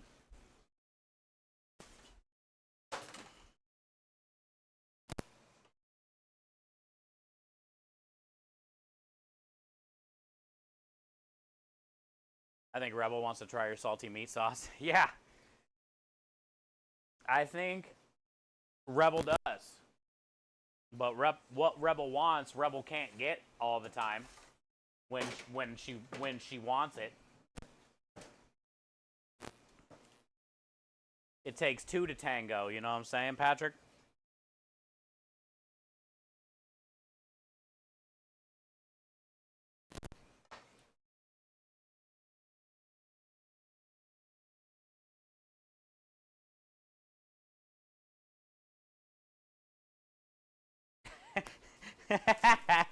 Oh, I do.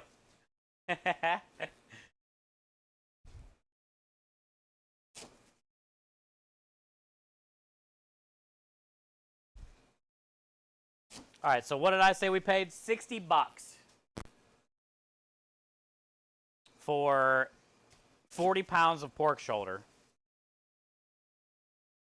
And then we got, you know, the seasoning salt. So let's just say, whatever, $10 on the high end. So we got $70. Look how pretty it is, too. Nice and speckled.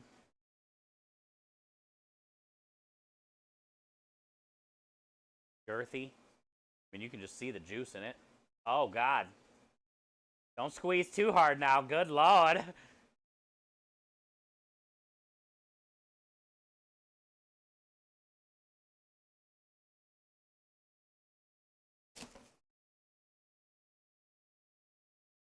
So we got 70.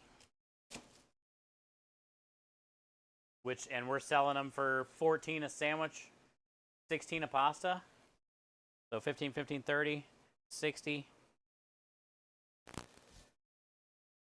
6 plus another one. So this right here, 1, 2, 3, 4, 5, 6, 7.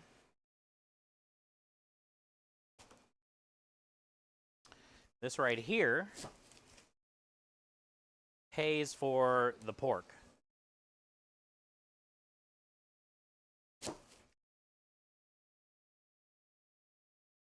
So now everything after is profit. And we already have 2 right here. I still got this tray, and that tray.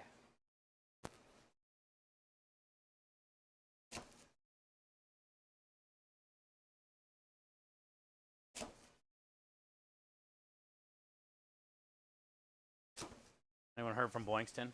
Last week. Why you say? Why you say hey?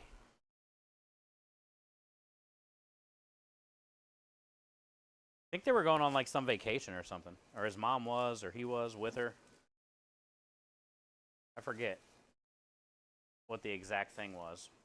But I think maybe that was only for a weekend. Why you say hey? Oh, what's going on? Just curious? Oh, okay. I thought you like heard something.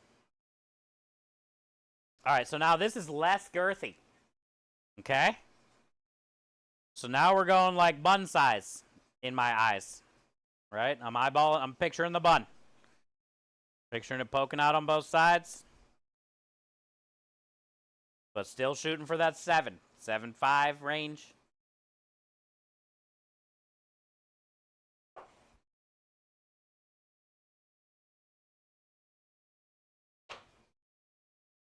Perfect. 7.8. A little bit heavy, but that's fine.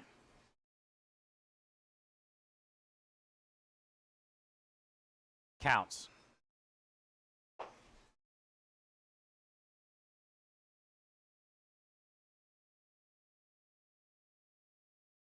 Seven, 2. Also, I'm going to tar this out just in case. Let's get more like them 7.2s. 7.4. Close.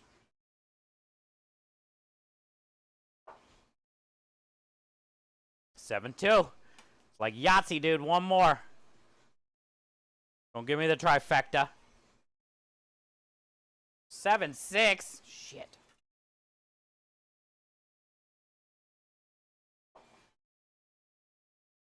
Seven two. This a whittle guy right here. 6.5.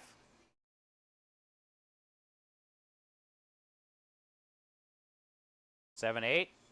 Oh, let's give that one the little guys.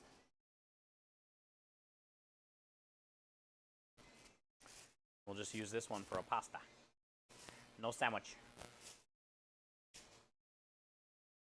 Save that one.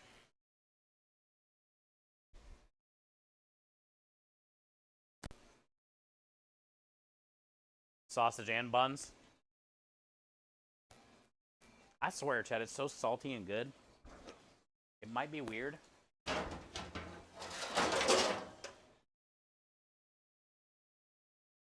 But man, is that stuff great. Now that's what you can drag some bread through. Like, if you soak up all this in some bread, whew, which I've done many a nights after stream doing this. Because usually we do this after stream. So then I can, like, dump the sheet tray in my throat. It reminds me of, like, bone broth. How many's in here? 1, 2, 2, 3, 4, 6. Plus that 1, 7.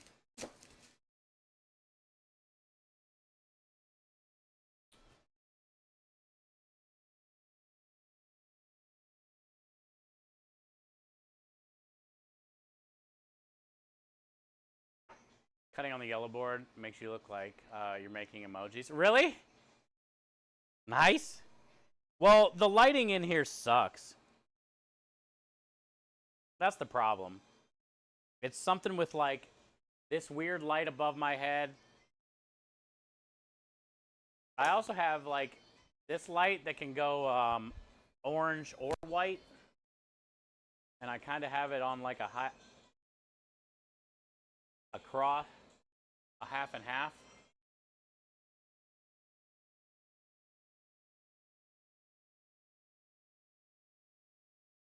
But then when I have it, like, on all white, oh wow, that hurts. I feel it's even more weird.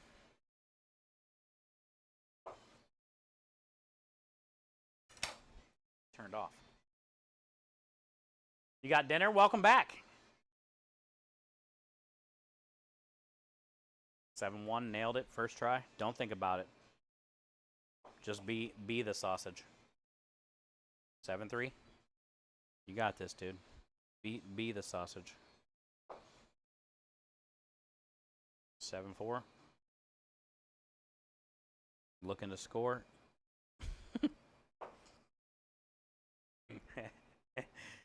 7-6.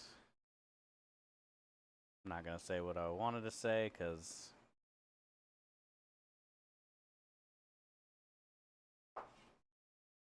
that would be wrong.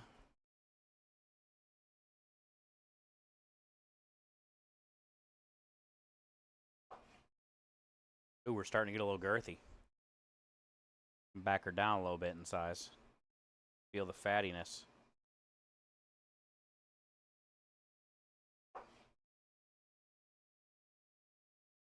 Yep.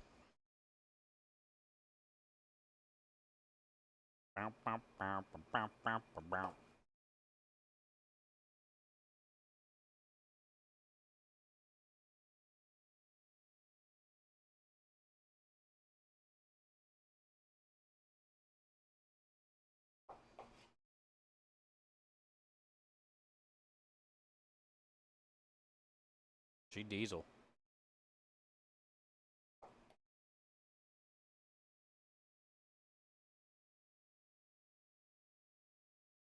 Six. We'll save those. Oh, actually, you know what? We're gonna redo that.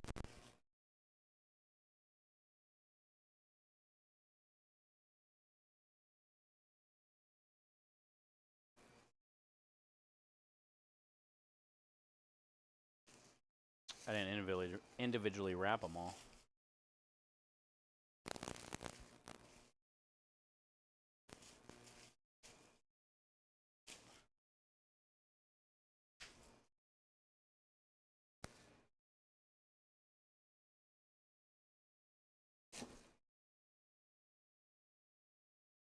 That's better.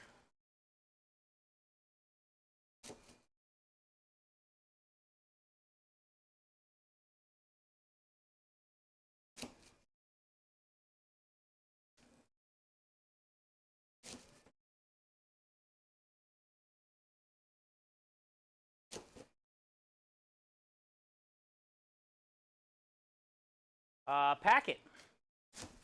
Beef shawarma, house-made pita. Oh, is that tonight? Dang, really? I'd love to be in on that. I would do anything for some pita and hummus right now.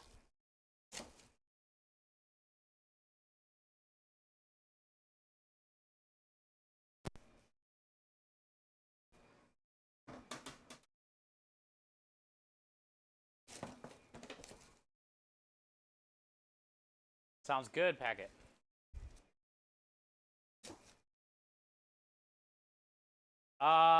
Yay! Hi, Misha Mish. Misha Mish. Good to see you. Thank you for the biddies.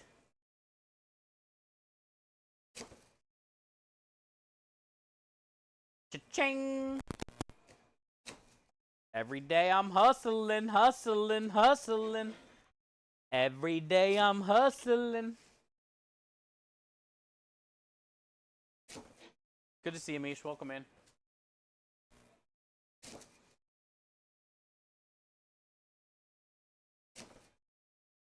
We finished up our sausage.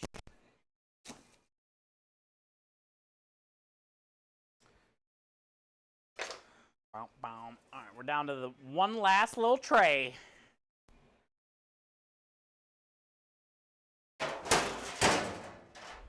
Hooray!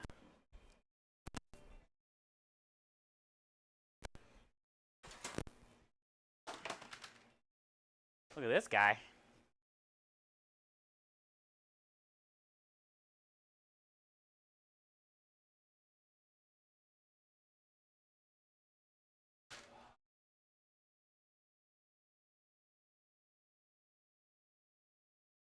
Thank you for the chuck.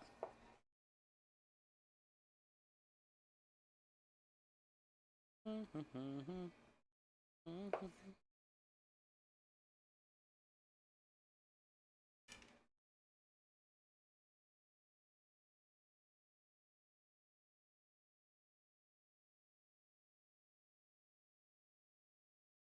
it.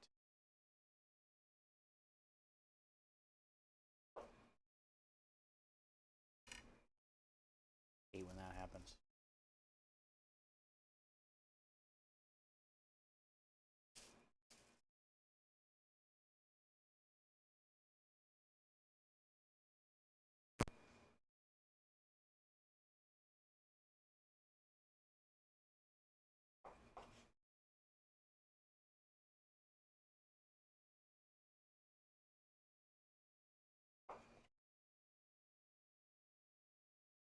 Seven two. Oh, here's a girthy section. Don't fuck this up. 7-6. Take it.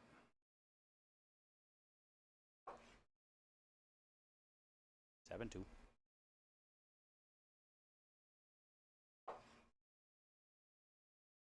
7-1. Even better. Give me that money.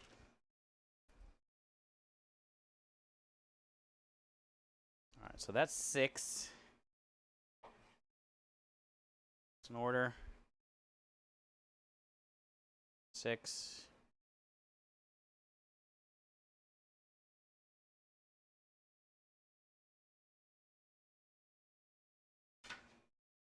All today. You get hooked up. You get the little scrappy pieces. Sometimes you get hooked up. Like 8. You're getting the hookup. 8.1 to be exact.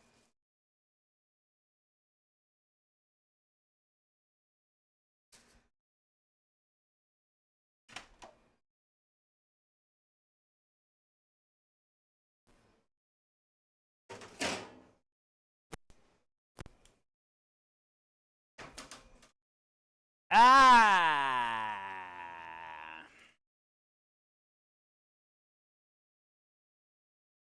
Why did that one go in a bag?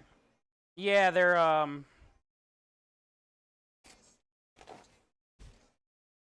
when I get down to like the end pieces.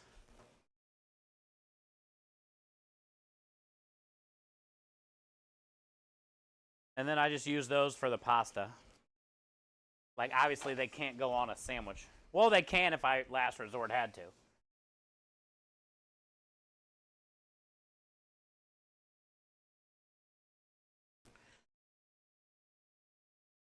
So on the truck, when I see the ones in the bag, I just use those on the next available pasta that comes in. Save all these big ones for the sandwiches.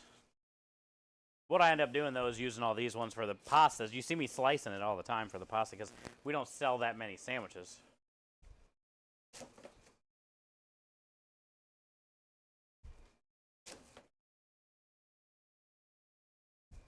Still pretty good for 60 fucking bucks. Still pretty good for 60 bucks.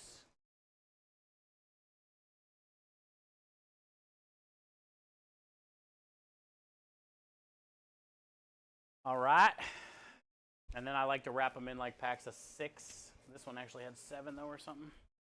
1, 2, 3, 4, 5. So this has 7. 1, 2, 3, 4, 5, 6. 2, 3, 4, 5, 6.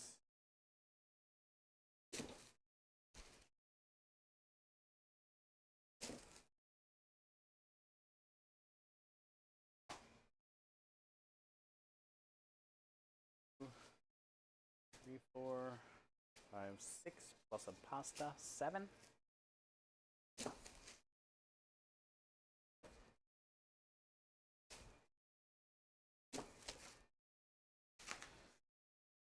Two 7s, 2 6s. 3, 4, 5, 6. Pasta.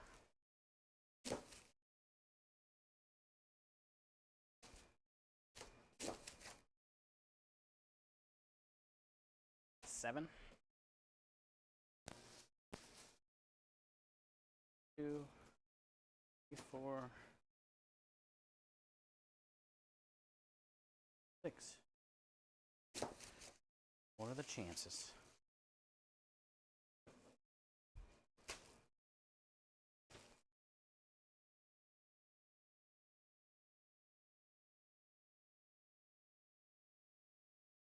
All right, what's that mean we have?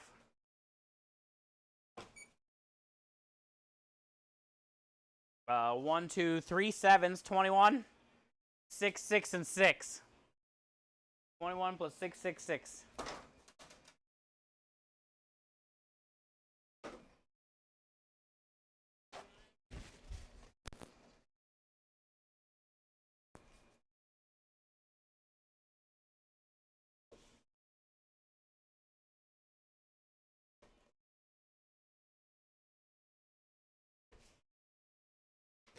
Bam, bam, bam, bam, bam.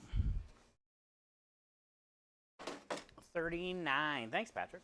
Yeah, not bad. I mean, we got 40.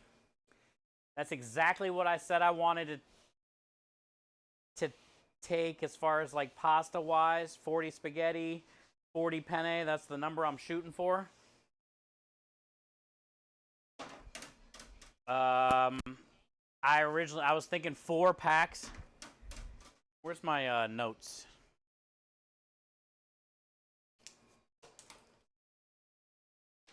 Winery Saturday, I was thinking sausage, 4 packs warm, 3 packs pulled.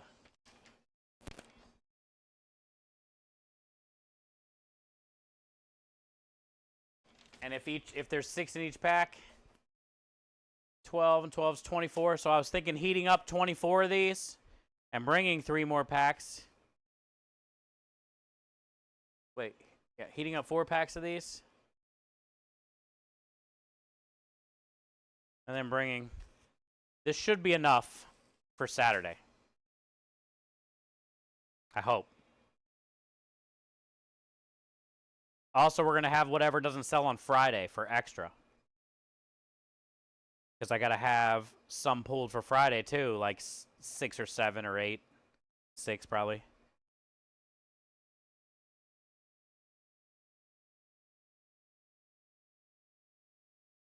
So then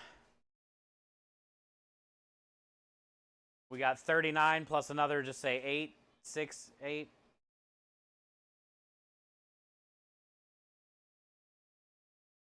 That'd give us almost 50 sausages. We're good.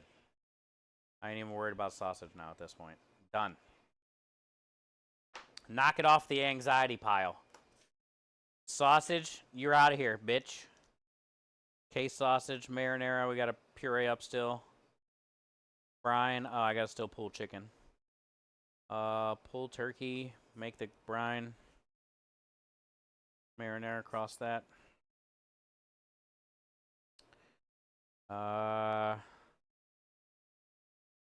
Brine turkey, cross it.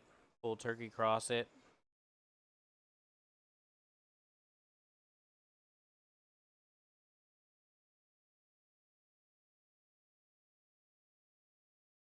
Charcoal needs to go on my...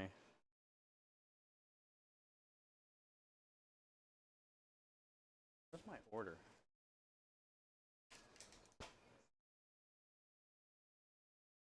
Oh, it's in my back pocket.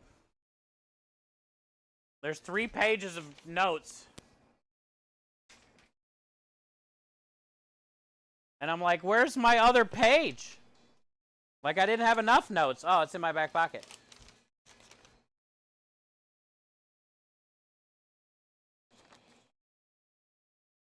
All of this is for this week.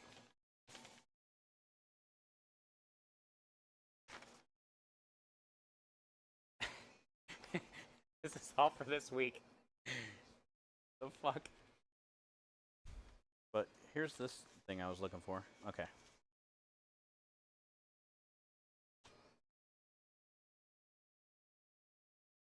I'm gonna write charcoal on there.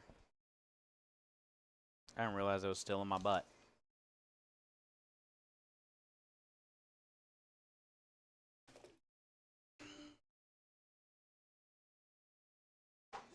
You should start another page just to even it out. Hi, Bach. Hi, Bach. 1, 2, 3, 4, 5, 6. It's kind of comical, bro. I'm not gonna lie.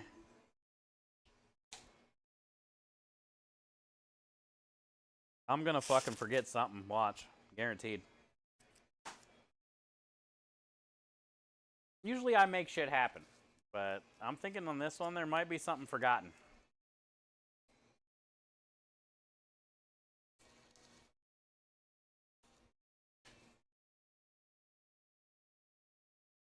List help, they do. And I don't know how to do it on my phone.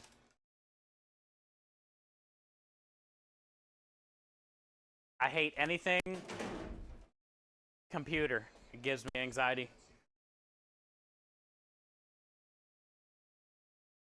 I'd rather write it all down just like that. I don't want Word, I don't want Excel, I don't want fancy buttons and shortcut keys. I don't want any of your bullshit. I don't want list, grid view. I don't want none of whatever the hell. I click a button, don't know how to go back. I don't know what happened. Don't want it. I want a piece of paper and a pen and my scribble scratch. I do use my phone note app thing, yes, I do. But I'm not putting all that on notes.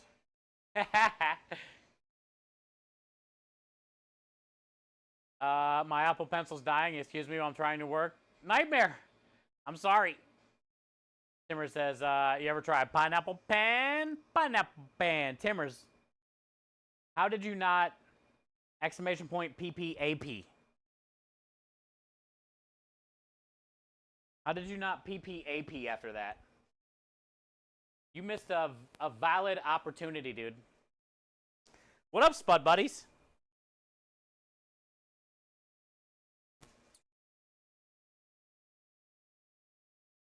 Good to see you. Happy Sunday.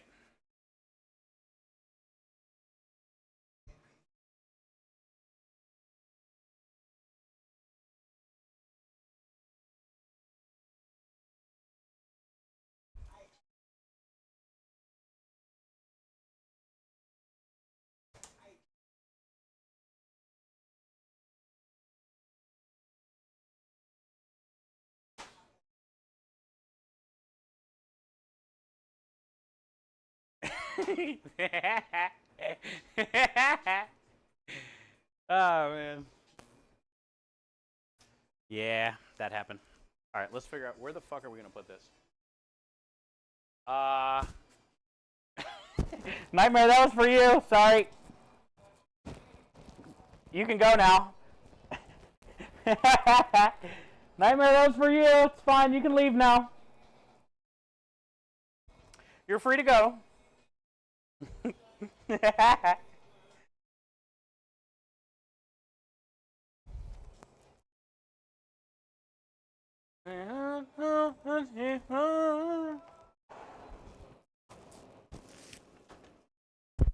Alright, I gotta put marinara in here too. Oh God. I got a turkey out there, so I can't put the marinara out there. I got brisket and pork in here for meatballs. I'm gonna see if I can get all these in here. We gotta put marinara in here still that I gotta go grab. Oh boy. There's a lot of stuff. Got a lot of stuff to store. Let me show you this already. Still gotta get the marinara in the bottom. There's a brisket and a pork back there behind all the wieners. Noodles, sauces, creams. But I think I can get room for marinara back here maybe. I'm just having to move some of that stuff. I have to move some of that stuff. But we're gonna get there. We're gonna make it work. Got a lot of shit to pack in there this week and organize. All right, let me go grab that big old pot and we'll get that pureed up. Grab the herbs, get it stirred in.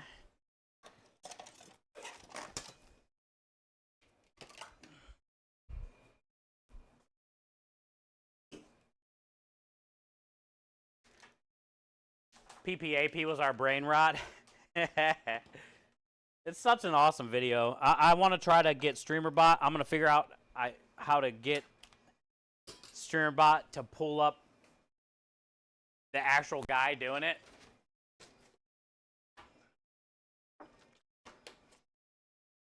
That's like my favorite part about it, is like watching him do the dance.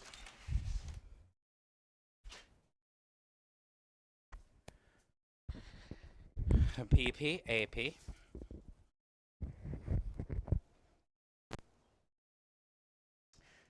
I just hydrated, by the way, Aki. Thank you for the chug.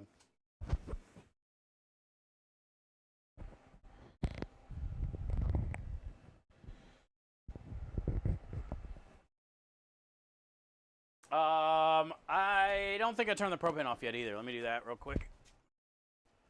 I think we're done.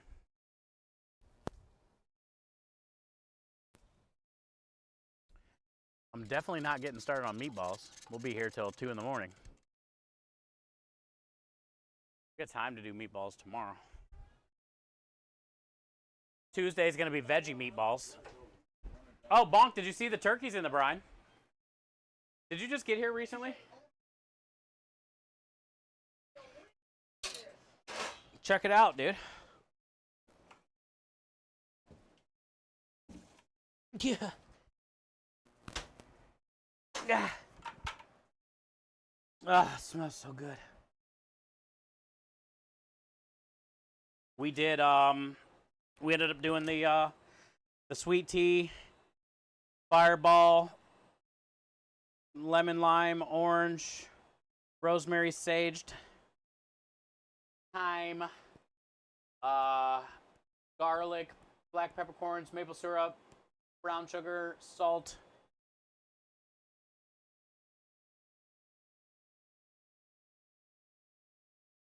I don't know.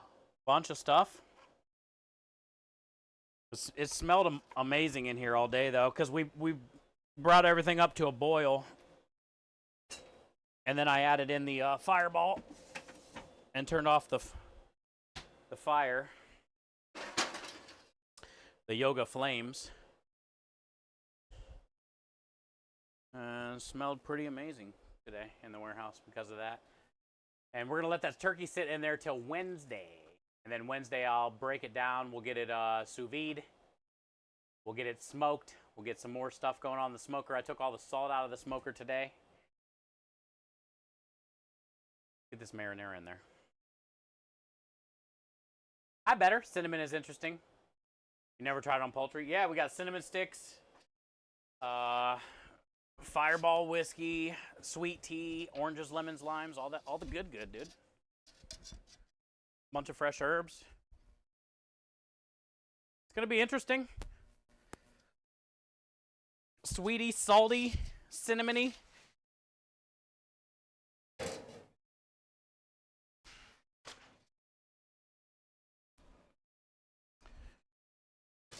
We did about 2 gallons.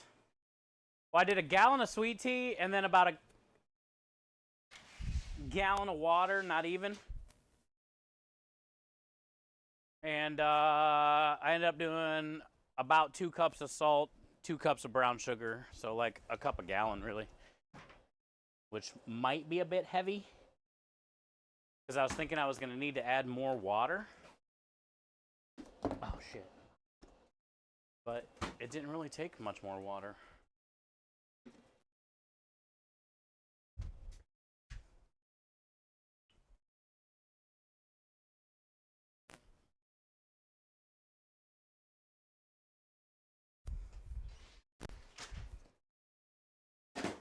I think because it's frozen, though, we should be all right. For now. I'm going to be checking it every day anyway. Hi, Hungry. How are you? Happy Sunday. Hi, Better. Is salami the reigning king? Mortadella. Hopefully you're not at the deli yet, Better. Mortadella. My opinion. The reigning king, nothing beats it. And then second would be like a hot and spicy capicola. Also known as gabagoo. Those would be my top 2. Mortadella and capicola. Salami's aight. Prosciutto's up there. Pancetta.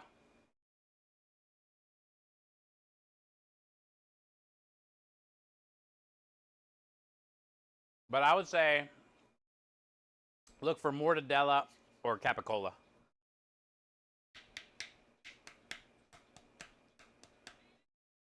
Kate just finished up and we went over to John Long. Nice. She have a good stream? She's Canada, so her Canadian Thanksgiving's already over. That's how I know it's almost our time. I love Thanksgiving, man. I think my favorite thing about Thanksgiving, food-wise, is like the enormous abundance amount of sides, like different ideas of sides and traditions of sides that people have. From like, you know, stuffing in and out of the bird, stuffing with sausage, cornbread casserole, green bean casserole, corn casserole, sweet potatoes you can have for dessert, for dinner. There's like so many things. Deep fried turkey is pretty good too. Hungry, did I tell you the one time I covered my whole turkey in Jiffy peanut butter and then deep fried it with the peanut butter crust? I don't know if it made it better. I feel like the skin was crispier than normally when I do it, but deep fried turkey skin's always crispy. I know. I did. Science, dude. I covered the whole thing in peanut butter. And dropped it in the fryer.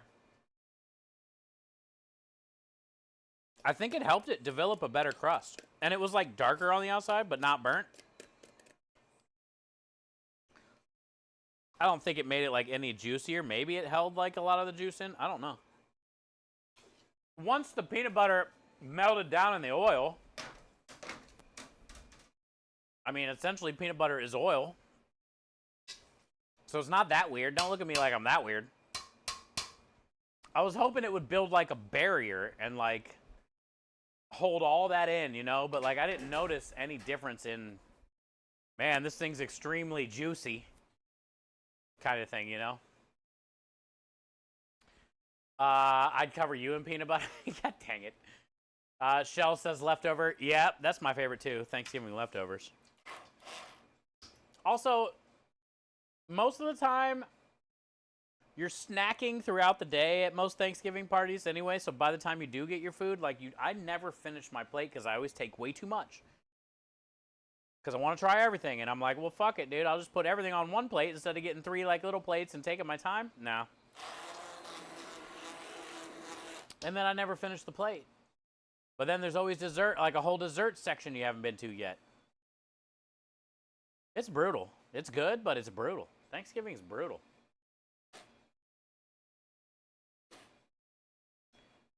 You used to think it was lame, and then you grew up. Oh, it's like my favorite. Christmas is cool because of presents sometimes, right? But like Thanksgiving, for like a foodie, there's so much, dude. There's probably like 3 different types of cranberry sauces. Somebody always brings the shitty canned stuff, but then somebody always makes a banger. There's usually all types of alcohol. Everybody's getting drunk. You have to. Relatives.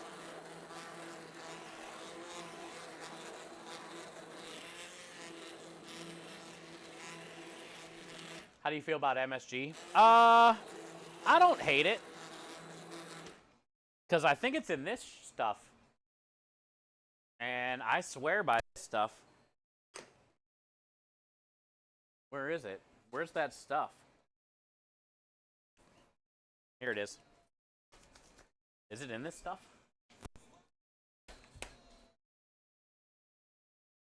Yeah, monosodium glutamate. Second, salt, MSG, sugar.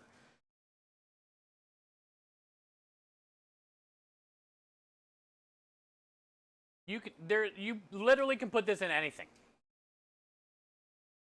Tomato chicken bouillon.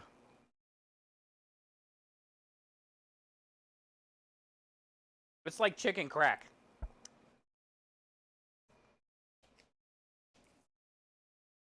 That's addicting. Like as soon as it hits your mouth, you want more. So I would say yes to MSG. Because that stuff wouldn't be a thing without it. You eat it out of the container. That's what I'm saying. I do too. I try not to tell anybody I do it, but yeah, fuck it.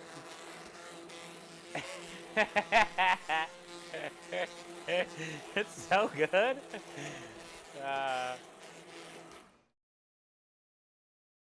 I think it's bad for you, and like, you know, if you're some of these tons of salt every day, kind of for like 50 years, probably. But yeah, I think also like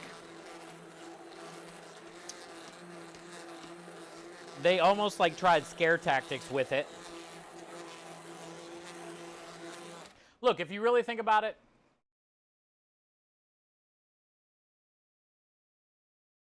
maybe not half, but let's just say probably 40% of everything that we have here in the US can't even be sold or bought in UK. So what the hell is some MSG gonna do? You know? Like, we're already screwed. We have no regulation for our children. They're eating all kinds of shit. And they grow up eating shit because it's easy for you to make. It's quick. You can tell them to go sit down and get on their tablet and eat these fucking chicken nuggets and get out of my hair. Like half the parents, it seems like these young kids that are having kids, like that's the problem, dude. Babies having babies is the problem.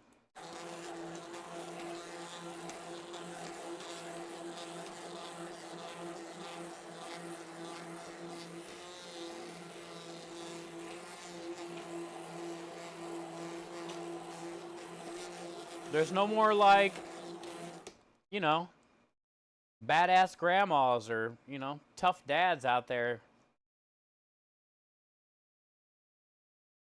Like, I'm not saying beating your children by any means, you know, like grandma's with the switch back in the day or your dad with the belt.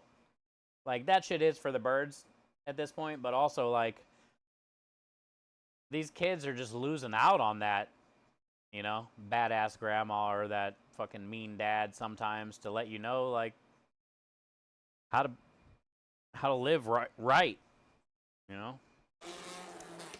Because half these kids that are having kids, these babies having babies, things, they don't have any parents themselves, right? Because they're out on the streets at 15.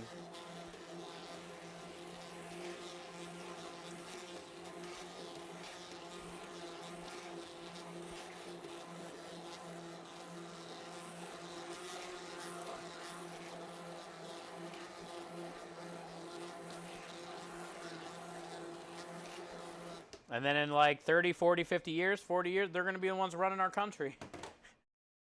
These kids of these babies having babies' kids. It's going to be a weird country. It's going to be a shit show.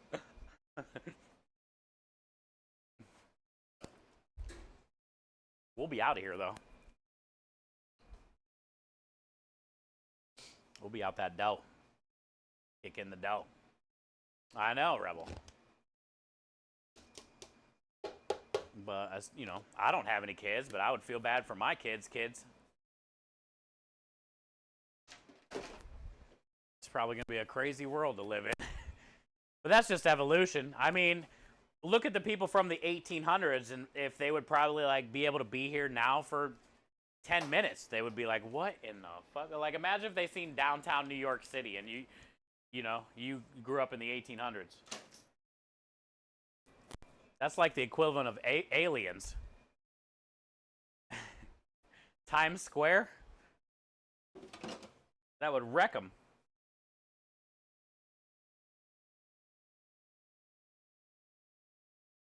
So to be the same, you know, it's kind of the same for us, I guess.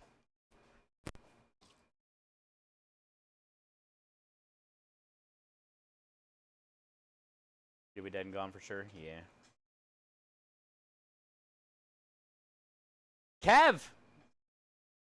I know you were sleeping, dude, but we destroyed the squealers, bud. Did you see the snow globe highlight games, dude? Thursday? Here we go, brownies. Here we go.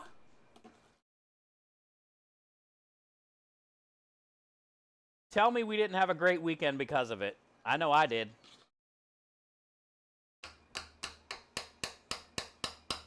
Three and 8, dude. I'm still walking on sunshine. We beat the squealers.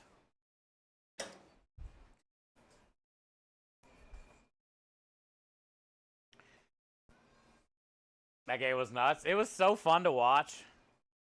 I wish I was there. I've been to so many, like, not so many because we don't get a lot, but I've probably been to 3 or 4 Thursday night football night game, or Monday night football or Thursday night games at that stadium. I've been to a bunch of games at the stadium in the snow like that. It's so fun. Kev coming in with the 48 months of support and kindness. Kev, you know the rules. Thank you for the 4 years. Jesus, bud. We're getting old. Enjoy all the winners, the wiggles, and the smiles. Spam alerts is probably good for Death Clip. Good to have you back, dude. 48. Thank you, man. Proud of you. Keep up the strength, man. Get through this next month or so. Coming up. Going into next year, you'll get your apartment back. You got this, dude. Will I be complaining in the afterlife? Maybe. Probably not. Everything is beautiful there. There is no complaining. Artichoke is currently... Ruse making the artichoke today. Good. Good.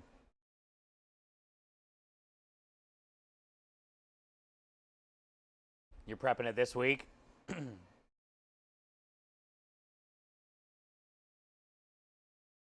Well, at least you know what to expect.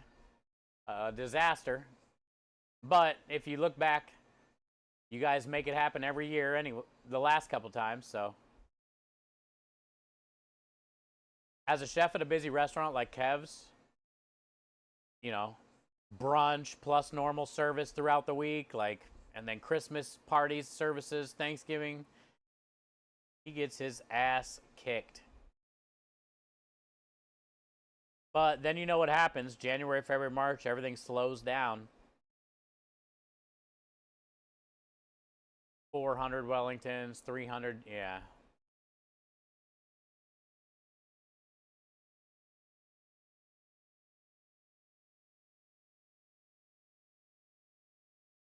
Yep. What's it like to have storage? What's it like to have a walk-in freezer? I forget. Timmer says, although I did meet Jerry Rice at a 49ers practice when I was a kid. Oh, you did? I got to cook for him. Joe Montana.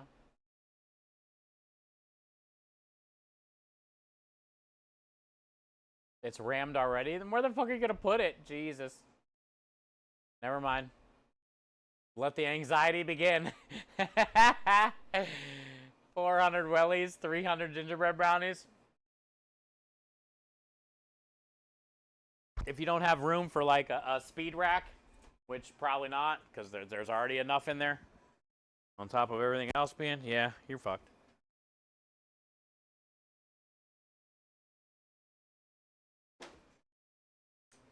All right, I think we're good.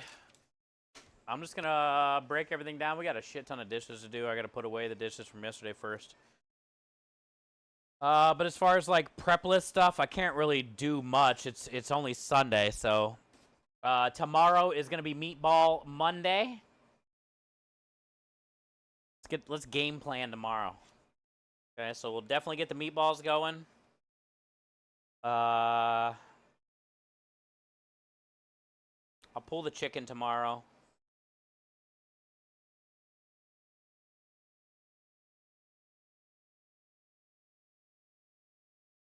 Some of this stuff I don't even have yet. I gotta go get my order.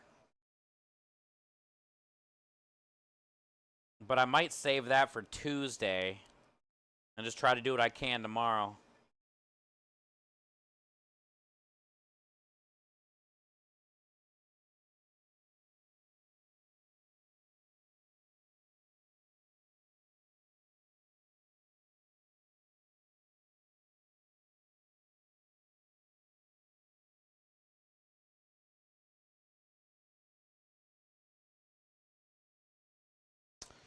I guess we can do both. Because I think I have it. No, I gotta go get mushrooms and,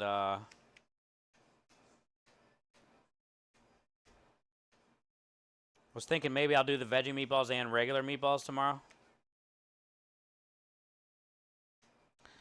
But I'll do the veggie meatballs Tuesday.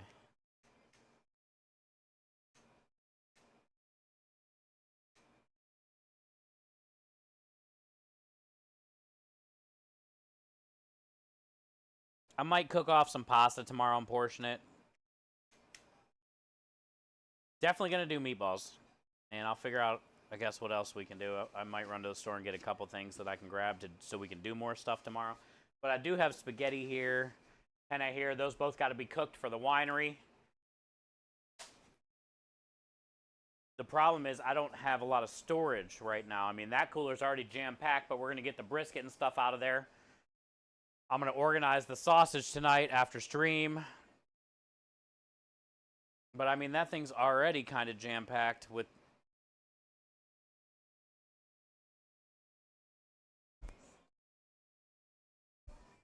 So maybe I will go to the store tomorrow. I don't know what I'm going to do. We'll figure it out tomorrow, though.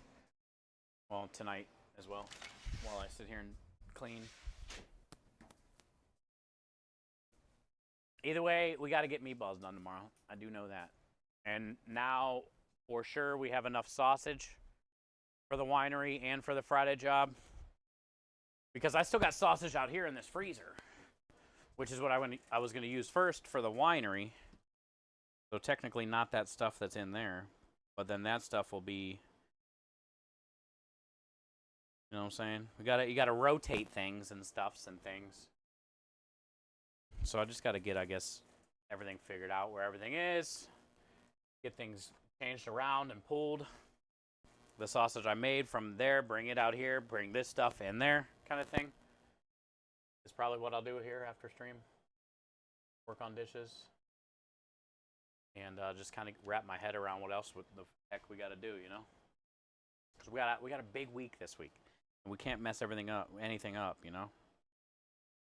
We got to nail it this week, chat. We got to nail it. I like certain types of shrooms. I like, I'd say, what is my favorite, Toe? Other than a morel, like morel mushroom, I think is unbeatable. Meaty, hollow. You can stuff it, fry it, saute it. You know, treat it like meat. But if I were to say something other than morel, it's hard to beat for me. A chanterelle. Chanterelles. I love them. I love the way they look. I love the way they taste. I would say that's one of my favorite. You like finding them more than eating them? Really? Like, have you even done, like, well, cream cheese and garlic, like a boars and cheese stuffed inside of those things? Man, I can eat morels every day. Just cook them down with garlic butter.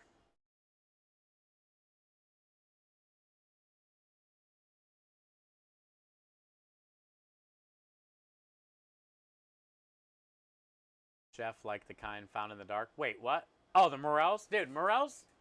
Hi, Chef Kimmy. How are you? We're just figuring out who to go raid. Have you ever been here before? Nice to meet you. I can tell you a little bit about us before we go. Unless you're just lurking, and I get it. Oh, yeah, we're going to Jeff for the streamiversary. Ice Cream Posse streamiversary. That's where we're going.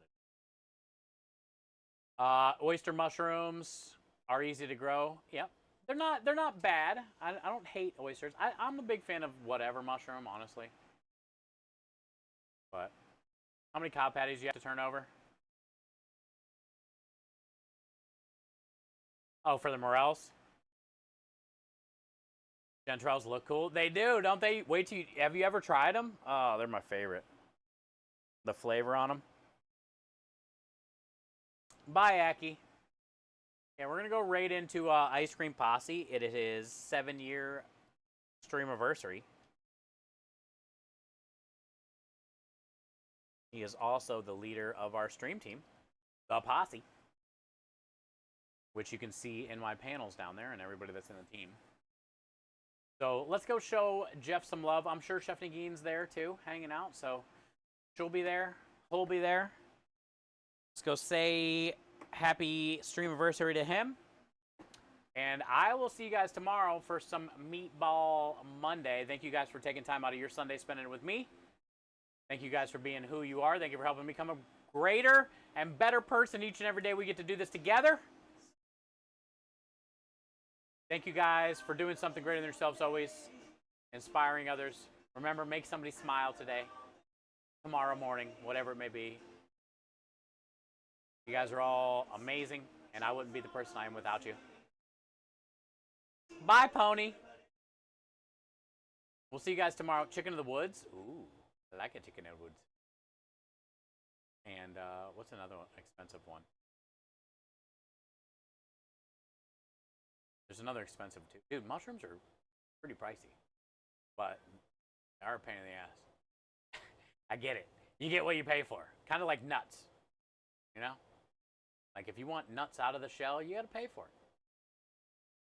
Sometimes you just want nuts. It's okay.